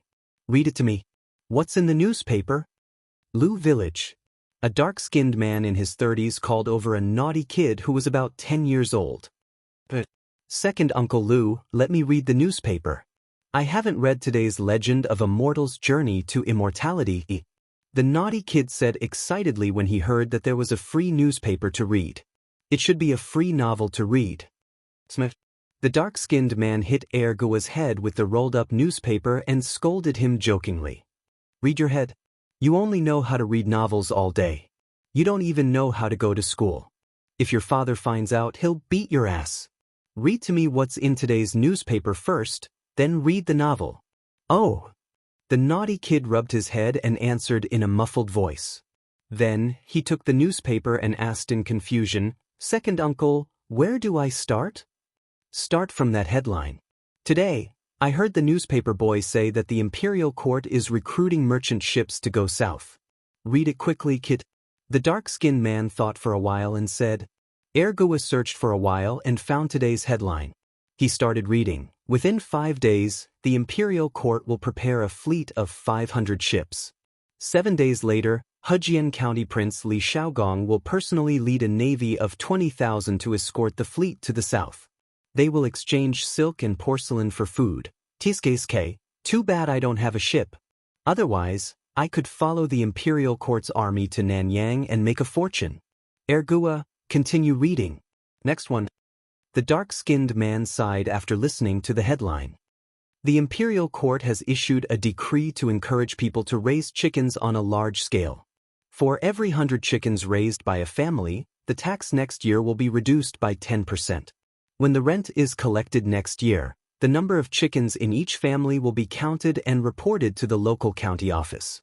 The county office will reduce the corresponding tax according to the reported number. Stop. Ergua, are you sure you're not mistaken? Is that really what it says? The dark-skinned man was as excited as a 300-pound child. He pressed on Ergua's shoulder and said excitedly, "It hurts, second uncle, let go of me first." The naughty kid was in so much pain that tears were about to flow out. The dark-skinned man let go of his hand embarrassedly and said, "Cough, then quickly take a look again. Is it like what you said just now?" The naughty kid looked at it again. After confirming that there was no mistake, he said affirmatively, "Second uncle, that's what it says. I'm sure I'm not mistaken." "Hey, second uncle, where are you going? Don't you want your newspaper?" "Ah, kid's mother, give me money. I want to go to the city to buy chicken seedlings." The dark-skinned man's excited cheers spread far and wide. Today was destined to not be peaceful. The 2 Imperial Court decrees written in Datong Daily were like a storm that swept through the entire Chang'an city and the surrounding villages in an instant. Chapter 238. The people who were swept away by the storm of the new policy started to move. Some bought chickens, some looked for boats. People came and went on the streets. It was very lively. "Boss, do you still have any chicks?" "What? No more? The market has only been open for less than 2 hours. How can there be no more?" In the East Market, a man in a gray undershirt was shouting at a vendor who was selling chicks. "Boss, hey, don't go. How much are the remaining chicks? I want them all." "What? 100 coins for one? Why don't you go rob a bank? Wasn't it 80 coins a while ago? Buy it or not? If you don't buy it now, it will be more expensive in the future." Previously, the Li and Qing families had bought chicks without restraint. At one time, the price of the chicks had been raised from 50 to 125 coins. Later, after Wang Rini had transported 80,000 chicks from the south, the Li and Qing families no longer bought chicks. The market of chicks in Chang'an had gradually calmed down. The price of chicks had gradually dropped from 125 coins to 125 coins. Now that the Imperial Court had introduced the policy of reducing taxes on raising chickens, the people were crazily fighting for chicks. Many chicken vendors' stocks were quickly sold out. After the other chicken vendors came to their senses, they quickly organized people to buy chicks from other places. At the same time, they raised the price of chicks, intending to make a fortune. Hee, you mortals! So pitiful! Mei Jun, who had come to Chang'an to sell eggs today, looked at the villagers who were rushing to buy chicks and sighed with a superior expression. Since Mei Village had been divided into Li Zishuan's fief, they only needed to pay rent to Li Zishuan, the big landlord, every year. Moreover, Li Zishuan had already introduced the policy of reducing the rent on raising chickens. Therefore, the policy of the Imperial Court had no effect on them. Naturally, they did not need to rush to buy chicks with others. "Big Mouth Mei, why are you showing off here? Why don't you go and grab a place to sell eggs?" Be careful that your wife won't forgive you when you go back. It was a skinny hand that suddenly patted Mei Jun's shoulder. Then came the slightly teasing voice of Second Master Lu. Compared to a few months ago, Second Master Lu looked more hale and hearty. Perhaps the old people would be more energetic once they had something to do. Second Master Lu, why are you making fun of me again? Mei Jun turned around and grinned. Huh, you brat, why are there so many people buying chicken seedlings today? I just heard someone say that the imperial court issued a decree today to encourage the people to raise chickens. 100 chickens can reduce the tax by 10%. Huh, there's such a good thing? However, our plum village has long enjoyed such treatment. Moreover, it's free chicken seedlings, ha! Second Master Lu said with a complacent smile, but his words provoked too much hatred. A man next to him immediately glared at him and said, "What did you say? Your village has been receiving such treatment for a long time? And the chicken seedlings are free? Ha, how could I lie to you? It's all thanks to Lord Li. Wang Furen, why is your family's boat still idling at the dock? Why aren't you reporting to the Ministry of War? Why do we need to report it? Didn't you read today's newspaper? The imperial court wants to send troops to escort the fleet to the south to trade for food. The food in the south is cheap, and so are the spices. We can take the silk and porcelain and follow the imperial court's army to Nanyang to purchase goods. When we come back and sell them, we will definitely make a huge profit." Really? But what if the newspaper is a scam? Silly. Don't you know who publishes this newspaper? Why would Lord Li, who is rich, lie to you? How much are you worth? Then wait for me, brother. My family has 10 big boats. Let's follow the imperial court's army to Nanyang to get some soup. This kind of conversation was definitely not the only one in Chang'an today. Businessmen often had the keenest sense of smell. The capital market had always been turbulent. Now, with the imperial court's decree, how could there not be a huge wave? Gi Lane. At Meng Wenhao's house. Father, why are you back so early today? Meng Wenhao was on leave today and teaching his little sister to write at home. Suddenly, the courtyard door was pushed open and a thin and dark middle-aged man came in. He was not tall and his body was not strong, but his slightly bent spine seemed to be full of infinite strength, as if he could hold up the sky. His gray clothes were full of sand and sand. It was impossible to tell whether he was wearing clothes or sand. Meng Wenhao heard the sound and looked up. Seeing that it was his father, he patted his little sister's head and hurried to greet him and said happily, "Well, there is not much work on Murky Street today. I finished my work and came back early. Are you still teaching Yaya to write?" The middle-aged man took off his shirt full of sand and sand, revealing his dark, thin, but very strong chest. He smiled and said to the son in front of him, who he was most proud of, "Well, father, Yaya has learned a lot of words recently. I also taught Yaya the pinyin invented by our teacher. In the future, Yaya may know more words than some rich kids." Meng Wenhao showed a rare innocent expression of a child and asked for credit from his father. Of course, Meng Wenhao's father didn't know what pinyin was, but he knew that his son was very good at reading and what he said must be reasonable. He said, "Well," to Meng Wenhao and went to wash his hands next to the well with a smile. At this time, the little girl in the house ran out and said with a giggle, Father, you are back?" The middle-aged man wiped his face, and out of nowhere, a sugar figurine wrapped in paper appeared. Then he squatted down, squinted his eyes, and smiled at his daughter. "Come, Yaya, this is what I bought for you. Eat it quickly and don't tell your mother." Yaya's slightly yellowed and malnourished face was like a blooming flower. It was so brilliant that even the sun paled in comparison. It was as if she was the most beautiful angel in the world. The little girl opened her small red mouth and revealed a pair of small rabbit teeth. She giggled, her voice as clear and melodious as a silver bell. "It's a candy man. Father is so good." Yaya happily took the candy man from Meng Wenhao's hand and opened the oil paper. Looking at the lifelike and cute little figure, the little girl hesitated for a moment and handed it back. She said in a crisp voice, "Father works hard to support the family. Father works the hardest. Father, eat first." Meng Wenhao's father looked at his daughter's innocent but persistent face and couldn't help but feel a lump in his throat. He sent the candy man to his daughter's mouth and forced a smile. Father has long been sick of it. Yaya, eat it quickly. Father, you are lying. You used to say that, but you have never eaten it. Father doesn't eat it, and Yaya doesn't eat it either.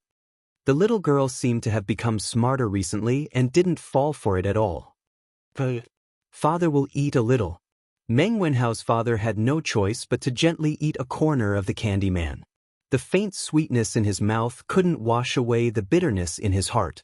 Suddenly, he thought of something and looked at his daughter with mixed feelings. Brother, you have to go to school every day. Brother also needs to eat first. When Yaya saw that her father really ate it, she immediately sent the candy man to Meng Wenhao's side happily. With a lesson learned, Meng Wenhao didn't refuse. He gently bit off a corner of the candy man and patted his little sister's braids. He smiled and said, "Oh, brother has eaten too. Yaya, go play elsewhere." Father, did something happen? Meng Wenhao saw that Yaya had walked far away and then looked at his worried father and asked. Meng Wenhao's father's expression froze as he hurriedly said, "No, nothing." Father, something must have happened. Can you hide it from me? Tell me if you have something and we will think of a solution together. Meng Wenhao's father thought for a moment and said hesitantly, I might have to go on a long trip in a few days. I might be gone for 2 to 3 months. Father, where are you going? Meng Wenhao asked anxiously. Going overseas. Meng Wenhao's father stuttered and finally revealed the truth. However, this sentence was like a bolt from the blue, leaving Meng Wenhao stunned on the spot. Chapter 239. Father, why did you suddenly think of going overseas? Meng Wenhao was stunned for a while before asking with difficulty. Although he had never been to the sea, he knew that there were hidden dangers everywhere. Today, Boss Feng suddenly told me that he has a fleet going to Southeast Asia to purchase goods in 7 days. He needs to recruit a large number of crew members and the remuneration is very generous. I thought about it and agreed. Father Meng slowly told the truth. Father, how can you agree? You don't know how to operate a ship? Besides, the sea is so dangerous. You little brat, are you looking down on your father? Who said that I don't know how to operate a ship? Don't worry. I'm good at swimming. I'll definitely be fine. When I come back 3 months later, our family will be able to live a good life. The remuneration that Boss Feng gave me this time is equivalent to 3 years of carrying goods at the dock. Father Meng patted his son's shoulder and said with a look of longing. That won't do. Father, we can slowly earn money. I will be able to pass the imperial examinations next year. When that time comes, I will also have a salary. Why do you have to take such a big risk to go to the sea? Even if my mother knows, she won't let you go. Meng Wenhao grabbed his father's arm, afraid that he would never see him again if he let go. He said anxiously. Father Meng broke free from his son's hand and said firmly, As for your mother, I will naturally tell her. This matter is settled. I have already spoken to Boss Feng. After settling down at home these few days, I will go out to sea with them. You don't have to worry. This time, the civilian caravan will follow the Imperial Court's 20,000 navy to the south.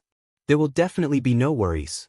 After saying that, he ignored his son's persuasion and went straight to get water for a bath. Unexpectedly, today's newspaper not only caused a hurricane among the farmers and merchants, but the young people were also shocked by a few lines of words in a corner of the newspaper. Damn, you can play like this? Sun family. Sun Ziffin was leaning on the couch and reading A Record of a Mortal's Journey to Immortality peacefully. When he saw the end of the 3rd chapter, he was still a little unsatisfied. Who knew that there were a few lines of small red words at the end of the article? He took a closer look and was so shocked that he almost swallowed his tongue. He saw the words written on it, Extravagant extravagance, moved to tears, Sir's talent deserves this reward. Li Zishuan from Chang and Yongla Lane rewarded Leather Knight with 1,000 strings of cash. This book is too well written. Let's reward you and hope that the following chapters will be even more exciting. There was also a notice that read, Congratulations to Li Zishuan for becoming the first Golden Alliance leader in the legend of a mortal's journey to immortality. From today onwards, Datang Daily would launch a tipping function. Readers could go to the Chitsu Pavilion workshop to tip their favorite novels or articles. In the future, the editorial department of Datang Daily would set up many offices in various regions. Readers who lived far away from the workshop could also head to the offices nearby to tip.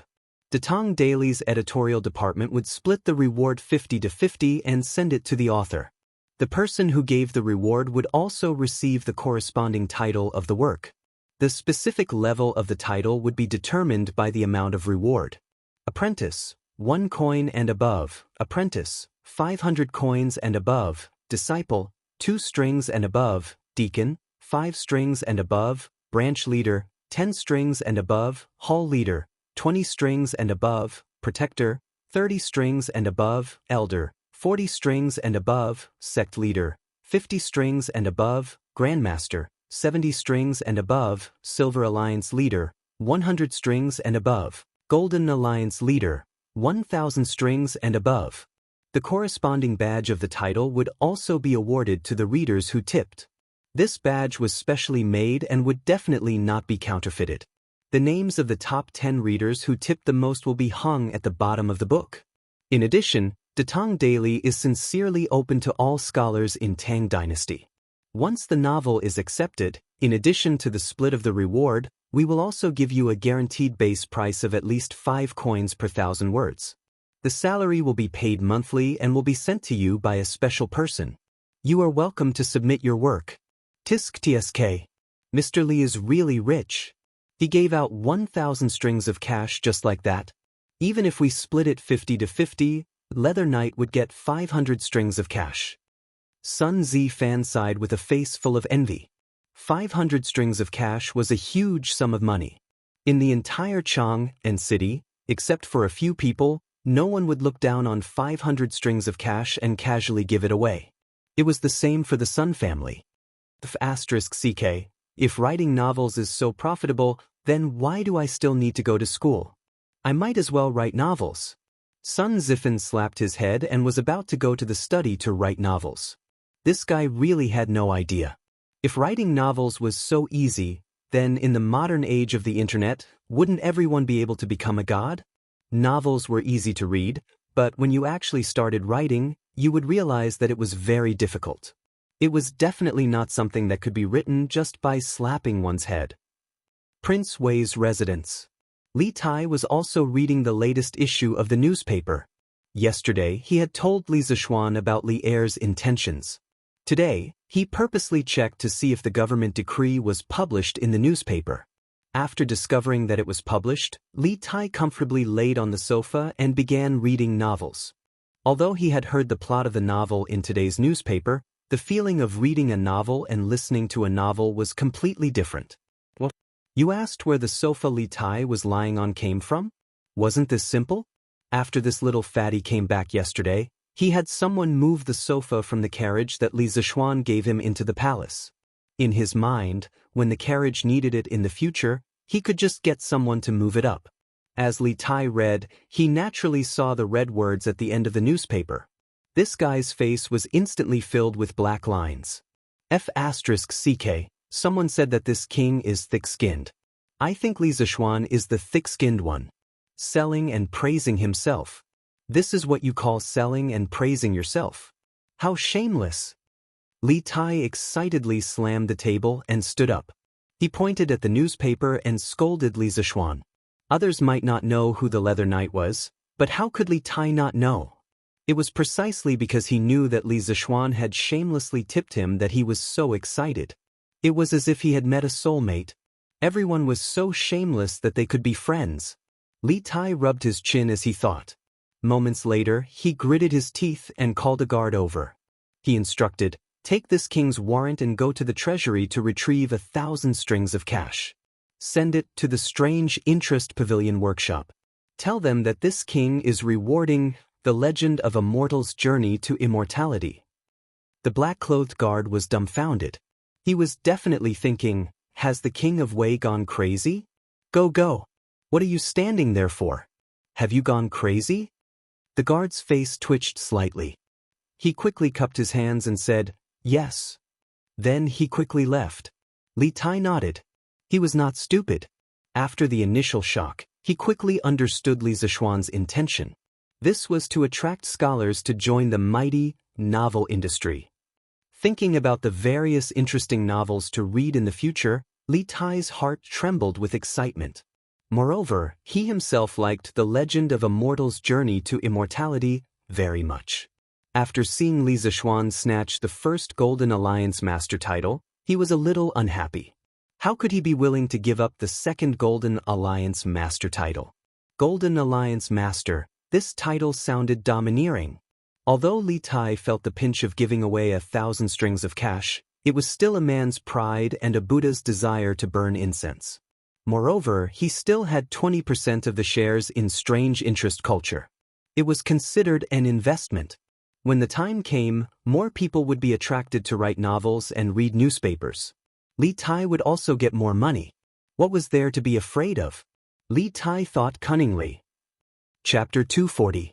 South of Chang, and City, Jinyu Academy. On the stone bench under the pine forest, Hua Hongyi and the other two poor scholars gathered together to read the newspaper. Reading the newspaper had become their daily routine. If they didn't read it for a day, they would feel uncomfortable. Wow! Look at the last part of the newspaper. Lord Li is really rich. He gave out 1,000 strings of cash just like that. But the newspaper has an additional reward function? Who said it wasn't? Lord Li has come up with a new trick again. Tiske, Lord Li really knows how to play. But this way, that leather knight will be rich. Even if it's split 50 to 50, it's still 500 strings of cash. It's enough for a family of 3 to use for a few decades. Hua Hongyi waved the worn-out fan in his hand and thought for a while. He looked at his two classmates and said, Tianhua, Feichen, haven't you thought about Lord Li's intention? Although the story of A Legend of a Mortal's Journey to Immortality is novel, it's not enough to give out 1,000 strings of cash as a reward, right? Brother Hongyi, did you discover something? Yes, I think Lord Li wants to attract scholars to write novels and then submit them to his Datang daily. This looks like it's true. But Lord Li is too generous with his money. Hua Hongyi nodded and said, yes, when Lord Li makes a move, it's always a big deal. With him doing this, I'm afraid many people will rush to write novels. That would have to be written by them first. It has to be something that the supervisor of the workshop likes.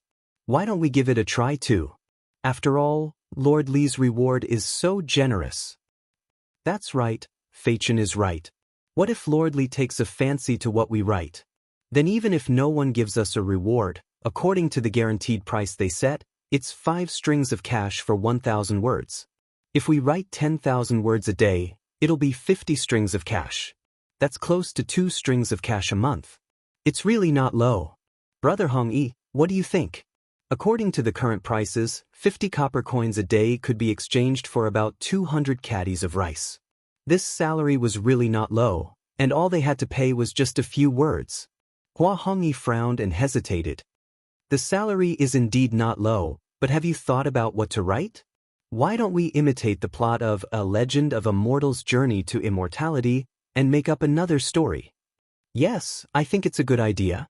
The setting of A Legend of a Mortal's Journey to Immortality is so novel and interesting. I think this model can give rise to many other stories. Hua Hongyi shook his head and said, I don't want to do that. Imitation is always inferior. If I were to write it, I would definitely create a whole new story background and plot. You can try to imitate it first and see how it works. Who knows if it might succeed? Then let's start writing now. Qing Manor. Tsk, little Xian is really rich. Qing Chumo also saw the last few paragraphs of the newspaper. Although he was a loyal fan of A Legend of a Mortal's Journey to Immortality, he didn't know that A Legend of a Mortal's Journey to Immortality was written by Li Zishuan. Therefore, when he saw the last few paragraphs, his first reaction was not to scold Li Zishuan for being shameless, but to sigh at how rich Li Zishuan was. He could throw out 1,000 strings of cash just like that. Golden Alliance Leader. Tsk, This title is so impressive. Cheng Chumo rubbed his chin and sighed with envy. He didn't agree with Li Tai. After all, he was a prince and had a certain amount of financial autonomy. He could squeeze out 1,000 strings of cash just by gritting his teeth. However, Cheng Chumo was a pauper through and through. Although the Cheng family and the Li family had cooperated on the Drunken Immortal and the Land of Warmth and Tenderness, and he had received a lot of pocket money recently, it definitely didn't add up to 1,000 strings of cash. He didn't have the guts to ask old Madame Cheng for it. Therefore, when he saw Li Zishuan become the first Golden Alliance leader in a legend of a mortal's journey to immortality, he could only be envious. Although he really wanted it, he couldn't afford it. Cheng Chumo was conflicted for a while. After a while, he gritted his teeth and returned to his bed. He took out all his pocket money and counted it. Then he smiled and said, "Hee, I can't afford a Golden Alliance leader, but I can still give you a Silver Alliance leader." Cheng Chumo called his page boy. This is page boy. Since this guy started going to school, Cheng Chumo had also followed the trend and recruited a page boy for his son. "Jiang Wuyun, send this 100 strings of cash to the workshop of Chitsu Pavilion.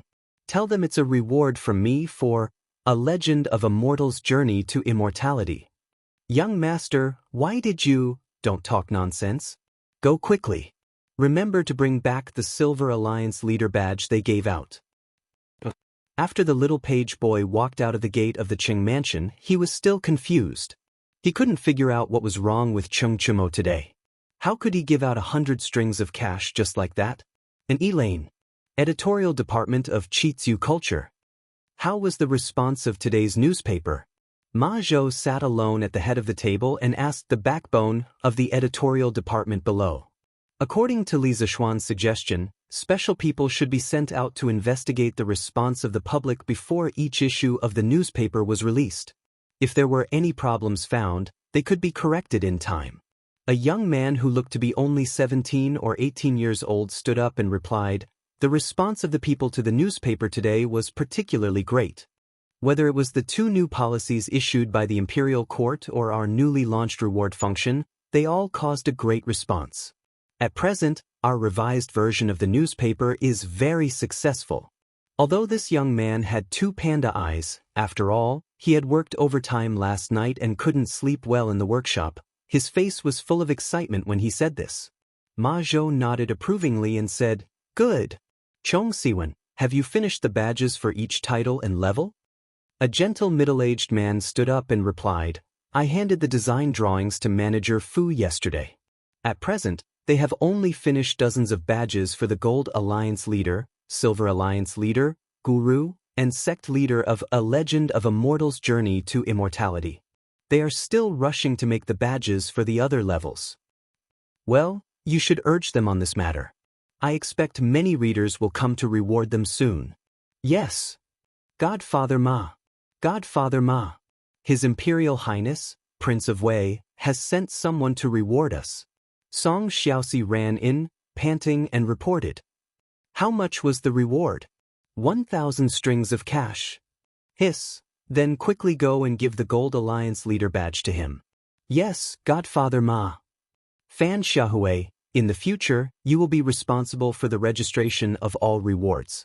You will also be responsible for the distribution of badges. Remember, there must be no mistakes." Ma Zhou said sternly. "Yes, Manager Ma." A middle-aged scholar in gray clothes and a gray hat stood up and cupped his hands. "Godfather Ma. Godfather Ma. The eldest young master of the Cheng estate has sent someone to reward A Legend of a Mortal's Journey to Immortality with 100 strings of cash." "Godfather Ma. Godfather Ma. Princess Changle has sent someone to reward A Legend of a Mortal's Journey to Immortality with 100 strings of cash."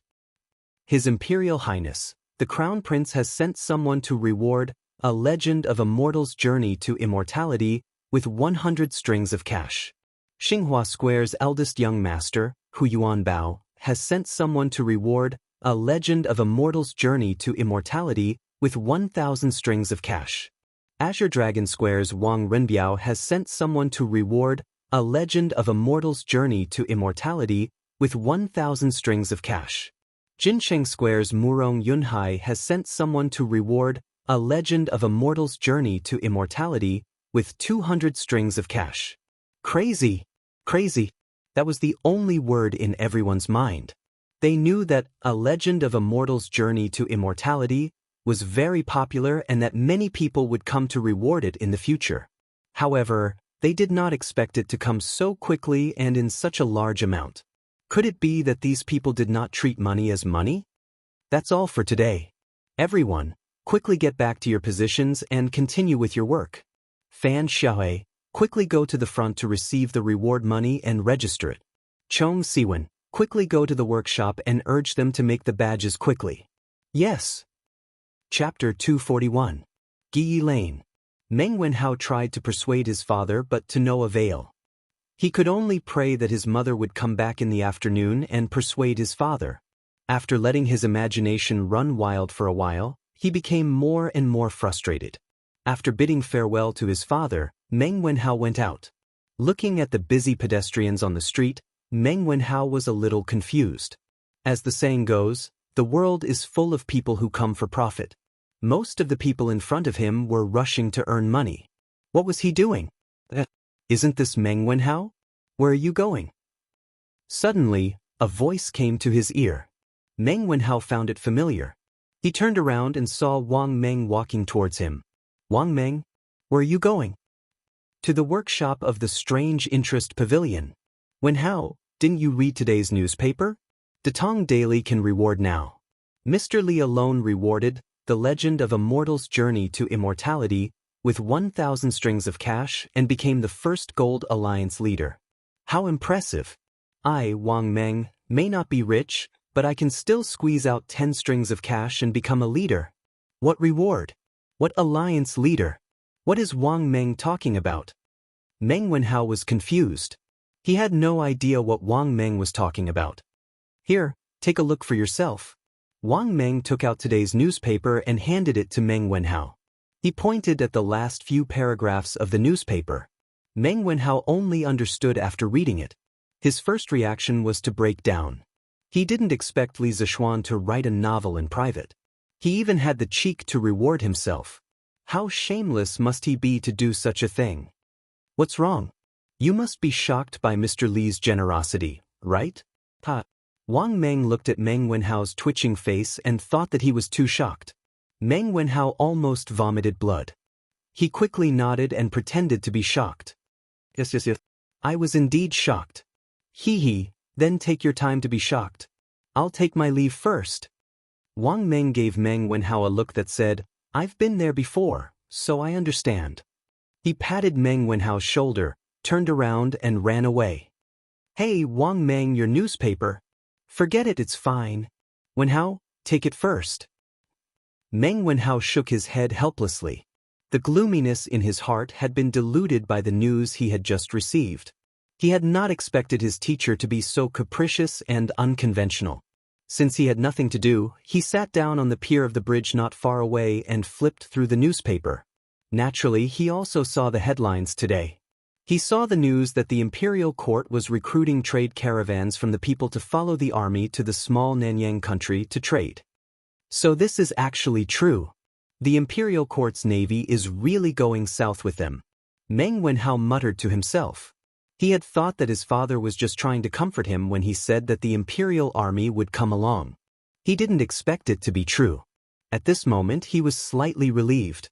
From this piece of news, he understood why Boss Feng suddenly decided to go out to sea. It was all because of this decree issued by the imperial court. But why would the imperial court make such a big move at this time to go south to exchange grain? Would there be a change in the grain supply of the Great Tang in the future? The intelligent Meng Wenhao soon thought of the deeper reason behind this decree. However, he was only guessing and could not be sure. Li residence. Li Zishuan was not idle at this moment. There were big shots coming to his house today. They were Qin Shubao and Li Shaogong. To the people, the decree issued by Li Heir to go south to exchange grain was very sudden and very puzzling. The highest commander of this decree was Li Shaogong. As a member of the Li Tang Empire and Li Heir's trusted right-hand man, Li Xiaogong was of course one of the few people who knew the real reason for this military operation.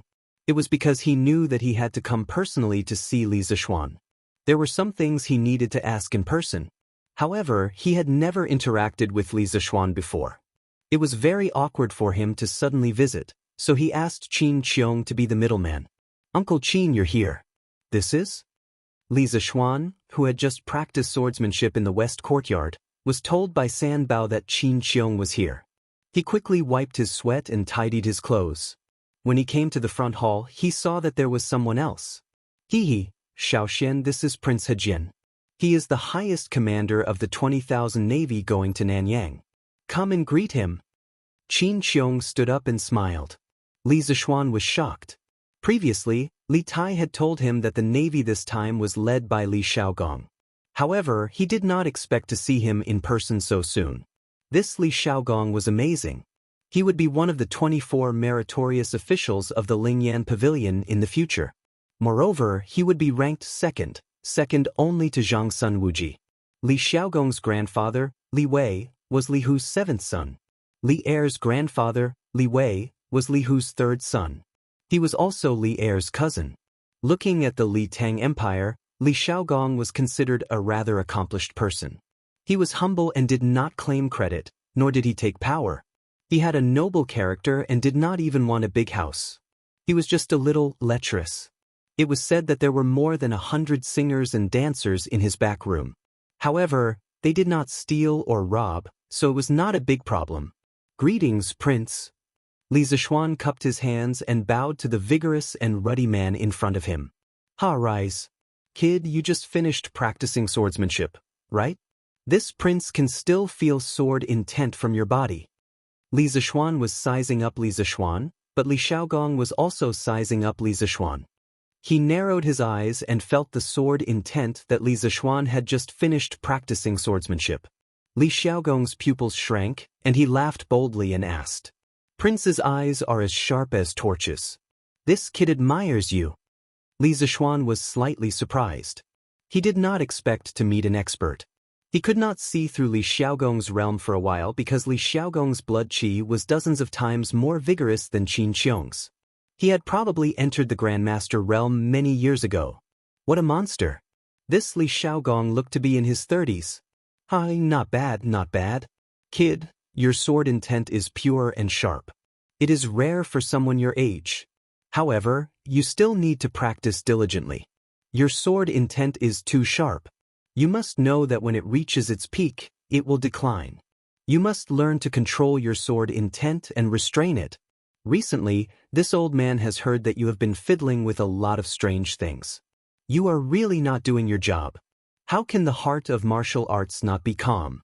Kid, you have such a good foundation. How can you neglect your martial arts?" Li Xiaogong put down his teacup, stood up, and patted Li Zishuan's shoulder as he said earnestly. Li Zishuan was speechless. Li Xiaogong was complaining that he had been causing too much trouble recently and was not doing his job. But now, he had forgotten what his real job was. Teaching, or practicing martial arts. However, Li Xiaogong's theory made Li Zishuan feel enlightened. When he came to this world, his master was already gone. These few months of practicing martial arts were completely based on the memories of his predecessor. He lacked the guidance of a master. Chapter 242. "You are right, Your Highness. My master passed away early and there was no one to urge me on, so I couldn't help but slack off these few months. In this kind of situation, you couldn't reason with your elders, quibble, or find all kinds of excuses. The best choice was to follow their words and retreat in order to advance." This was the experience that Li Zishuan had summed up in countless battles. "Ha, you are worth teaching." Li Xiaogong's forthright laughter soared into the sky.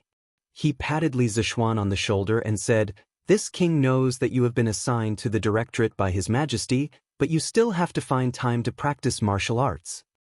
"Ahem, I am being a bit nosy, don't blame me, kid." Li Xiaogong suddenly realized that he wasn't here to preach, but to do something else. He couldn't help but feel a bit embarrassed.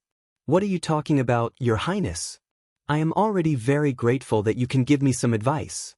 Please have some tea. Uncle Qin, please have some tea too." Although Li Zishuan was complaining in his heart, he didn't show it on his face.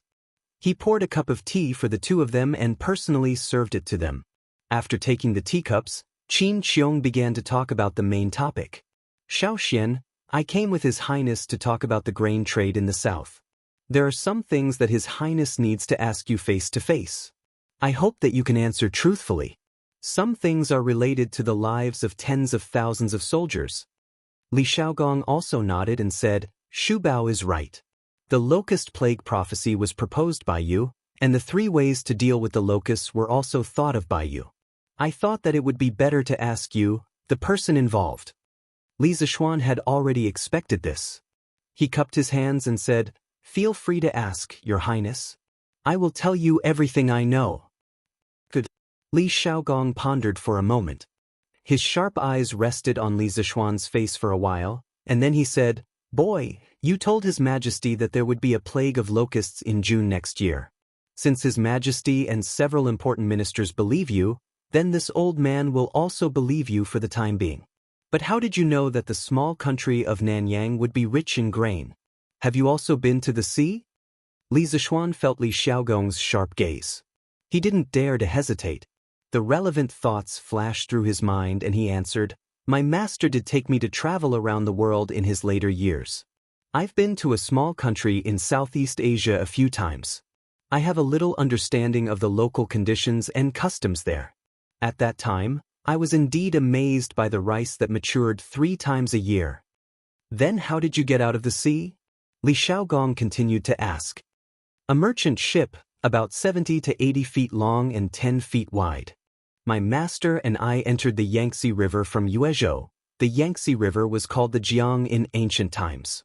After the Sui dynasty, it was called the Great River and the Yangtze River. Following the river, we passed Ezhou, Hangzhou, Xianzhou, and entered the East Sea from Yangzhou. Because the merchant ship was small, it couldn't withstand too much wind and waves. Our ship sailed not far from the coast. We went all the way south and entered the South Sea through Liuqiu. Tong was called Liuqiu in the Tang dynasty. That's right. Finally, my master and I arrived in Myanmar. After traveling around the countries in the South Sea for 2 months, my master and I turned back the way we came. This was Li Zishuan's current state. He had no choice. If he didn't tell the truth, Li Xiaogong would definitely not believe him. If he didn't tell the truth, he would be done for. Of course, he only made up the experience. He didn't say the route blindly. It was a route that he came up with after careful consideration. Li Xiaogong stroked his 3-inch beard and fell into deep thought. He had never been to the sea before. Naturally, he didn't know whether Li Zishuan was telling the truth or not. Then, kid, can you draw a map of the sea for me? To be honest, although I have commanded the Navy many times, I have never been to the sea. I have only heard of the dangers of the sea, but I have never experienced them. With a precise map of the sea, the dangers of the south will be much smaller. Li Xiaogong thought for a long time, but he couldn't find any loopholes in Li Zishuan's words. Thus, he revealed the most important purpose of his trip. Li Zishuan thought about it seriously. In his previous life, he was very good at geography. When he was in high school, he once complained about why science students didn't study geography, but biology. It was really a trap. Now, with his abnormal mental strength, it shouldn't be a problem for him to recall a rough map of the sea. At most, he could ask others what some places were called in the Tang dynasty. Moreover, this matter concerned the lives of tens of thousands of people. This map must be drawn. This kid is willing to help. Your Highness can go back and wait for a few days. After this kid finishes drawing, I will send someone to deliver the map to your residence. In these 2 days, this kid will do his best to recall and ensure that the map is as detailed and accurate as possible. Li Xiaogong smiled and politely said, Then I will have to trouble Xiaoxian. Li Zishuan repeatedly said that he didn't dare. He hesitated for a moment and slowly said, Your Highness, actually, this kid thinks that there are a few aspects of sailing that Your Highness must pay attention to. Otherwise, when the time comes, there will be a lot of losses for the crew and soldiers. Then Xiaoxian, quickly tell me. If it is reasonable, I will definitely do it. Li Xiaogong's hand that was holding the teacup suddenly paused as he hurriedly said. Li Zishuan secretly nodded. Li Xiaogong's performance showed that he indeed loved his soldiers as if they were his children. Otherwise, with his status as a prince, he wouldn't be so polite to him. Firstly, the fleet should have enough fresh water and food. I don't need to say this. As a general, Your Highness should be able to think of it. Secondly, the fleet must not go far along the coast. This way, on the one hand, the fleet can go to the shore to take shelter from the wind when there are big storms and waves. On the other hand, when the fleet is short of supplies, they can also go to the shore to replenish at any time. Thirdly, all the crew members must eat fruits every day. My master once said that if the crew members of an ocean voyage don't eat fresh fruits for a long time, they will suffer from septicemia. In serious cases, they will even lose their lives. Hiss! Qin Qiong and Li Xiaogong gasped. There is actually such a thing? Li Xiaogong's face was full of disbelief. Li Zishuan nodded with certainty and said, There is indeed such a thing. My master was also a medical sage when he was alive. Uncle Qin and Your Highness should believe what he said, right? Yes, of course this old man believes. Qin Qiong nodded. Even Li Zishuan's half-baked medical skills could cure his illness. How could Qin Qiong not believe that Li Zishuan's master's medical skills were brilliant? This prince also believes. When the time comes, we will do as you say. Yes. Fourthly, ocean voyaging is a very lonely thing. Being alone for a long time can easily cause mental problems. Many crew members did not die from the waves or septicemia, but in the end, they died of mental disorders, which is to say, losing their minds. So I hope that Your Highness, on the one hand, can organize more crew members to communicate with each other. On the other hand, when we reach the shore to replenish, let the crew rest on shore. This prince has heard of such things. I didn't expect you to be so knowledgeable. Li Xiaogong stroked his chin and praised. Your Highness, you flatter me. Fifthly. Chapter 243. Fourthly, do you know about Sinan, Your Highness? In the front hall of the Li mansion, Li Zishuan looked at Li Xiaogong and asked. Of course, there are several of them in the Imperial Astronomer. But Li Xiaogong replied curiously. According to the ancient mine records, Sinan first appeared in the Hebei Magnetic Mountain area during the Warring States period. At first, it was used for geomancy, but there were no archaeological objects. It took a long time for Sinan to become a compass. At least, there was no compass in the early Tang dynasty. Qiu Yanhan, a geomancy expert in Shangxi during the Kaiyuan period of the Tang dynasty, was praised by later generations as the founder of the three needles of geomancy: straight needle, sewing needle, and medium needle. He might be the first inventor of the magnetic needle. In the early Northern Song dynasty, another guide tool was created in our country, the guide fish. It was made of a thin piece of steel and was shaped like a fish. It was 2 inches long and 5 inches wide. The belly of the fish was a little concave. Like a boat, it could float on the water. The fish made of steel was not magnetic, so it could not be used as a guide. If it was used as a guide, it must be turned into a magnet by artificial magnetic transmission. The General Essentials of Martial Arts, compiled by Zheng Gongliang in the Northern Song dynasty, introduced the preparation method of the guide fish in detail. As for the method of making a floating magnetic needle, it was first seen in Xin Kuo's Dream Creek Talk in the Northern Song dynasty. The earliest application of the compass in navigation was in the Ming dynasty when Zheng He went to the Western Ocean. In this era, even if the compass was invented, no one would think of using it for navigation. Yes, the gift that Li Zishuan wanted to give to the team of tens of thousands of people was a compass. This thing was a powerful tool for navigation. In the Song dynasty and Yuan dynasty, the compass invented by our country was spread to many countries in Europe and Asia, making it possible for modern Europe to explore the ocean. Of course, the European countries established colonies by sailing the ocean and rose completely, but we, Your Highness, the handle of the Sinan will point to the south no matter how it is rotated. With it, we will be able to distinguish the direction in the vast sea. In this way we won't get lost. Li Xiaogong's eyes lit up. Although he had never been to the sea, he had fought many water battles. He said excitedly, You have a lot of ideas. Only you can think of using the Sinan for navigation. Speaking of this, he frowned and said, "But Sinon is too big. I'm afraid it will be inconvenient to put it on the ship." Li Zishuan laughed and said, "One, you need not worry about this problem. Xiao Bei knows of an object that can also point us in the right direction. Moreover, it is incomparably light and easy to carry. If your Highness needs it, I can have the workshop make a few today and send them to your Highness. Your Highness will know when you see them. Is there really such a divine object? Then you have to make it as soon as possible. There are only a few days left before the army departs." At this moment, Li Xiaogong was really glad that he had come today. The harvest was too great. Li Zishuan was about to nod when he suddenly remembered something and said, "This one is very willing to help your Highness. However, this one is still under house arrest. I can't go out, nor can I go to the workshop personally. As a result, I'm afraid the progress will be much slower."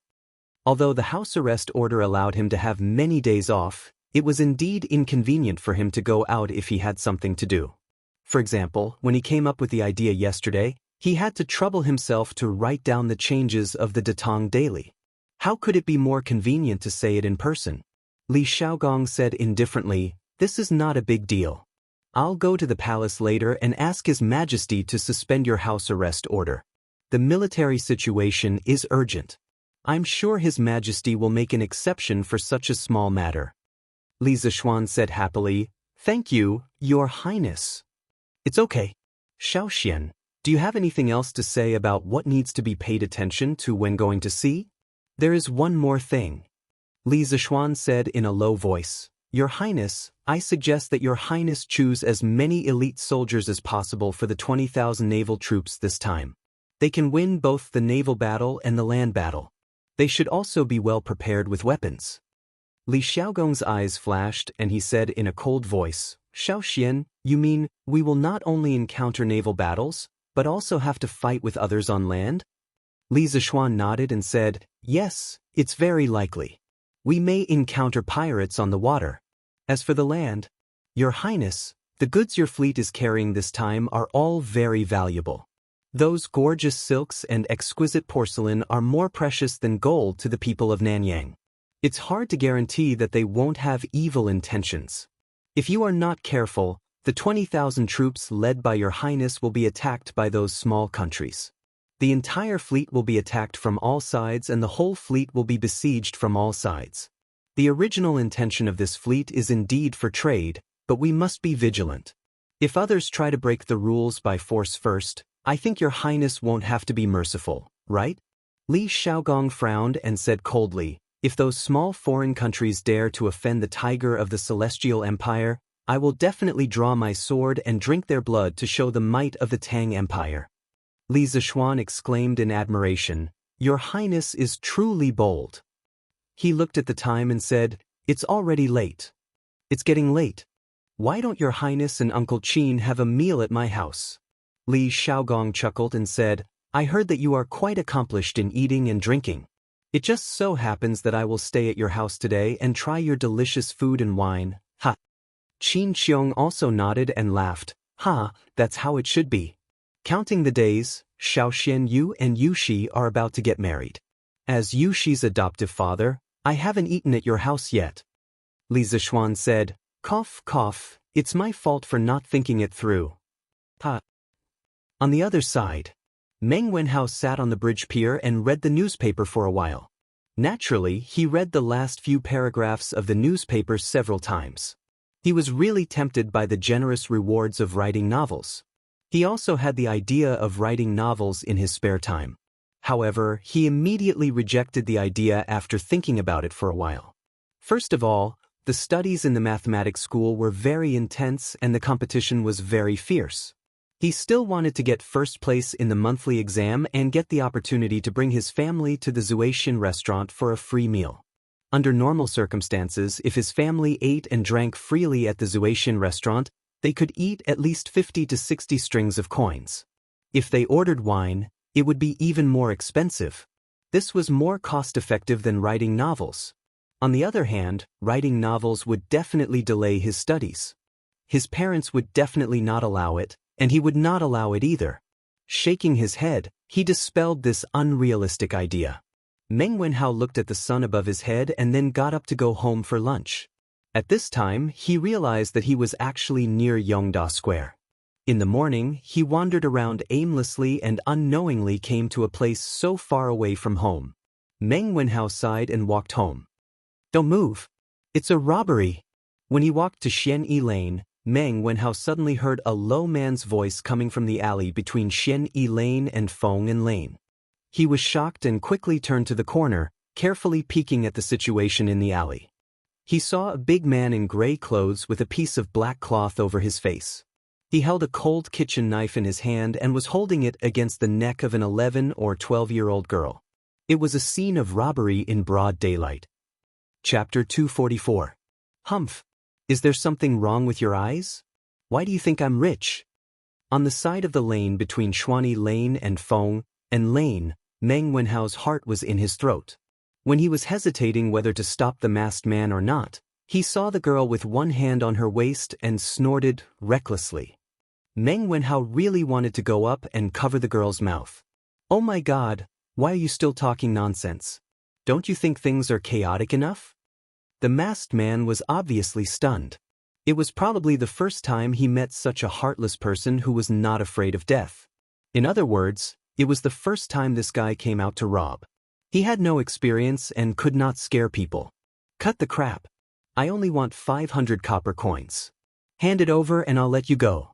Otherwise, I'm afraid there will be an extra red line on your neck. The masked man reacted. He pushed the kitchen knife in his hand forward a few more inches and said fiercely. Meng Wenhao saw it clearly from the corner of the wall. He was very anxious and wanted to stop him. However, he was afraid that the kitchen knife in the masked man's hand would hurt the girl. After all, the kitchen knife was already close to the girl's throat. If the masked man's hand trembled slightly, the girl was likely to die. Meng Wenhao looked around and found that there was no one around. He guessed that they had all gone back to have lunch. Meng Wenhao forced himself to calm down and seriously thought about it. Then he picked up a brick next to him. Don't be surprised, this was the so-called Qin bricks and Han tiles. In fact, as early as the Zhou dynasty, there were records of bricks. Meng Wenhao took a deep breath, gathered his courage, and quietly approached the masked man. The masked man and the girl stood facing each other. Meng Wenhao's direction was just behind the masked man, so his movements fell into the girl's eyes. The girl saw that there was someone else here, and her eyes widened in surprise. However, when she saw the brick in Meng Wenhao's hand, she quickly blinked, as if to tell him not to come over. Meng Wenhao's brain was a little confused. He did not understand what the girl was trying to say. Little girl, is there something wrong with your eyes? Why do you keep blinking? Is there someone behind you? The masked man felt that he had gotten off to a bad start today. He couldn't even deal with a little girl. She wasn't afraid of him at all. He was a failure as a bandit. When Meng Wenhao saw that the robber had the intention to turn around, he was greatly alarmed. He was only a scholar without the strength to truss up a chicken. How could he be a match for this burly man? Before the burly man could turn around, he quickly retreated to the corner. At this moment, he could even hear the sound of his heart thumping. Yes. There's someone there. Look behind you. The girl giggled. The masked man was about to turn around to see if there was anyone behind him when he heard the girl's words. He paused for a moment. Then he sneered and said, "Tisk, little girl, are you trying to trick me into turning around so that you can take the opportunity to escape? I'm so smart, why would I fall for your trick?" At this moment, the robber felt as if he was possessed by Zhuge Liang. He had the demeanor of a wise man who could see through all the conspiracies in the world. In short, he felt that he was too damn smart. Humph, how could someone as smart as me be deceived by a little girl like you? TSK, if you don't believe me, then forget it. The little girl playfully rolled her eyes and curled her lips. When the robber saw her reaction, he was even more certain that his judgment was correct. He couldn't help but feel proud in his heart. Don't talk nonsense. Quickly take out the money. No one will come to this alley at this time. Little girl, don't waste your time. No one will come to save you. As the robber spoke, he pushed the kitchen knife forward a little. On the girl's white and tender neck, there was already a faint trace of blood. But I really don't have 500 coins. Feeling the coldness on her neck, the little girl pitifully said. The robber really wanted to curse at this moment. How could there be such a person who cared more about money than life these days? He swept his eyes over the girl's body and saw that the girl was wearing coarse hemp clothes with patches. There were no gold hairpins or silver ornaments in her hair. He couldn't help but frown. Why did he pick such a poor person to rob? Was he really blind? The robber quickly shook his head. At this time, he definitely couldn't admit that it was his problem. He could only go down this path to the end. Suddenly, he saw that there was a jade bracelet on the girl's wrist. He quickly said excitedly, "Hee, who said you don't have it? I see that the jade bracelet on your wrist is worth about 2 strings of coins. Quickly give it to me." After saying that, he pretended to be fierce. Of course, this expression was in vain because his face was covered and the girl couldn't see it. His left hand squeezed the girl's shoulder. The girl's face clearly turned pale, but she didn't cry out in pain. She quickly protected the jade bracelet on her left wrist with her right hand and anxiously said, "No. This was left to me by my mother. You can't take it away." "Hey, I don't care who left it to you. Quickly take it out or else." As he said that, he gestured with the kitchen knife in his hand and threatened, "Do you want the jade bracelet or your life? Choose one." Meng Wenhao was so anxious that his forehead was sweating. He secretly scolded the girl in his heart for being so stubborn. Why was she still hesitating at this time? After a moment of stalemate, the girl finally took off the jade bracelet on her wrist and reluctantly handed it to the masked man. "Here, for you." "Hee, that's more like it." The masked man took the jade bracelet and smiled proudly. "Okay, I'll keep my word. You can go now." The robber removed the kitchen knife from the girl's neck and said, "Big brother, didn't you just say that you only want 500 strings of coins? But this jade bracelet is worth at least 2 strings of coins. If you keep your word, give me 1,100 strings of coins." The usual money of the Tang dynasty was only equivalent to 800 strings of coins. "To tell you the truth, I just arrived in Chang, and today and have used up all my traveling expenses. If you take the jade bracelet away, I really have nothing left and can only jump into the crooked river pool." The girl looked pitiful and looked like she was about to cry. She looked at the masked man and said, Meng Wenhao, who was lying on the side and peeking, was speechless. Who would ask a robber for money? This girl really didn't have any awareness of being robbed. However, the masked man didn't think so. He scratched his head and felt that what the girl said made sense. So, he waved his hand and said, "Oh, okay. Don't cry, I'll keep my word. I said that I only want 500 strings of coins, so I'll take 500 strings of coins from you. You wait, I'll give you the money." After saying that, he actually took out the pouch at his waist and began to count the money. After a while, he said embarrassedly, "Ahem, I only brought 1 string of coins when I went out today. You can take it first. I'll return the rest to you when we meet again." Chapter 245.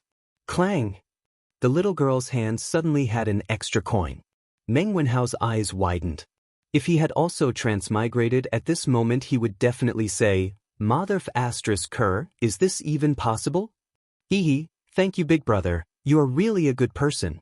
The girl looked at the coin in her hand and suddenly said with a smile. The masked man scratched his head embarrassedly.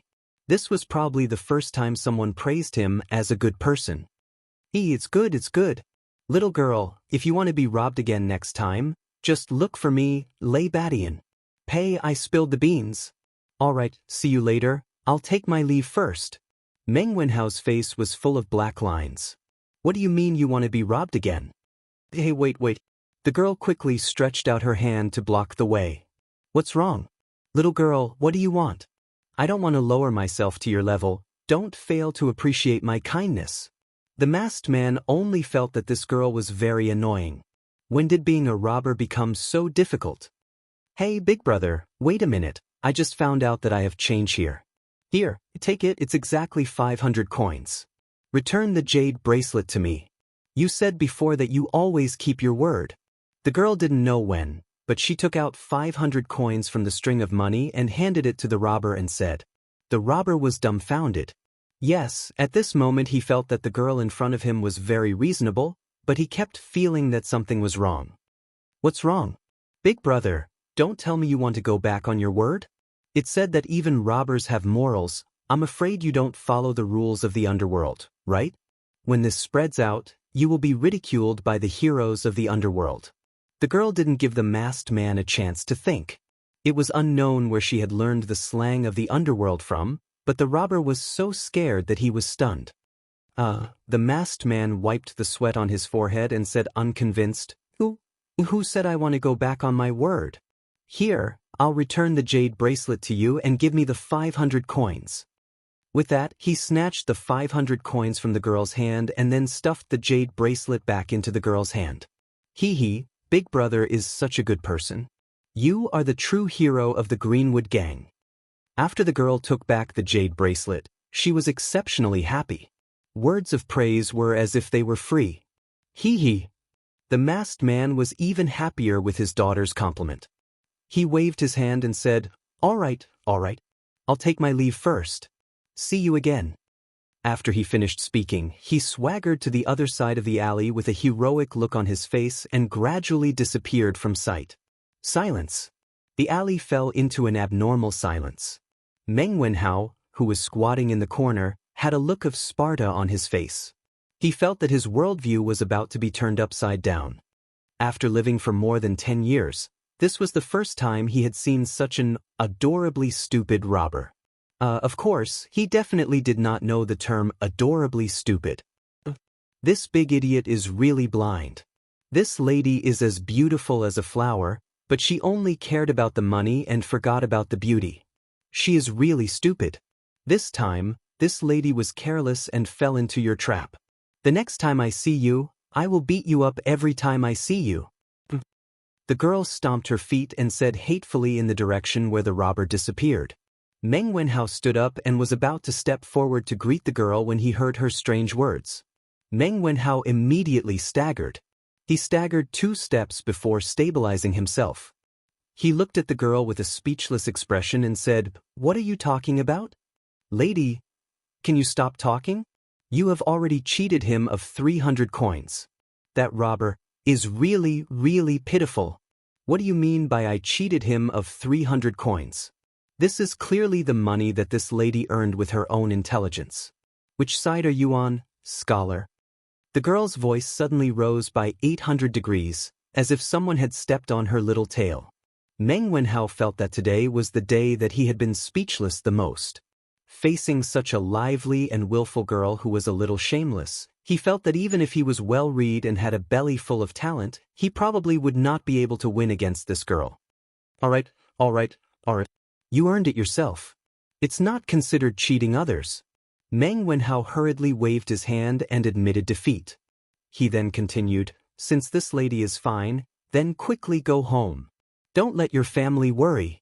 The alleys here are crisscrossed and very remote. You'd better not come here alone in the future. It's quite dangerous for a girl like you. Humph. You're young but you're so long-winded. You're just like an old woman. The girl wrinkled her nose and said sarcastically to Meng Wenhao. Meng Wenhao almost fainted from anger. He pointed at the girl in front of him and wanted to say something. At this time, he heard the girl's tone change and said sadly, I don't have a family anymore. Uncle is sick. Aunt is too sad and went with him. I don't have a family anymore. I don't have a home. Boo-hoo. As the girl spoke, she squatted down, hugged her knees and cried bitterly. Meng Wenhao was caught off guard by this sudden turn of events. But when he saw the girl speaking sadly and crying sadly, his heart could not help but ache. He squatted down, patted the girl's back and said softly, Lady, don't cry. Your uncle and aunt are gone, but your parents are still here. It would have been better if he did not say that. Once he said that, the girl cried even harder. Boo-hoo. I'm a child who doesn't have parents who love me. At this moment, Meng Wenhao really wanted to slap himself twice. He really had a bad mouth. Lady, it's possible that your parents had no choice back then, so you'd better not be sad. Boo-hoo. Even if they had no choice, they couldn't abandon me. They just didn't have me in their hearts. The girl continued to speak pitifully. How can there be parents who don't love their children in this world? Unless they had no choice, I believe that your parents would definitely not abandon you. To be honest, in order to support my studies, my father will risk his life to go to sea in a few days. Therefore, I think that your parents must have had their own difficulties back then. As Meng Wenhao spoke, he could not help but think of his father. For a moment, he could not help but feel sad. The girl's crying gradually stopped. Slowly, the alley regained its silence. After a moment of silence, the girl stood up and patted Meng Wenhao's shoulder. Alright, I'm not sad anymore. Seeing that you helped me today, oh no, you almost helped me today, I'll treat you to lunch. One in front and one behind, one crying and one laughing, it was as if she had become a completely different person in an instant. Meng Wenhao touched his nose. He felt that if he stayed with this girl for too long, his nerves would definitely be damaged. No need, I still have to go home to eat. Tisk, why are you dawdling? It's rare for me to treat someone to a meal. How dare you not give me face? Alright, let's go then. Hee hee, that's more like it. What's your name? Meng Wenhao, what about you? My name is Li Yu. You can call me Little Yu. Chapter 246.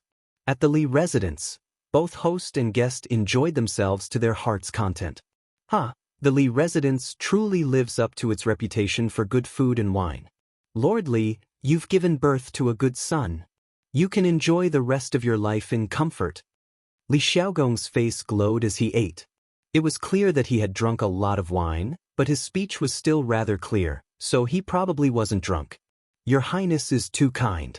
My son is naughty and likes to cause trouble. I hope that your Highness can take care of him in the future. Li Xiaogong and Qin Qiong, the two big shots of the imperial court, had come to the Li residence as guests. Naturally, Li Jingma had to accompany them to drink. He was now more and more convinced of his son's abilities. First, Li Xiaogong got to know several state dukes, then the crown prince and King Wei, and now Li Xiaogong, a prince with real power and prestige in the military, had come. Sometimes, Father Li couldn't help but wonder if he should find some time to gather all the servants in the house and train them. Well said, well said.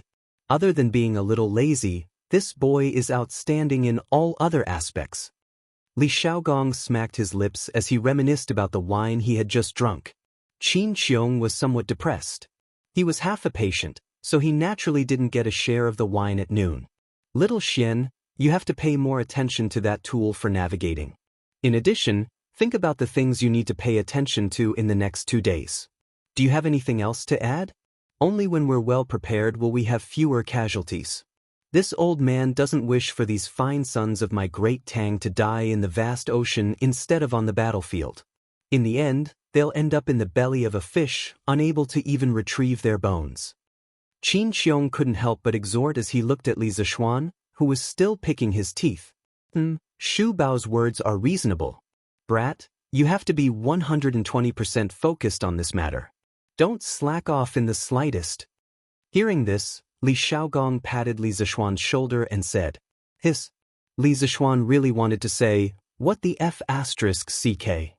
This slap almost drove his toothpicking arm into his gums. Yes, in ancient times, it wasn't called a toothpick, it was called a toothpicking stick. Oh, Uncle Qin and His Highness are distracted. I know what's important.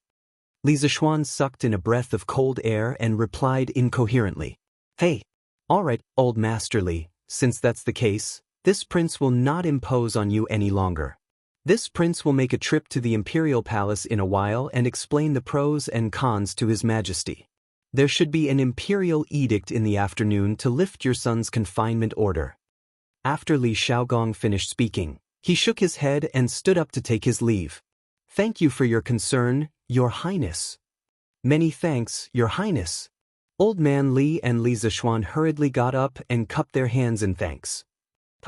Li Xiaogong laughed heartily and waved his hand.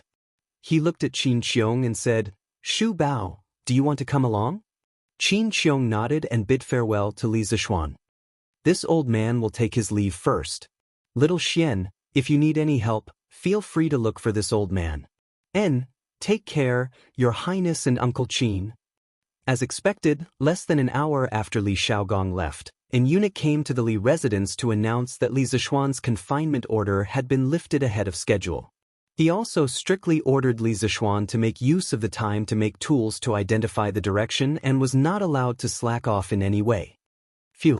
Since Li Zishuan's wording in the imperial edict was rather strict, it made people feel that if Li Zishuan did not complete the task in the next few days, he would be beheaded. Therefore, after the eunuch left, Li Du's parents chased him out of the house. "All right, San Bao, let's go to the workshop."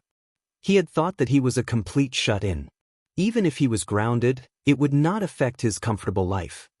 He did not expect that shut-in to have such a restless heart. The main thing was that in this era, there were no computers and no internet. Even if he stayed at home, he could not stay at home. Not to mention the internet, as long as he had a computer and could play single-player games at home, Li Zishuan could stay at home. Fortunately, the confinement order had been lifted and he could go out. Otherwise, he would have gone crazy if he had to stay at home for 5 days. Although there were conditions for lifting the confinement order in advance, a small compass was a piece of cake for a graduate student in precision instruments like him. "Yes, young master," San Bao answered excitedly. Other than Li Zishuan, San Bao was the happiest person to have his confinement order lifted. This meant that he could go out in a luxury car, again. This was the hidden benefit of being an experienced driver. The horse carriage moved slowly on the streets of Cheng and city, getting further and further away. "Meng Wenhao, I'm very happy today. What do you want to eat?" "Just order he." In a roadside noodle shop in the East City, Liu touched the 300 copper coins that she had just earned in her purse. She was full of confidence and had the attitude of a nouveau riche. You order. Also, you have no relatives or friends in Cheng. I advise you to save the 300 copper coins." Meng Wenhao said worriedly. On the way, through chatting with each other, he had a rough understanding of Liu's current situation. The little girl's adoptive parents, who were also her uncle and aunt, used to live in Bingzhou, which was also Taiyuan. In the 13th year of Sui Day, 618 AD, Liu, who was still in swaddling clothes, was entrusted to Fu Lingyan and Lu Yixue, Liu's adoptive parents, by a mysterious couple. They said that they would come back to take her away in 2 to 3 months or a year. The Fu family was a large family in Taiyuan, and Fu Lingyan was somewhat knowledgeable. He saw that the couple was in a sorry state, and their expressions were rather panicked. He could even faintly see traces of blood on their clothes. He guessed that the couple might have encountered a very thorny problem. He instinctively wanted to keep the couple at the door. After all, the world was in chaos at the time, and no one was willing to fall into inexplicable trouble for no reason. Fu Lingyan was about to refuse when Lu Yixue tugged at his arm and looked lovingly at the little girl in swaddling clothes. They had been together for more than 10 years. How could Fu Lingyan not understand his wife's thoughts? He could not help but feel a pain in his heart. After being married for so many years, although they were very loving, they did not have a child. They had seen many famous doctors, but it was to no avail. The child had become a knot in their hearts that they could never get rid of. Looking at it now, his wife probably wanted to adopt the baby girl. In the end, Fu Lingyan gave in and adopted Liu. He had asked about the couple's identity, but they refused to tell him. Instead, they wanted to give him a large sum of money to raise their daughter. Of course, Fu Lingyan didn't lack the money, so he refused. Just like that, Liu was settled in the Fu family. The only thing her parents left behind was the jade bracelet. Lu Yixue was a mother for the first time. Naturally, she was very excited. Although her identity as a mother could be taken away at any time, she still treated Liu as her own. What she did for Liu was even more than what a real mother would do. Just like that, the Fu family had a little cutie.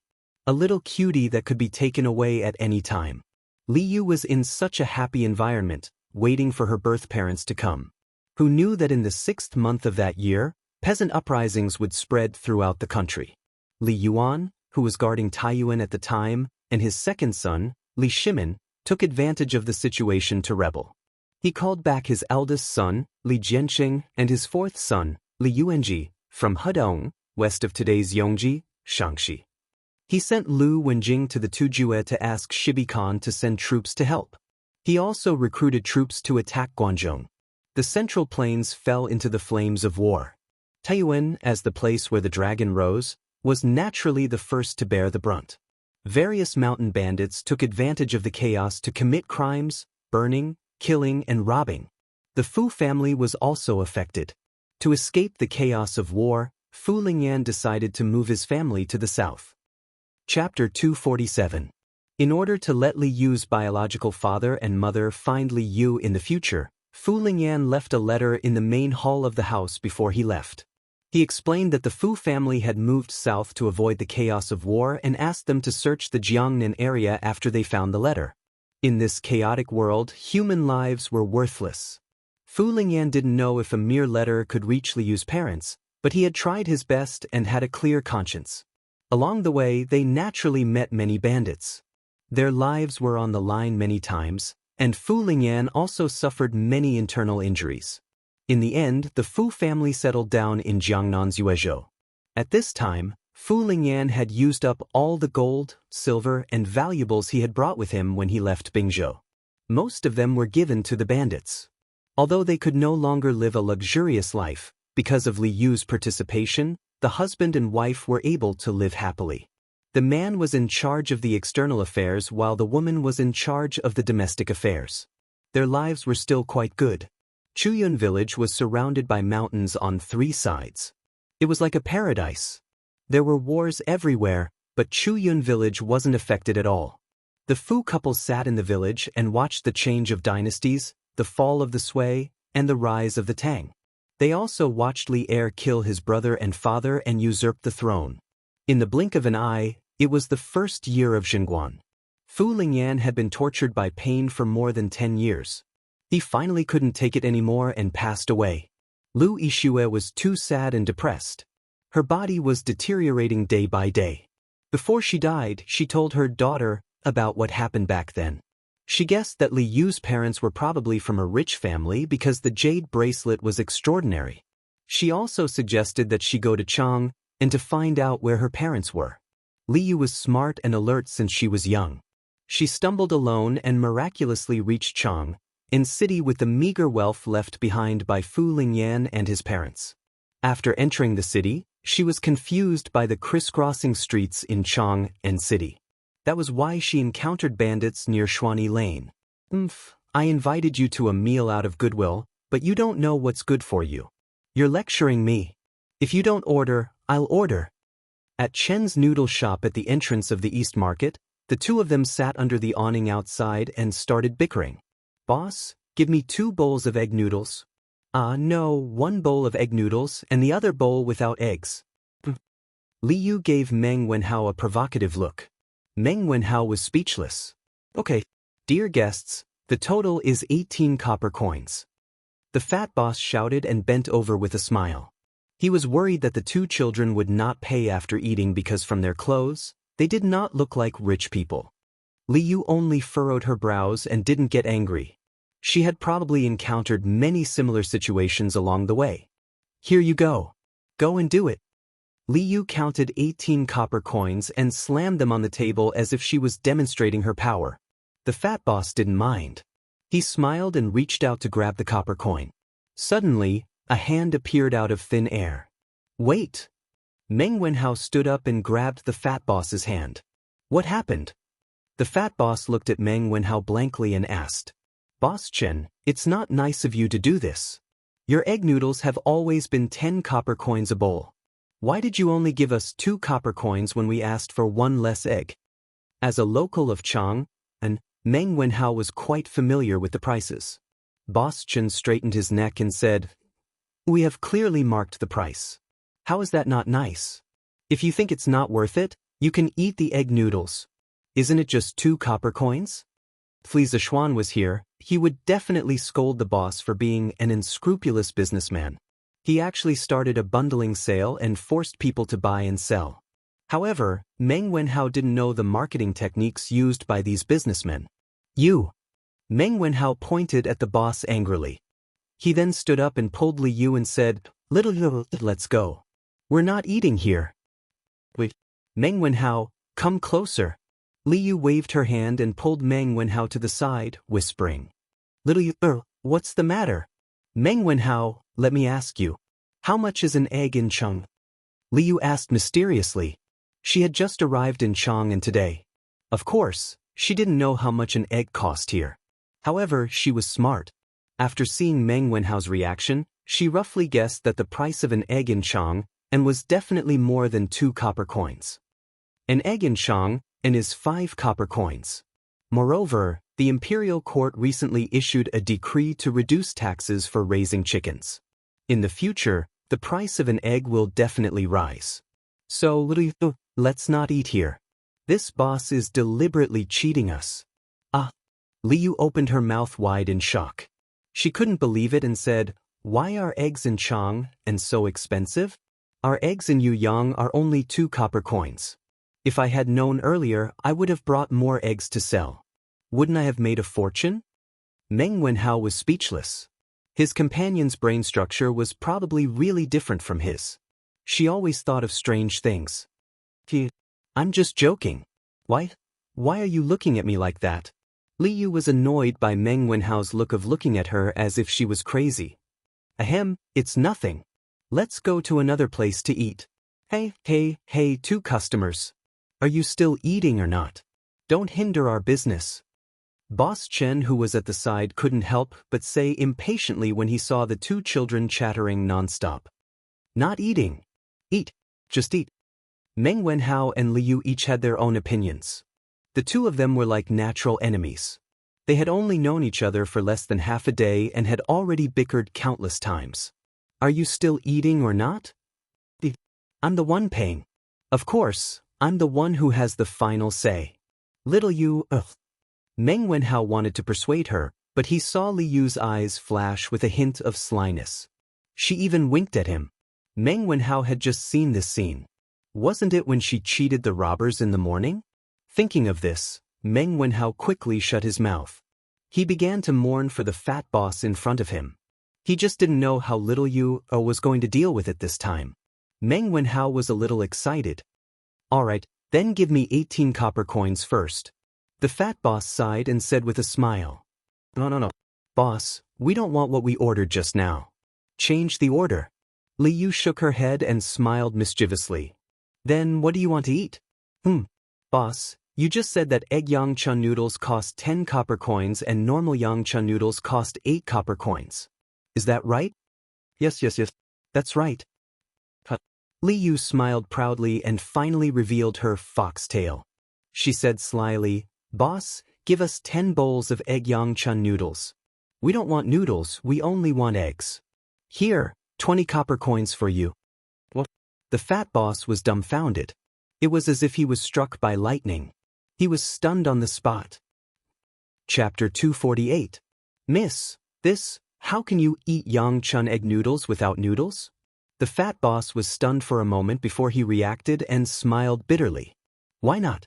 If others can eat yangchun noodles without eggs, why can't I just eat eggs without noodles? Li Yu frowned and pretended to be unhappy. But this is against the rules. We don't want to do business with you. You should go elsewhere. The fat boss could not argue with her and could only chase her away. You just think that you will lose money by selling like this, right? You just charged 8 coins for a bowl of yangchun noodles without eggs. Why didn't you think that you will lose money by setting the price like this? A black-hearted boss like you should be sent to the authorities. Li Yu said angrily with her hands on her hips. What's wrong? This is? I don't know. I just came. It seems that the boss purposely set the price to cheat outsiders. Is that so? Chen's noodle house was located at the entrance of the East Market. It was an outdoor noodle house where the diners ate under the awning outside. It was hard not to notice such an open noodle house located in such a crowded area. After a while, 4 or 5 onlookers came to watch the show and pointed at the fat boss. All businessmen paid attention to their reputation, and the fat boss was no exception. When he saw the onlookers pointing at him, his expression changed. He pulled Li Yu over and whispered with a slightly stern look, Brother Li Yu, don't be so rude. Little girl, don't look for trouble. I can see that you're from another city, so don't go overboard. Be careful of what you say. How about this? We'll do what you just ordered. I'll only charge you 15 copper coins. You two eat quickly. Let go, Boss Chin, what do you want? Meng Wenhao, who was at the side, didn't have time to react. When he did, he quickly pulled Li Yu behind him and angrily said to the fat boss. Li Yu stood behind Meng Wenhao with an inexplicable look in her eyes. How dare you threaten me? Everyone, please be the judge. This restaurant's Yangchun egg noodle soup costs 10 copper coins per bowl, but the boss charged 8 copper coins per bowl for the ordinary Yangchun egg noodle soup without eggs. Now the eggs in Shang and cost 5 copper coins per bowl. Don't you think this boss is evil? Li Yu pointed at the fat boss and said to the crowd. Wow, the owner of this shop is really evil. I really didn't expect this. I've been to this shop before. The boss here is indeed quite evil.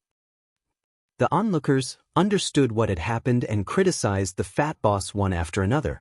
Seeing that he had been pointed at by thousands of people, the fat boss's expression flashed with a trace of viciousness.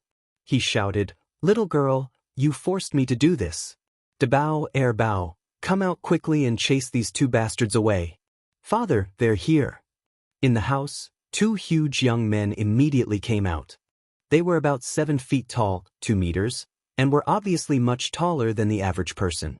Moreover, they were bigger than the fat boss. What was even more amazing was that the 2 of them looked exactly the same. They should be twins.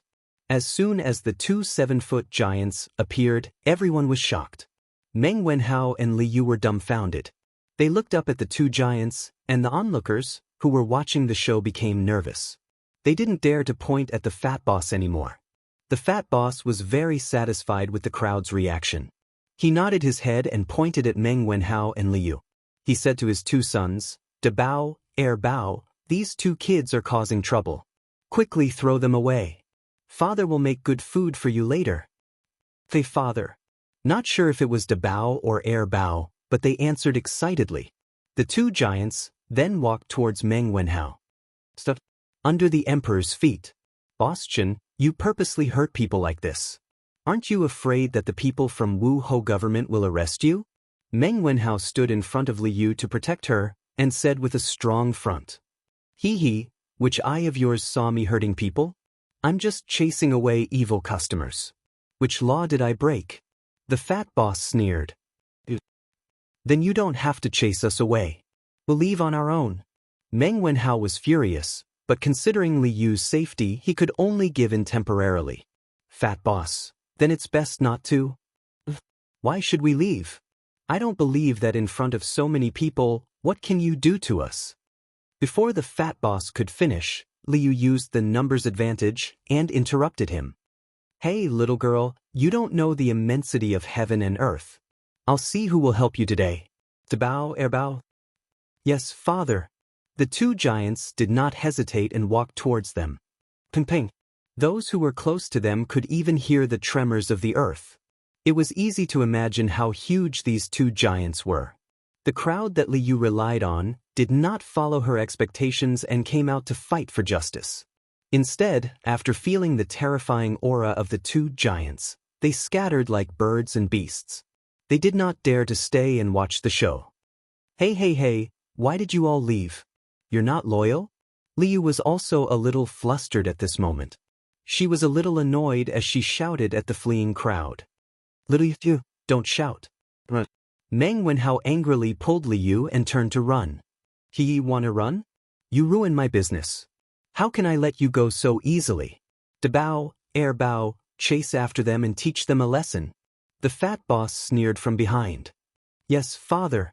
The 2 giants had long legs.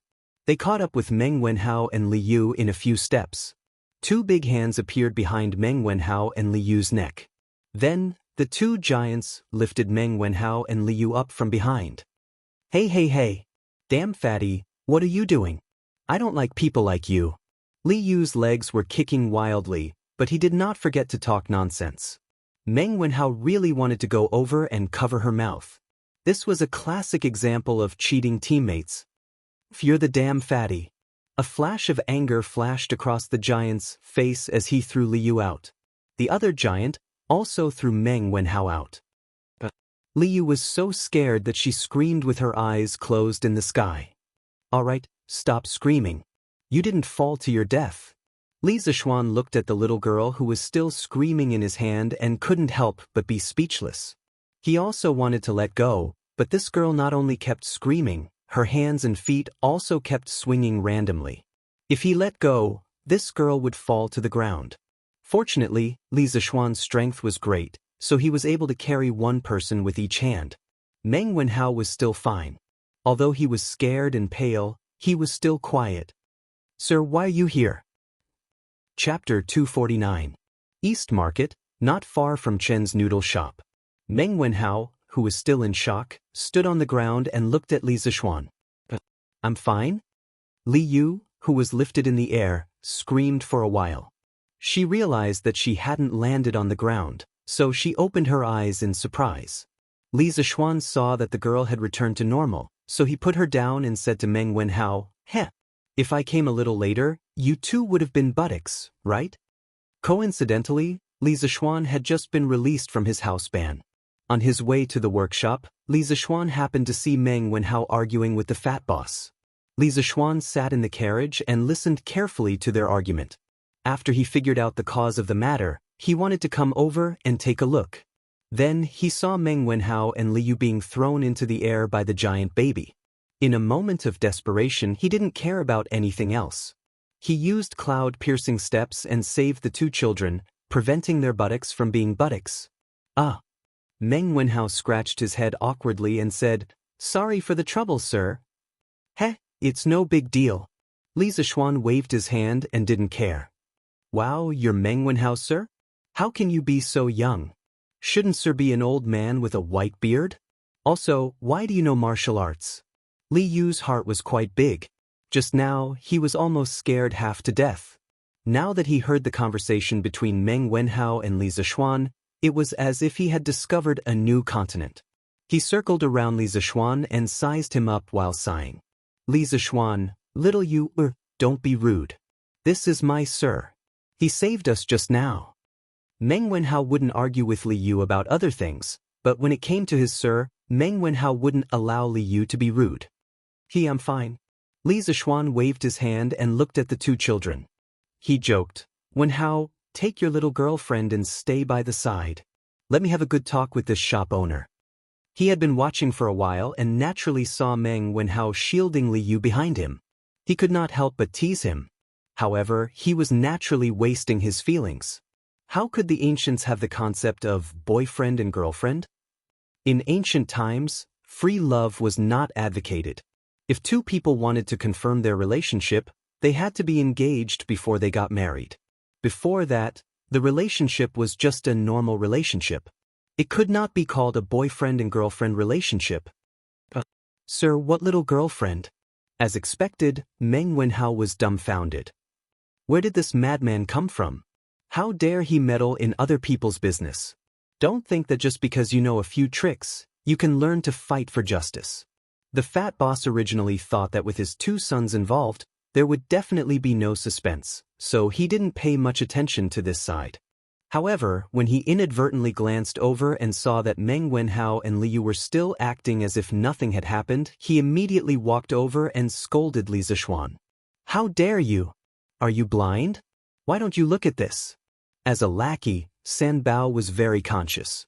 When he saw the fat shop owner's arrogant attitude towards his young master, he quickly jumped out and scolded him. However, before he could finish, Li Zishuan stopped him. San Bao, you go to the side too. This shop owner bullied his student. How could he let him off so easily? If he allowed San Bao to announce his name and identity, wouldn't it be too boring? Yes, young master. San Bao scratched his head and replied before quickly retreating to the side. Bullying children with brute force. What kind of ability is that? Are you two going to come at me together or three at once? Li Zishuan did not waste time with the fat shop owner. He was dressed in a white shirt and stood with his hands behind his back as he spoke calmly. Invisible pretentiousness was the most fatal. His image of an otherworldly expert had really stunned Meng Wenhao and Li Yu. The two children looked at Li Zishuan with hearts in their eyes, looking like modern, brainless fans. 3 at once. The fat shop owner was stunned. After a while, he reacted and said angrily, "Arrogant! Debao bao, teach this brat a lesson." Instead, the two giant babies, one with Raging Bull Charge and the other with Mount Tai Crush, pounced on Li Zishuan with great momentum. Li Yu, who was standing at the side, saw the momentum and swallowed her saliva with difficulty. At this moment, she finally understood that she was courting death just now. Li Zishuan was not frightened by the momentum. These two were just boorish people who only knew how to use brute force to suppress others. Although there was a saying that one can defeat 10, their strength was far from that level. In terms of strength, these two giant babies would not be able to defeat Li Zishuan even if they worked together. Li Zishuan stood at the same spot without moving. He still had a calm expression on his face. Seeing the two giant babies getting closer and closer, Li Yu whispered to Meng Wenhao, "Wenhao, is your master scared out of his wits?" "Oh no, your master looked quite handsome just now, but he's going to be crushed into a meat patty soon." Meng Wenhao frowned and said unhappily, "Don't talk about my master." Li Zishuan, who was standing at a distance, could not help but twitch his mouth. Although the little girl's voice was soft, it could not escape his abnormal hearing. However, it was not the time to care about this, because one of the giant babies was about to hit his stomach, and the other one had already soared into the sky and pressed down with the momentum of Mount Tai. Meng Wenhao, Li Yu, and San Bao held their breaths nervously and widened their eyes. On the other side, the fat boss's mouth flashed a trace of a sinister smile. Li Zishuan stretched out his hands very slowly, but it happened to block the two giant babies. The Raging Bull could not move forward anymore, and the Mount Tai was directly held above Li Zishuan's head with one hand. Silence! Silence! Silence! What kind of scene was this?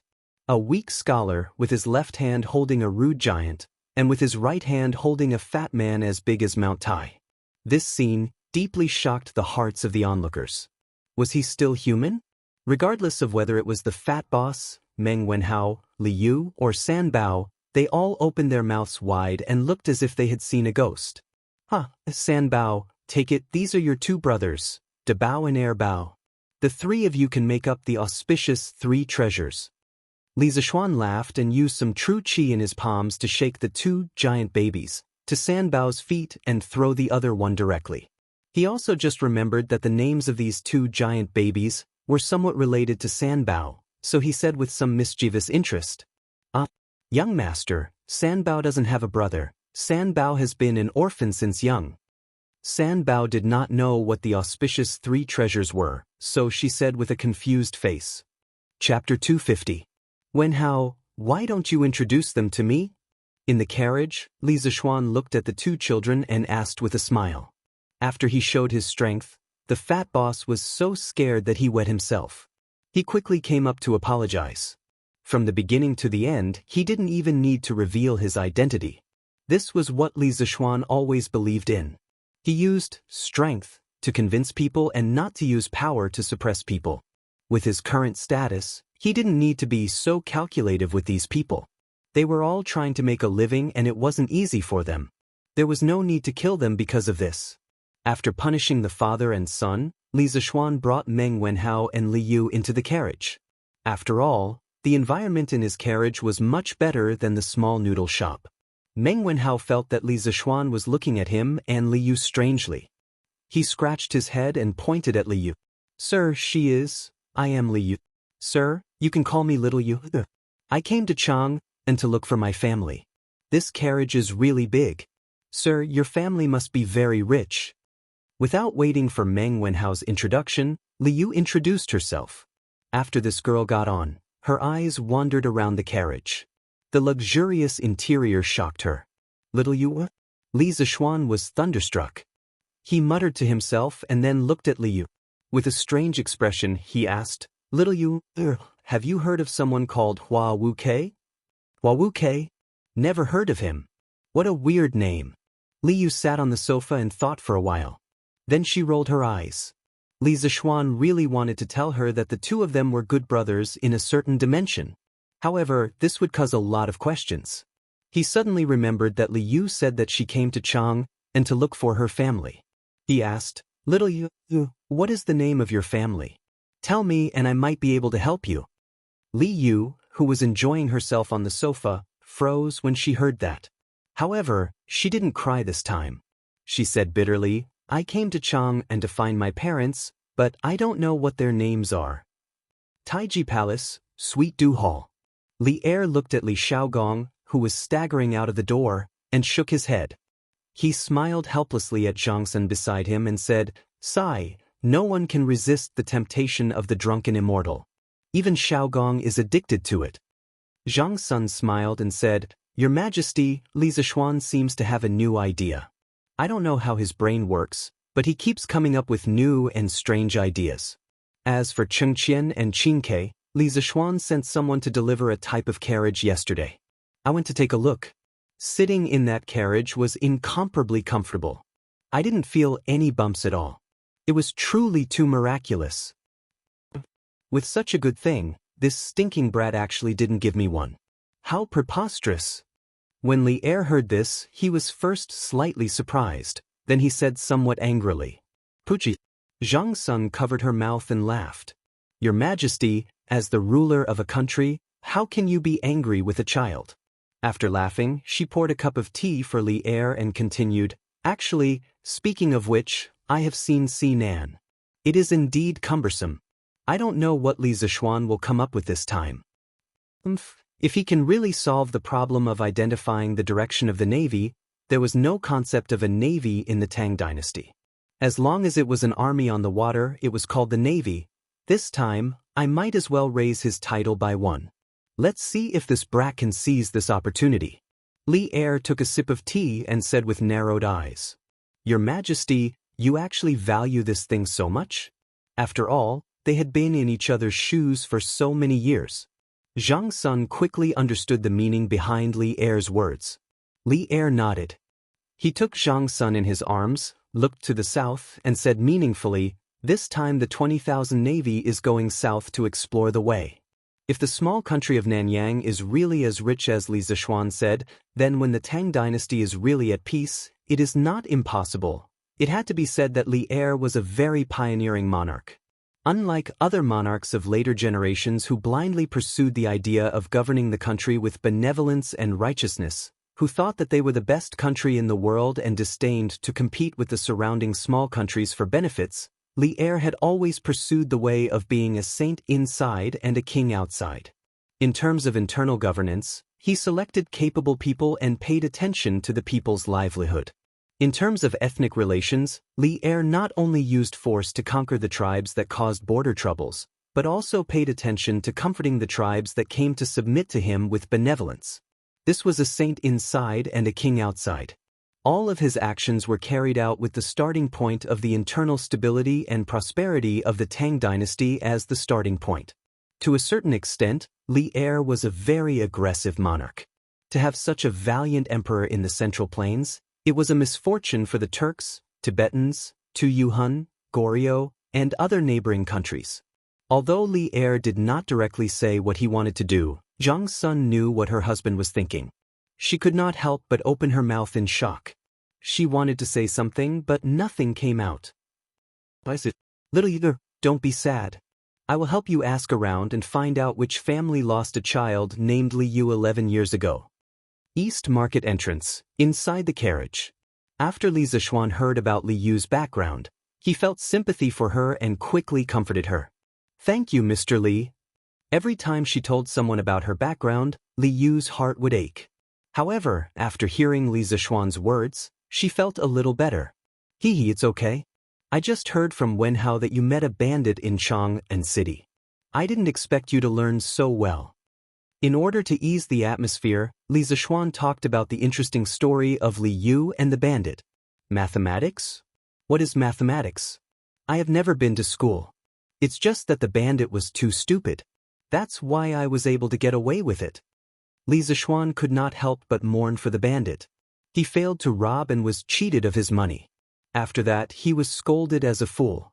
No one could be as unlucky as him. However, this little girl had never been to school. Her reaction was so fast and her logical ability was so strong. It was really rare. Little you have no relatives or friends in Chang'an City. How do you plan to settle down? Li Zishuan thought about it and asked. Li Yu's face turned bitter. She touched the 300 coins in her purse and said, how about I stay in an inn?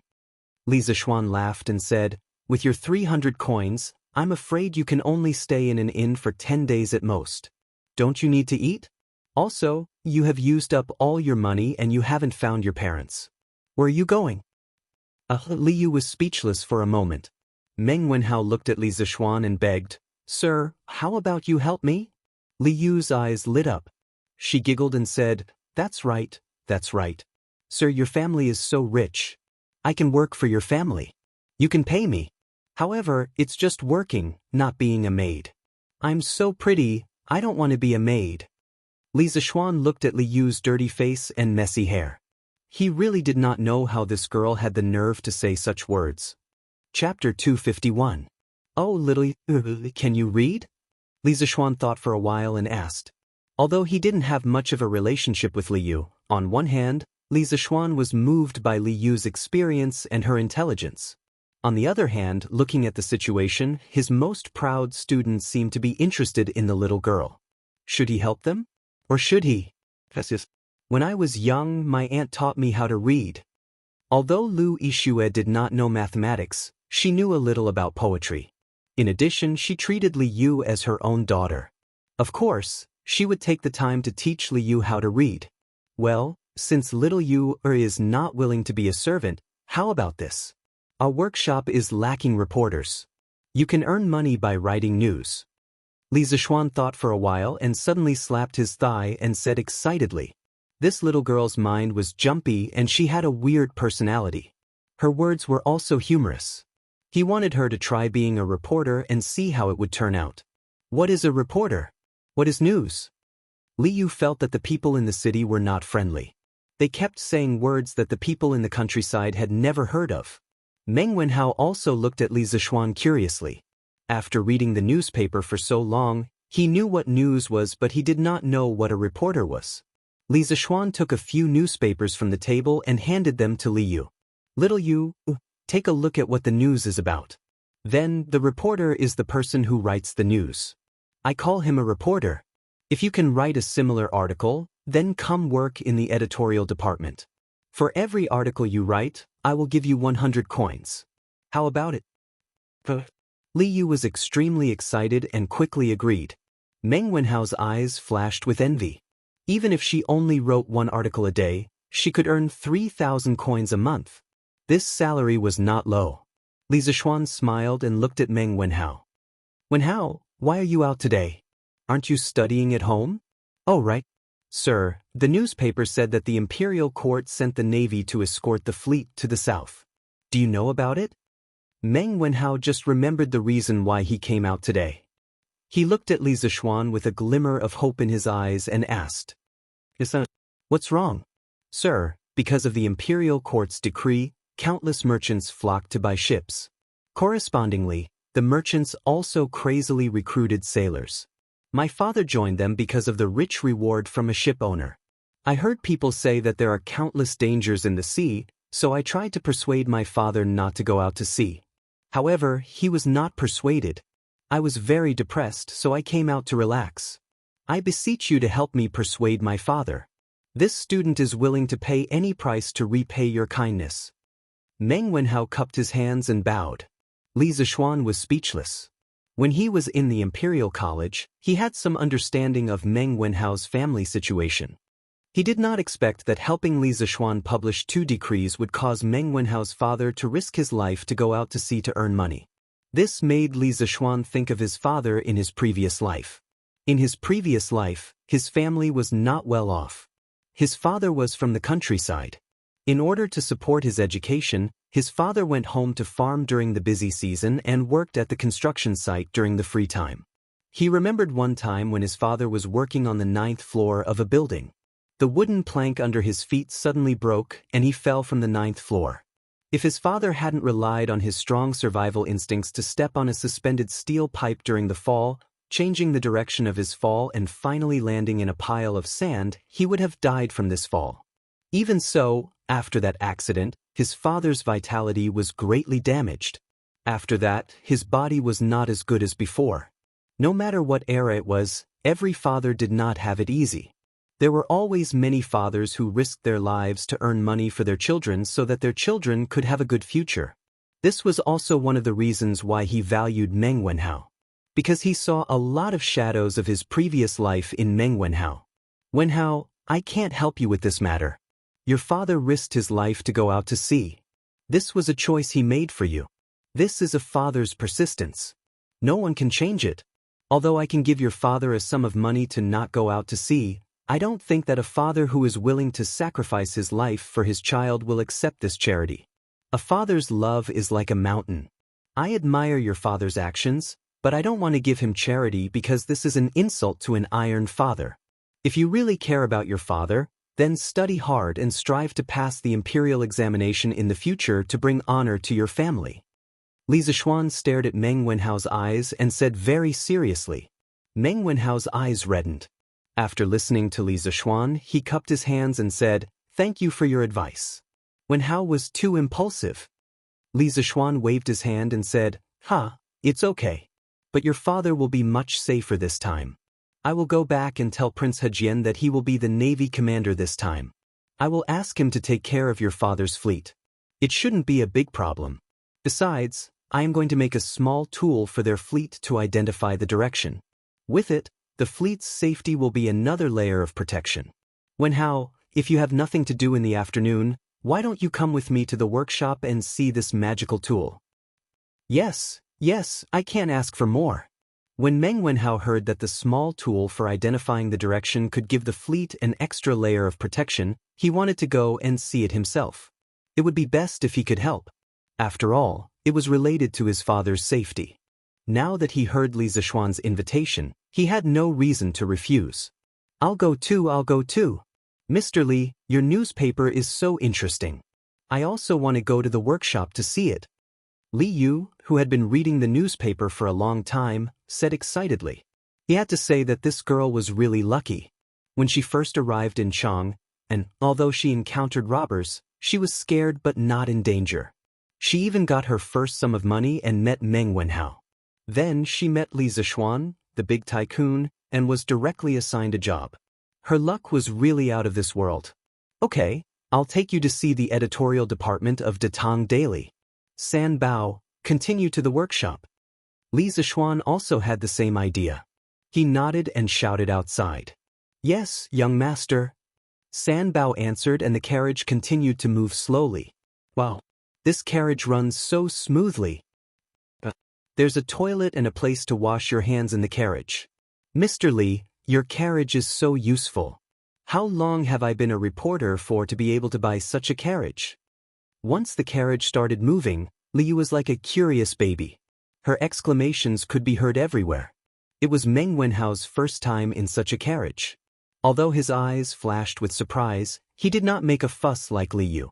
Li Zishuan looked at Li Yu and thought about it seriously before replying. If you write a news article a day, you'll be able to buy a car like this after working for about 22 years.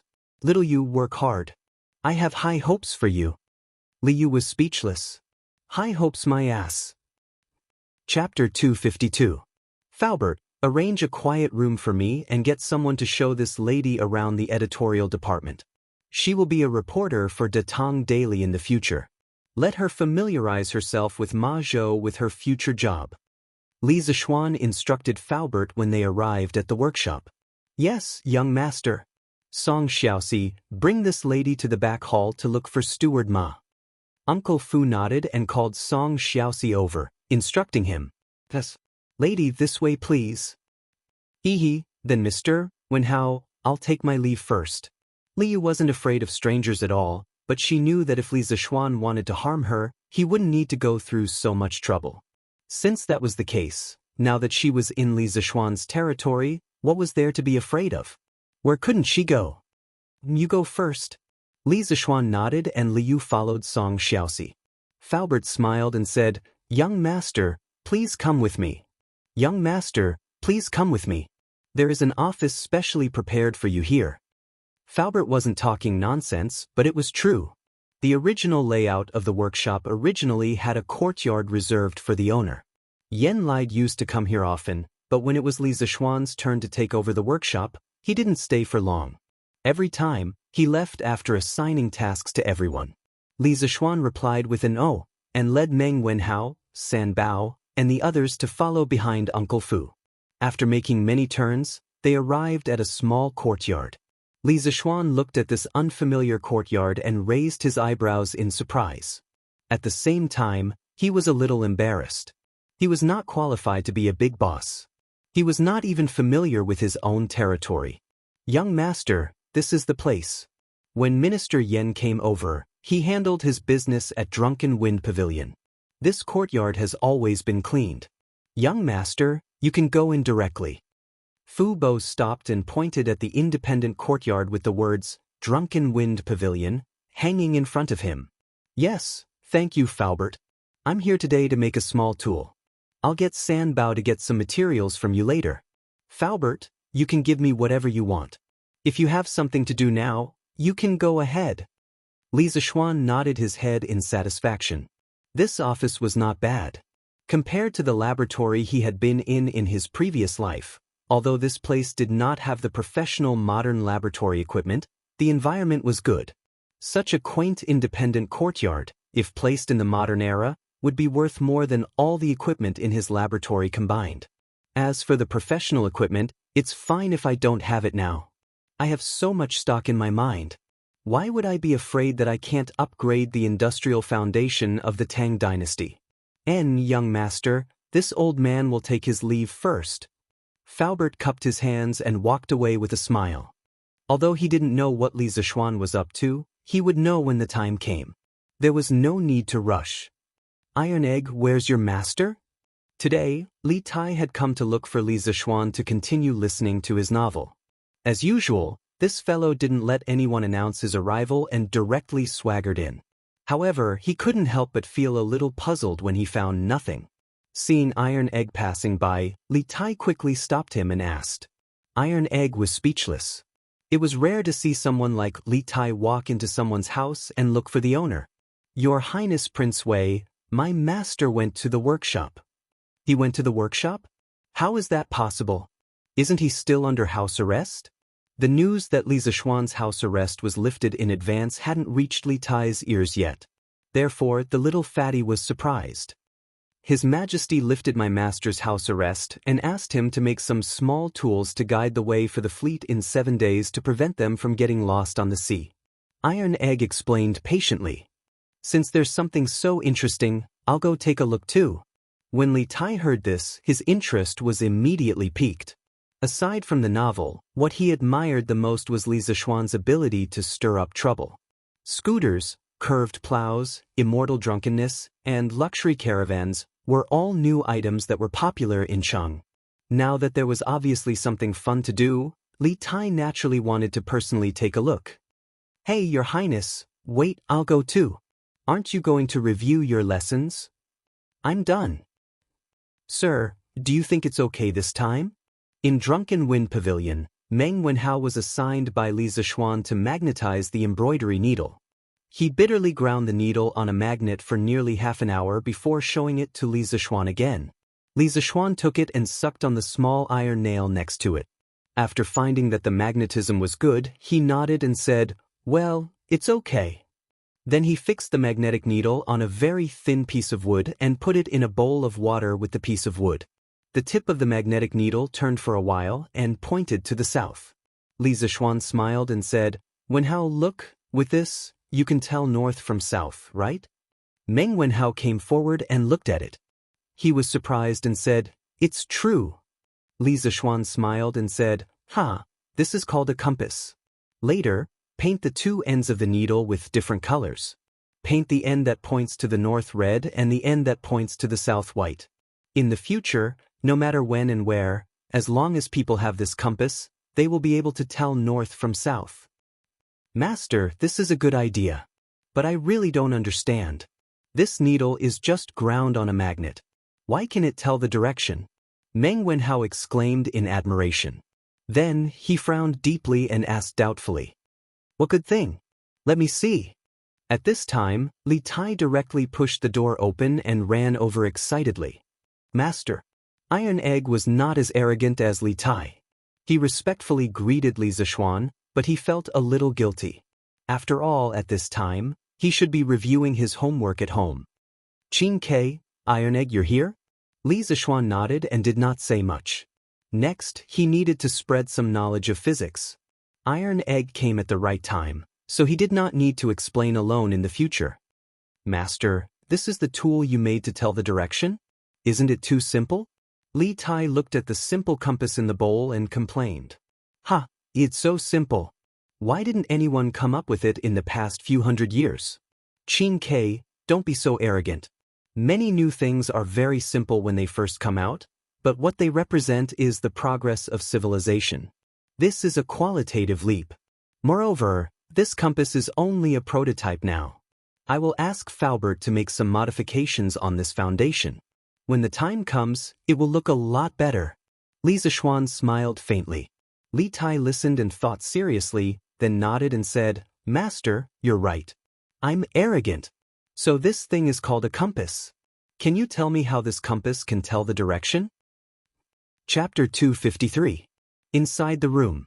Meng Wenhao, Li Tai, and Iron Egg all looked at Li Zishuan with curiosity. Li Zishuan carefully sorted out the relevant knowledge in his mind, and then slowly said, "Wenhao, Qin Ke, Iron Egg, if I want to explain to you why this compass can point to the direction, then I have to start from the ground we are standing on.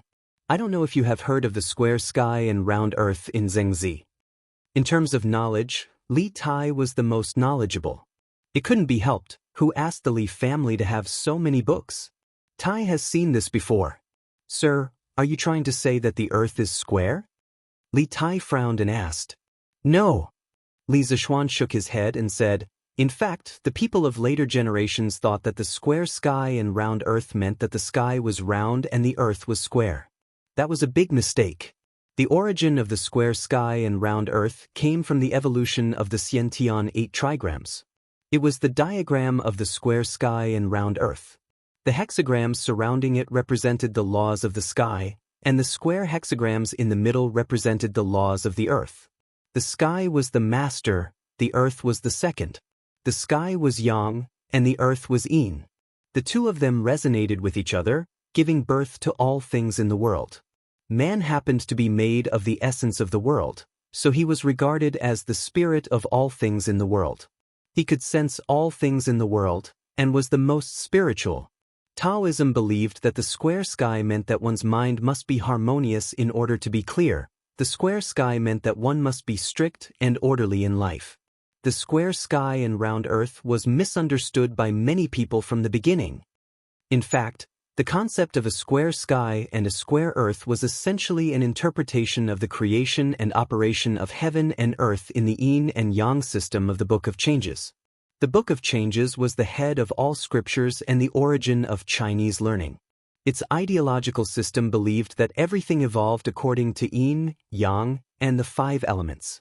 Therefore, there was an ideological system of yin, yang, and the 5 elements in every ancient subject.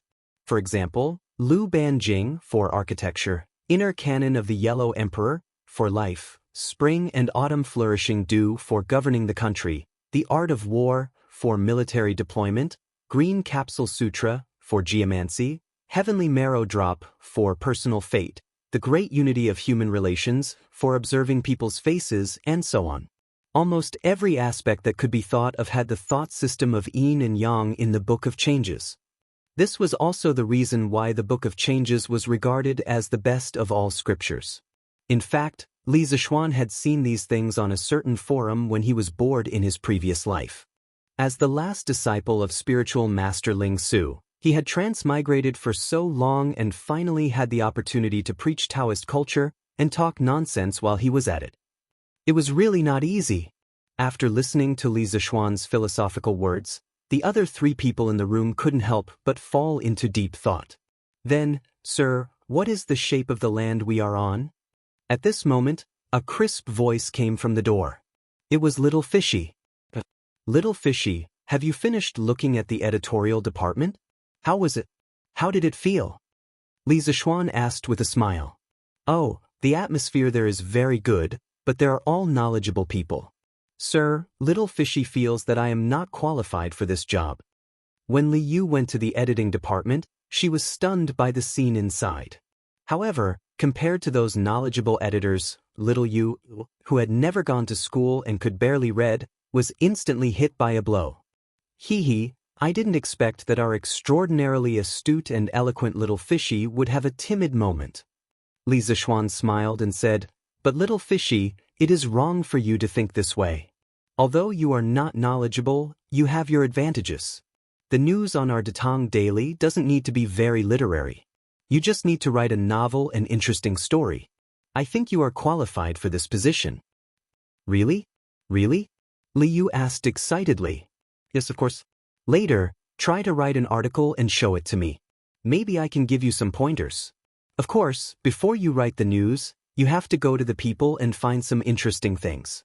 As a reporter, you can't make something out of nothing. Yes, I will go out tomorrow to find the news. This girl had a big heart. Her bad mood came and went quickly. At this moment, she was no longer as dispirited as before. Instead, she was full of enthusiasm. Then she said, Sir, can you continue to talk about the shape of the earth? Li Tai and Iron Egg nodded quickly. At this time, they didn't have extra time to care about who Li Yu was and where she came from. Their minds were hooked by Li Zishuan's theory just now. In fact, the earth we are standing on is a sphere. The reason why we can't feel that it is a sphere is because its size is too big. I call this piece of land the earth. Every person in every corner of the earth has the sky above their head. The direction they are standing in is pointing to the center of the earth. Li Zishuan said as he held an iron ball and gestured. Then why don't the people below the earth fall? Li Tai asked with a frown. Li Zishuan glanced at him and said, In fact, for the earth, there is no such thing as above and below. The earth itself rotates by itself. Look, this is the sun and this is the earth. When the earth rotates here, this area is daytime. On the other hand, the opposite side is night. When the other side rotates, the area on that side becomes daytime. This is the sunrise and sunset that we see every day. As for Qingshue's question about why people won't fall, I'll leave it to you guys to figure it out for yourselves. But there's one thing I can tell you for sure. The earth is definitely round, and people definitely won't fall. Sir's theory is really novel, but it also makes some sense. Li Tai nodded thoughtfully. He couldn't completely accept it in a short time. After all, the shock it brought to him was too great. Qin Ke still doesn't seem to believe me. Then I'll give you two more examples. When a ship comes from afar, we always see the mast first and then the hull. If you haven't seen the sea, it's the same in a big river. On the other hand, no matter where we are or how high we stand, the range of our vision is always limited. These all prove that the earth is spherical. That's true. I've seen many ships like this on the river before. Hearing this, Li Yu hurriedly shouted happily. Well, after explaining that the earth is spherical, I'll tell you why the compass can point the way. This will be a new subject. This subject will bring you into a new world. Chapter 254. Take a look at this bar magnet. I tied a string to its center and suspended it in the air. When it is still, I call the end that points to the south pole of the magnet. The end that points to the north is called the north pole of the magnet. Then, I'll label it with the north pole and south pole labels. Qin, follow my steps and label the other magnet with the north pole and south pole labels. In the Drunken Wind Pavilion, Li Zishuan was holding a bar magnet and conducting the most basic physics experiment for the four of them. Good. Tai, come and try. Li Tai had read a lot of the 4 books and 5 classics, but he had never done a real experiment before. He had been watching Li Zishuan play happily from the side and had long been itching for a fight. When he heard this, he immediately rushed over. Li Zishuan smiled and let the little fatty play by himself. He went to get 2 small pieces of paper and was about to stick the N and S poles on the magnet in his hand when he suddenly froze. This was the Tang dynasty. How could the ancients know about north and south? If you put N and S on it, who would know what it meant? Helplessly, he shook his head and wrote D and B on the North and South Poles. He'll just use the pinyin initials of the North and South Poles. Sigh, how vexing. Many scientific terms and terms in the future had various English abbreviations.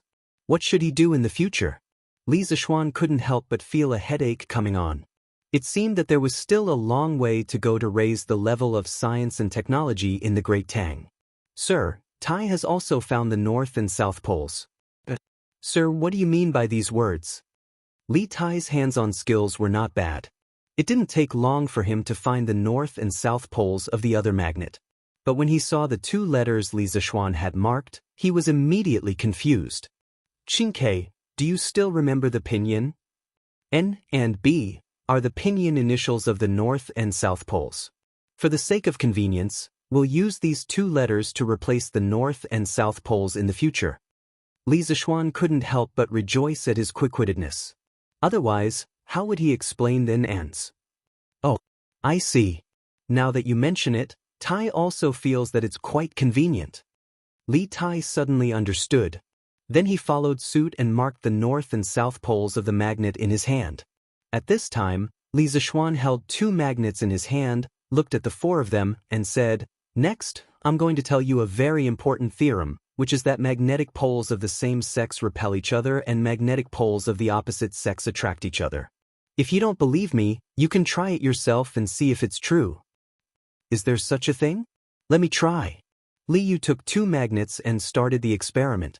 Although she didn't know pinyin, she could still tell if the two letters were the same. It's really like that? Sir, why is that? And what does this have to do with the compass being able to point the way?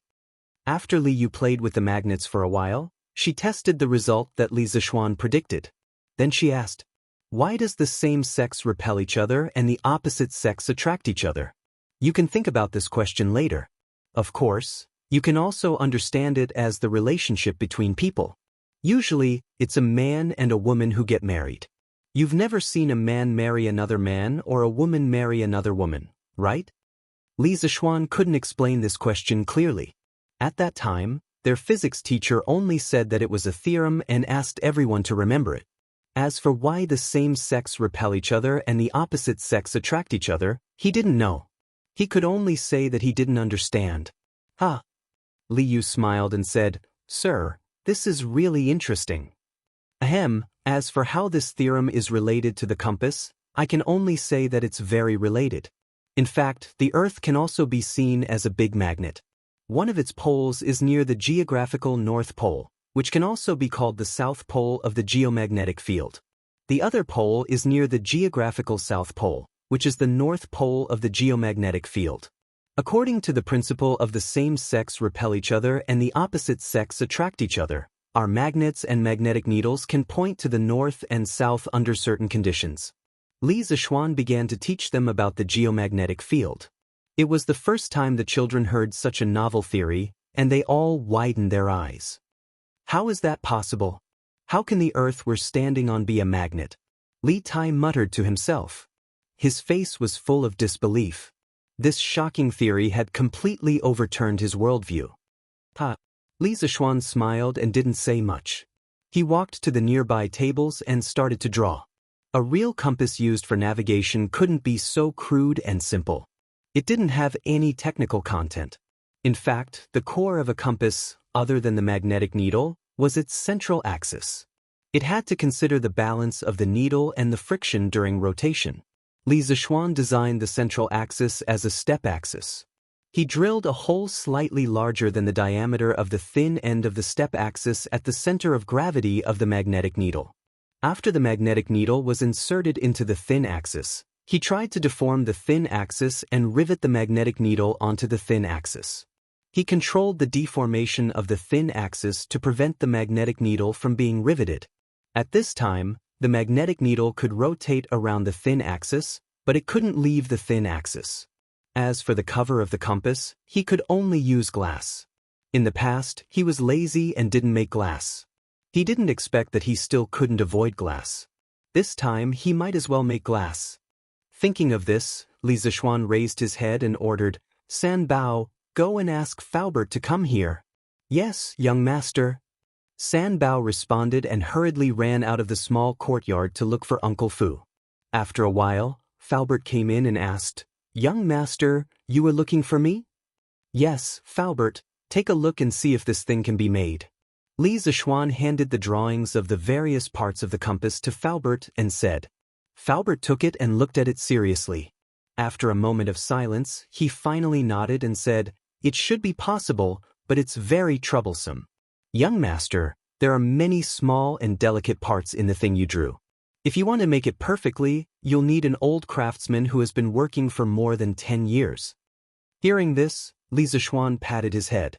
He almost forgot that some of the parts in this compass were almost equivalent to a small precision instrument. In a modern industrialized society with all kinds of lathes and machine tools, it would only take a few seconds. However, in ancient times, where craftsmen relied entirely on manual craftsmanship, it was really difficult. Then Faubert, quickly gather a group of experienced craftsmen and have them put down their work and concentrate on making a batch of compasses. "Oh, I forgot to tell you, this thing is called a compass. It's something that His Majesty urgently needs. This time, the Imperial Court's navy is mainly relying on this thing to determine the direction in the vast sea. Tell the craftsmen to hurry up. If you make one more now, you might be able to save the lives of many people on board," Li Zishuan said with a serious expression. If there were difficulties, then they had to overcome them. Although there were no modern craftsmen in ancient times, there were many skilled craftsmen. Many of the ancient handicrafts and buildings could not be made by modern people even if they relied on machinery. Faubert had thought that Li Zishuan would come today just like before, purely to make some new things for him. He did not expect that Li Zishuan would come with such an important task today. After hearing this, he quickly said with a serious expression, "Young master, rest assured that the workshop will work together these few days to make a batch of compasses." Chapter 255. After Faubert finished speaking, he took the blueprint and turned around to prepare for the manufacturing of the compass. After all, the situation was urgent. "Hey, Faubert, wait." Li Zishuan hurriedly stopped Faubert and said, "Faubert, the upper part of the compass needs a layer of glass. It's colored glaze. Cover it with a layer of colored glaze. Otherwise, the magnetic needle will fall off easily and be damaged easily."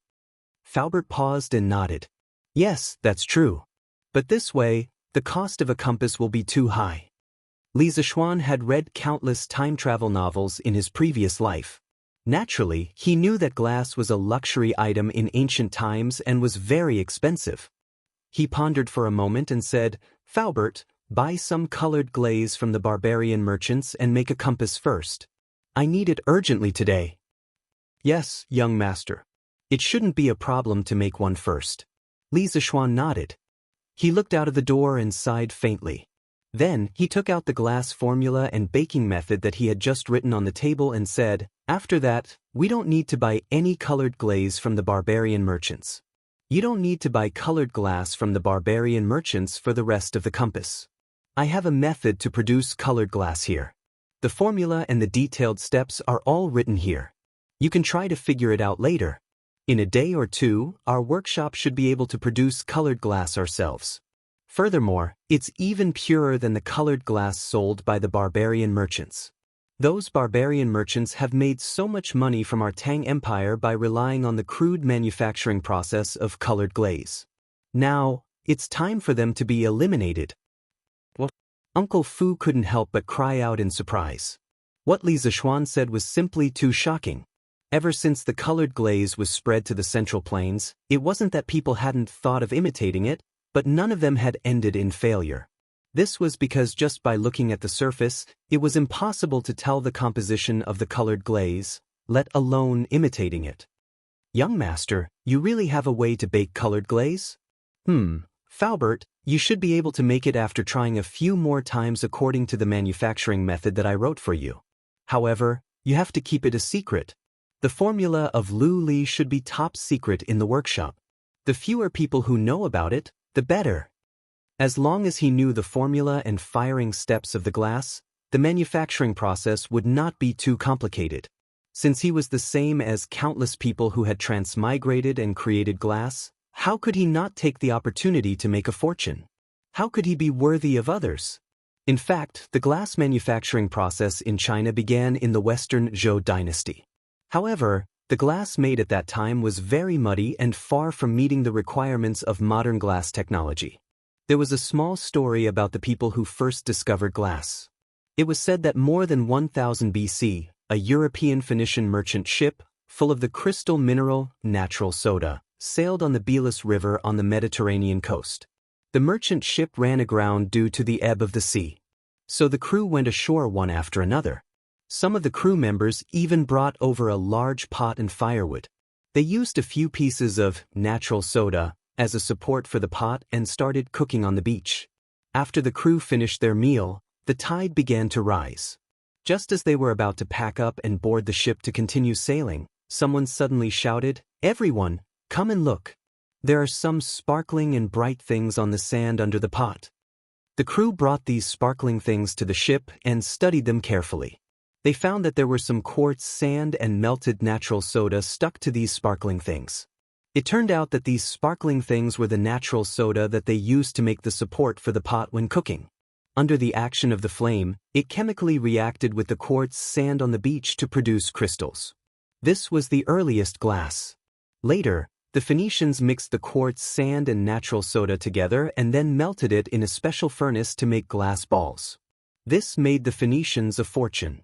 Around the 4th century, the Romans began to apply glass to doors and windows. By 1291, the glass manufacturing technology in Italy was very developed. Our glass manufacturing technology must not be leaked out.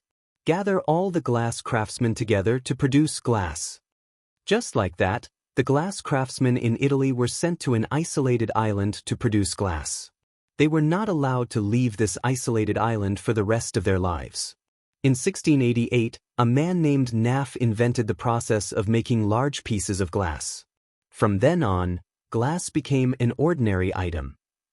In the Drunken Wind Pavilion, when Faubert saw his young master's solemn expression, he knew that the matter of the glass formula was true. He took the formula and cupped his hands with a solemn expression. "Young master, don't worry. This old man still knows the importance of this matter. This old man will personally follow up on the manufacturing of glass. There will definitely not be more than 5 people who know the specific formula. Moreover, these people are all absolutely loyal to the workshop. As for the first compass, it should be able to be made today." Li Zishuan nodded with satisfaction and said, "Well, Faubert, go ahead and do your work. I'll be in the workshop in the afternoon. If you have any questions, you can come and ask me at any time." Faubert heard this and the solemn expression on his face became more intense. Li Zishuan had never stayed in the workshop for such a long time, but today he actually took the initiative to stay. From this aspect, it could be seen how much importance Li Zishuan attached to the compass. Then this old man will go and arrange for the craftsmen to make the compass. Faubert cupped his hands and said goodbye. In the room, Li Tai looked at Li Zishuan curiously and asked, "Sir, you really know how to make glass? Can you tell Tai about it?" Li Zishuan rolled his eyes and said in a bad mood, "This is a trade secret. Why should I tell you?" Li Tai choked for a moment. He was speechless and said, "I won't steal your business. Aren't you too stingy? Besides, as a teacher, preaching, teaching, and answering questions is what you should do." Li Zishuan had no choice but to give them a simple introduction to the principles of glassmaking. Li Zishuan had no choice but to give them a simple introduction to the principles of glassmaking. In fact, the manufacture of glass involves another subject. I call it chemistry. The so-called chemistry can be understood as the study of changes. Several things can react with each other and change into other substances. This is the core of the subject of chemistry. If I have time in the future, I can systematically explain this subject to you. Next, I'll briefly talk about the firing principle of glass.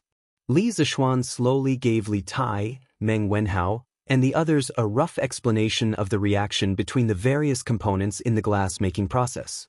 Of course, he couldn't go into too much detail, or it would involve a lot of fundamental questions. During the explanation, it was inevitable that some words that they had never heard before would pop up, But no one interrupted.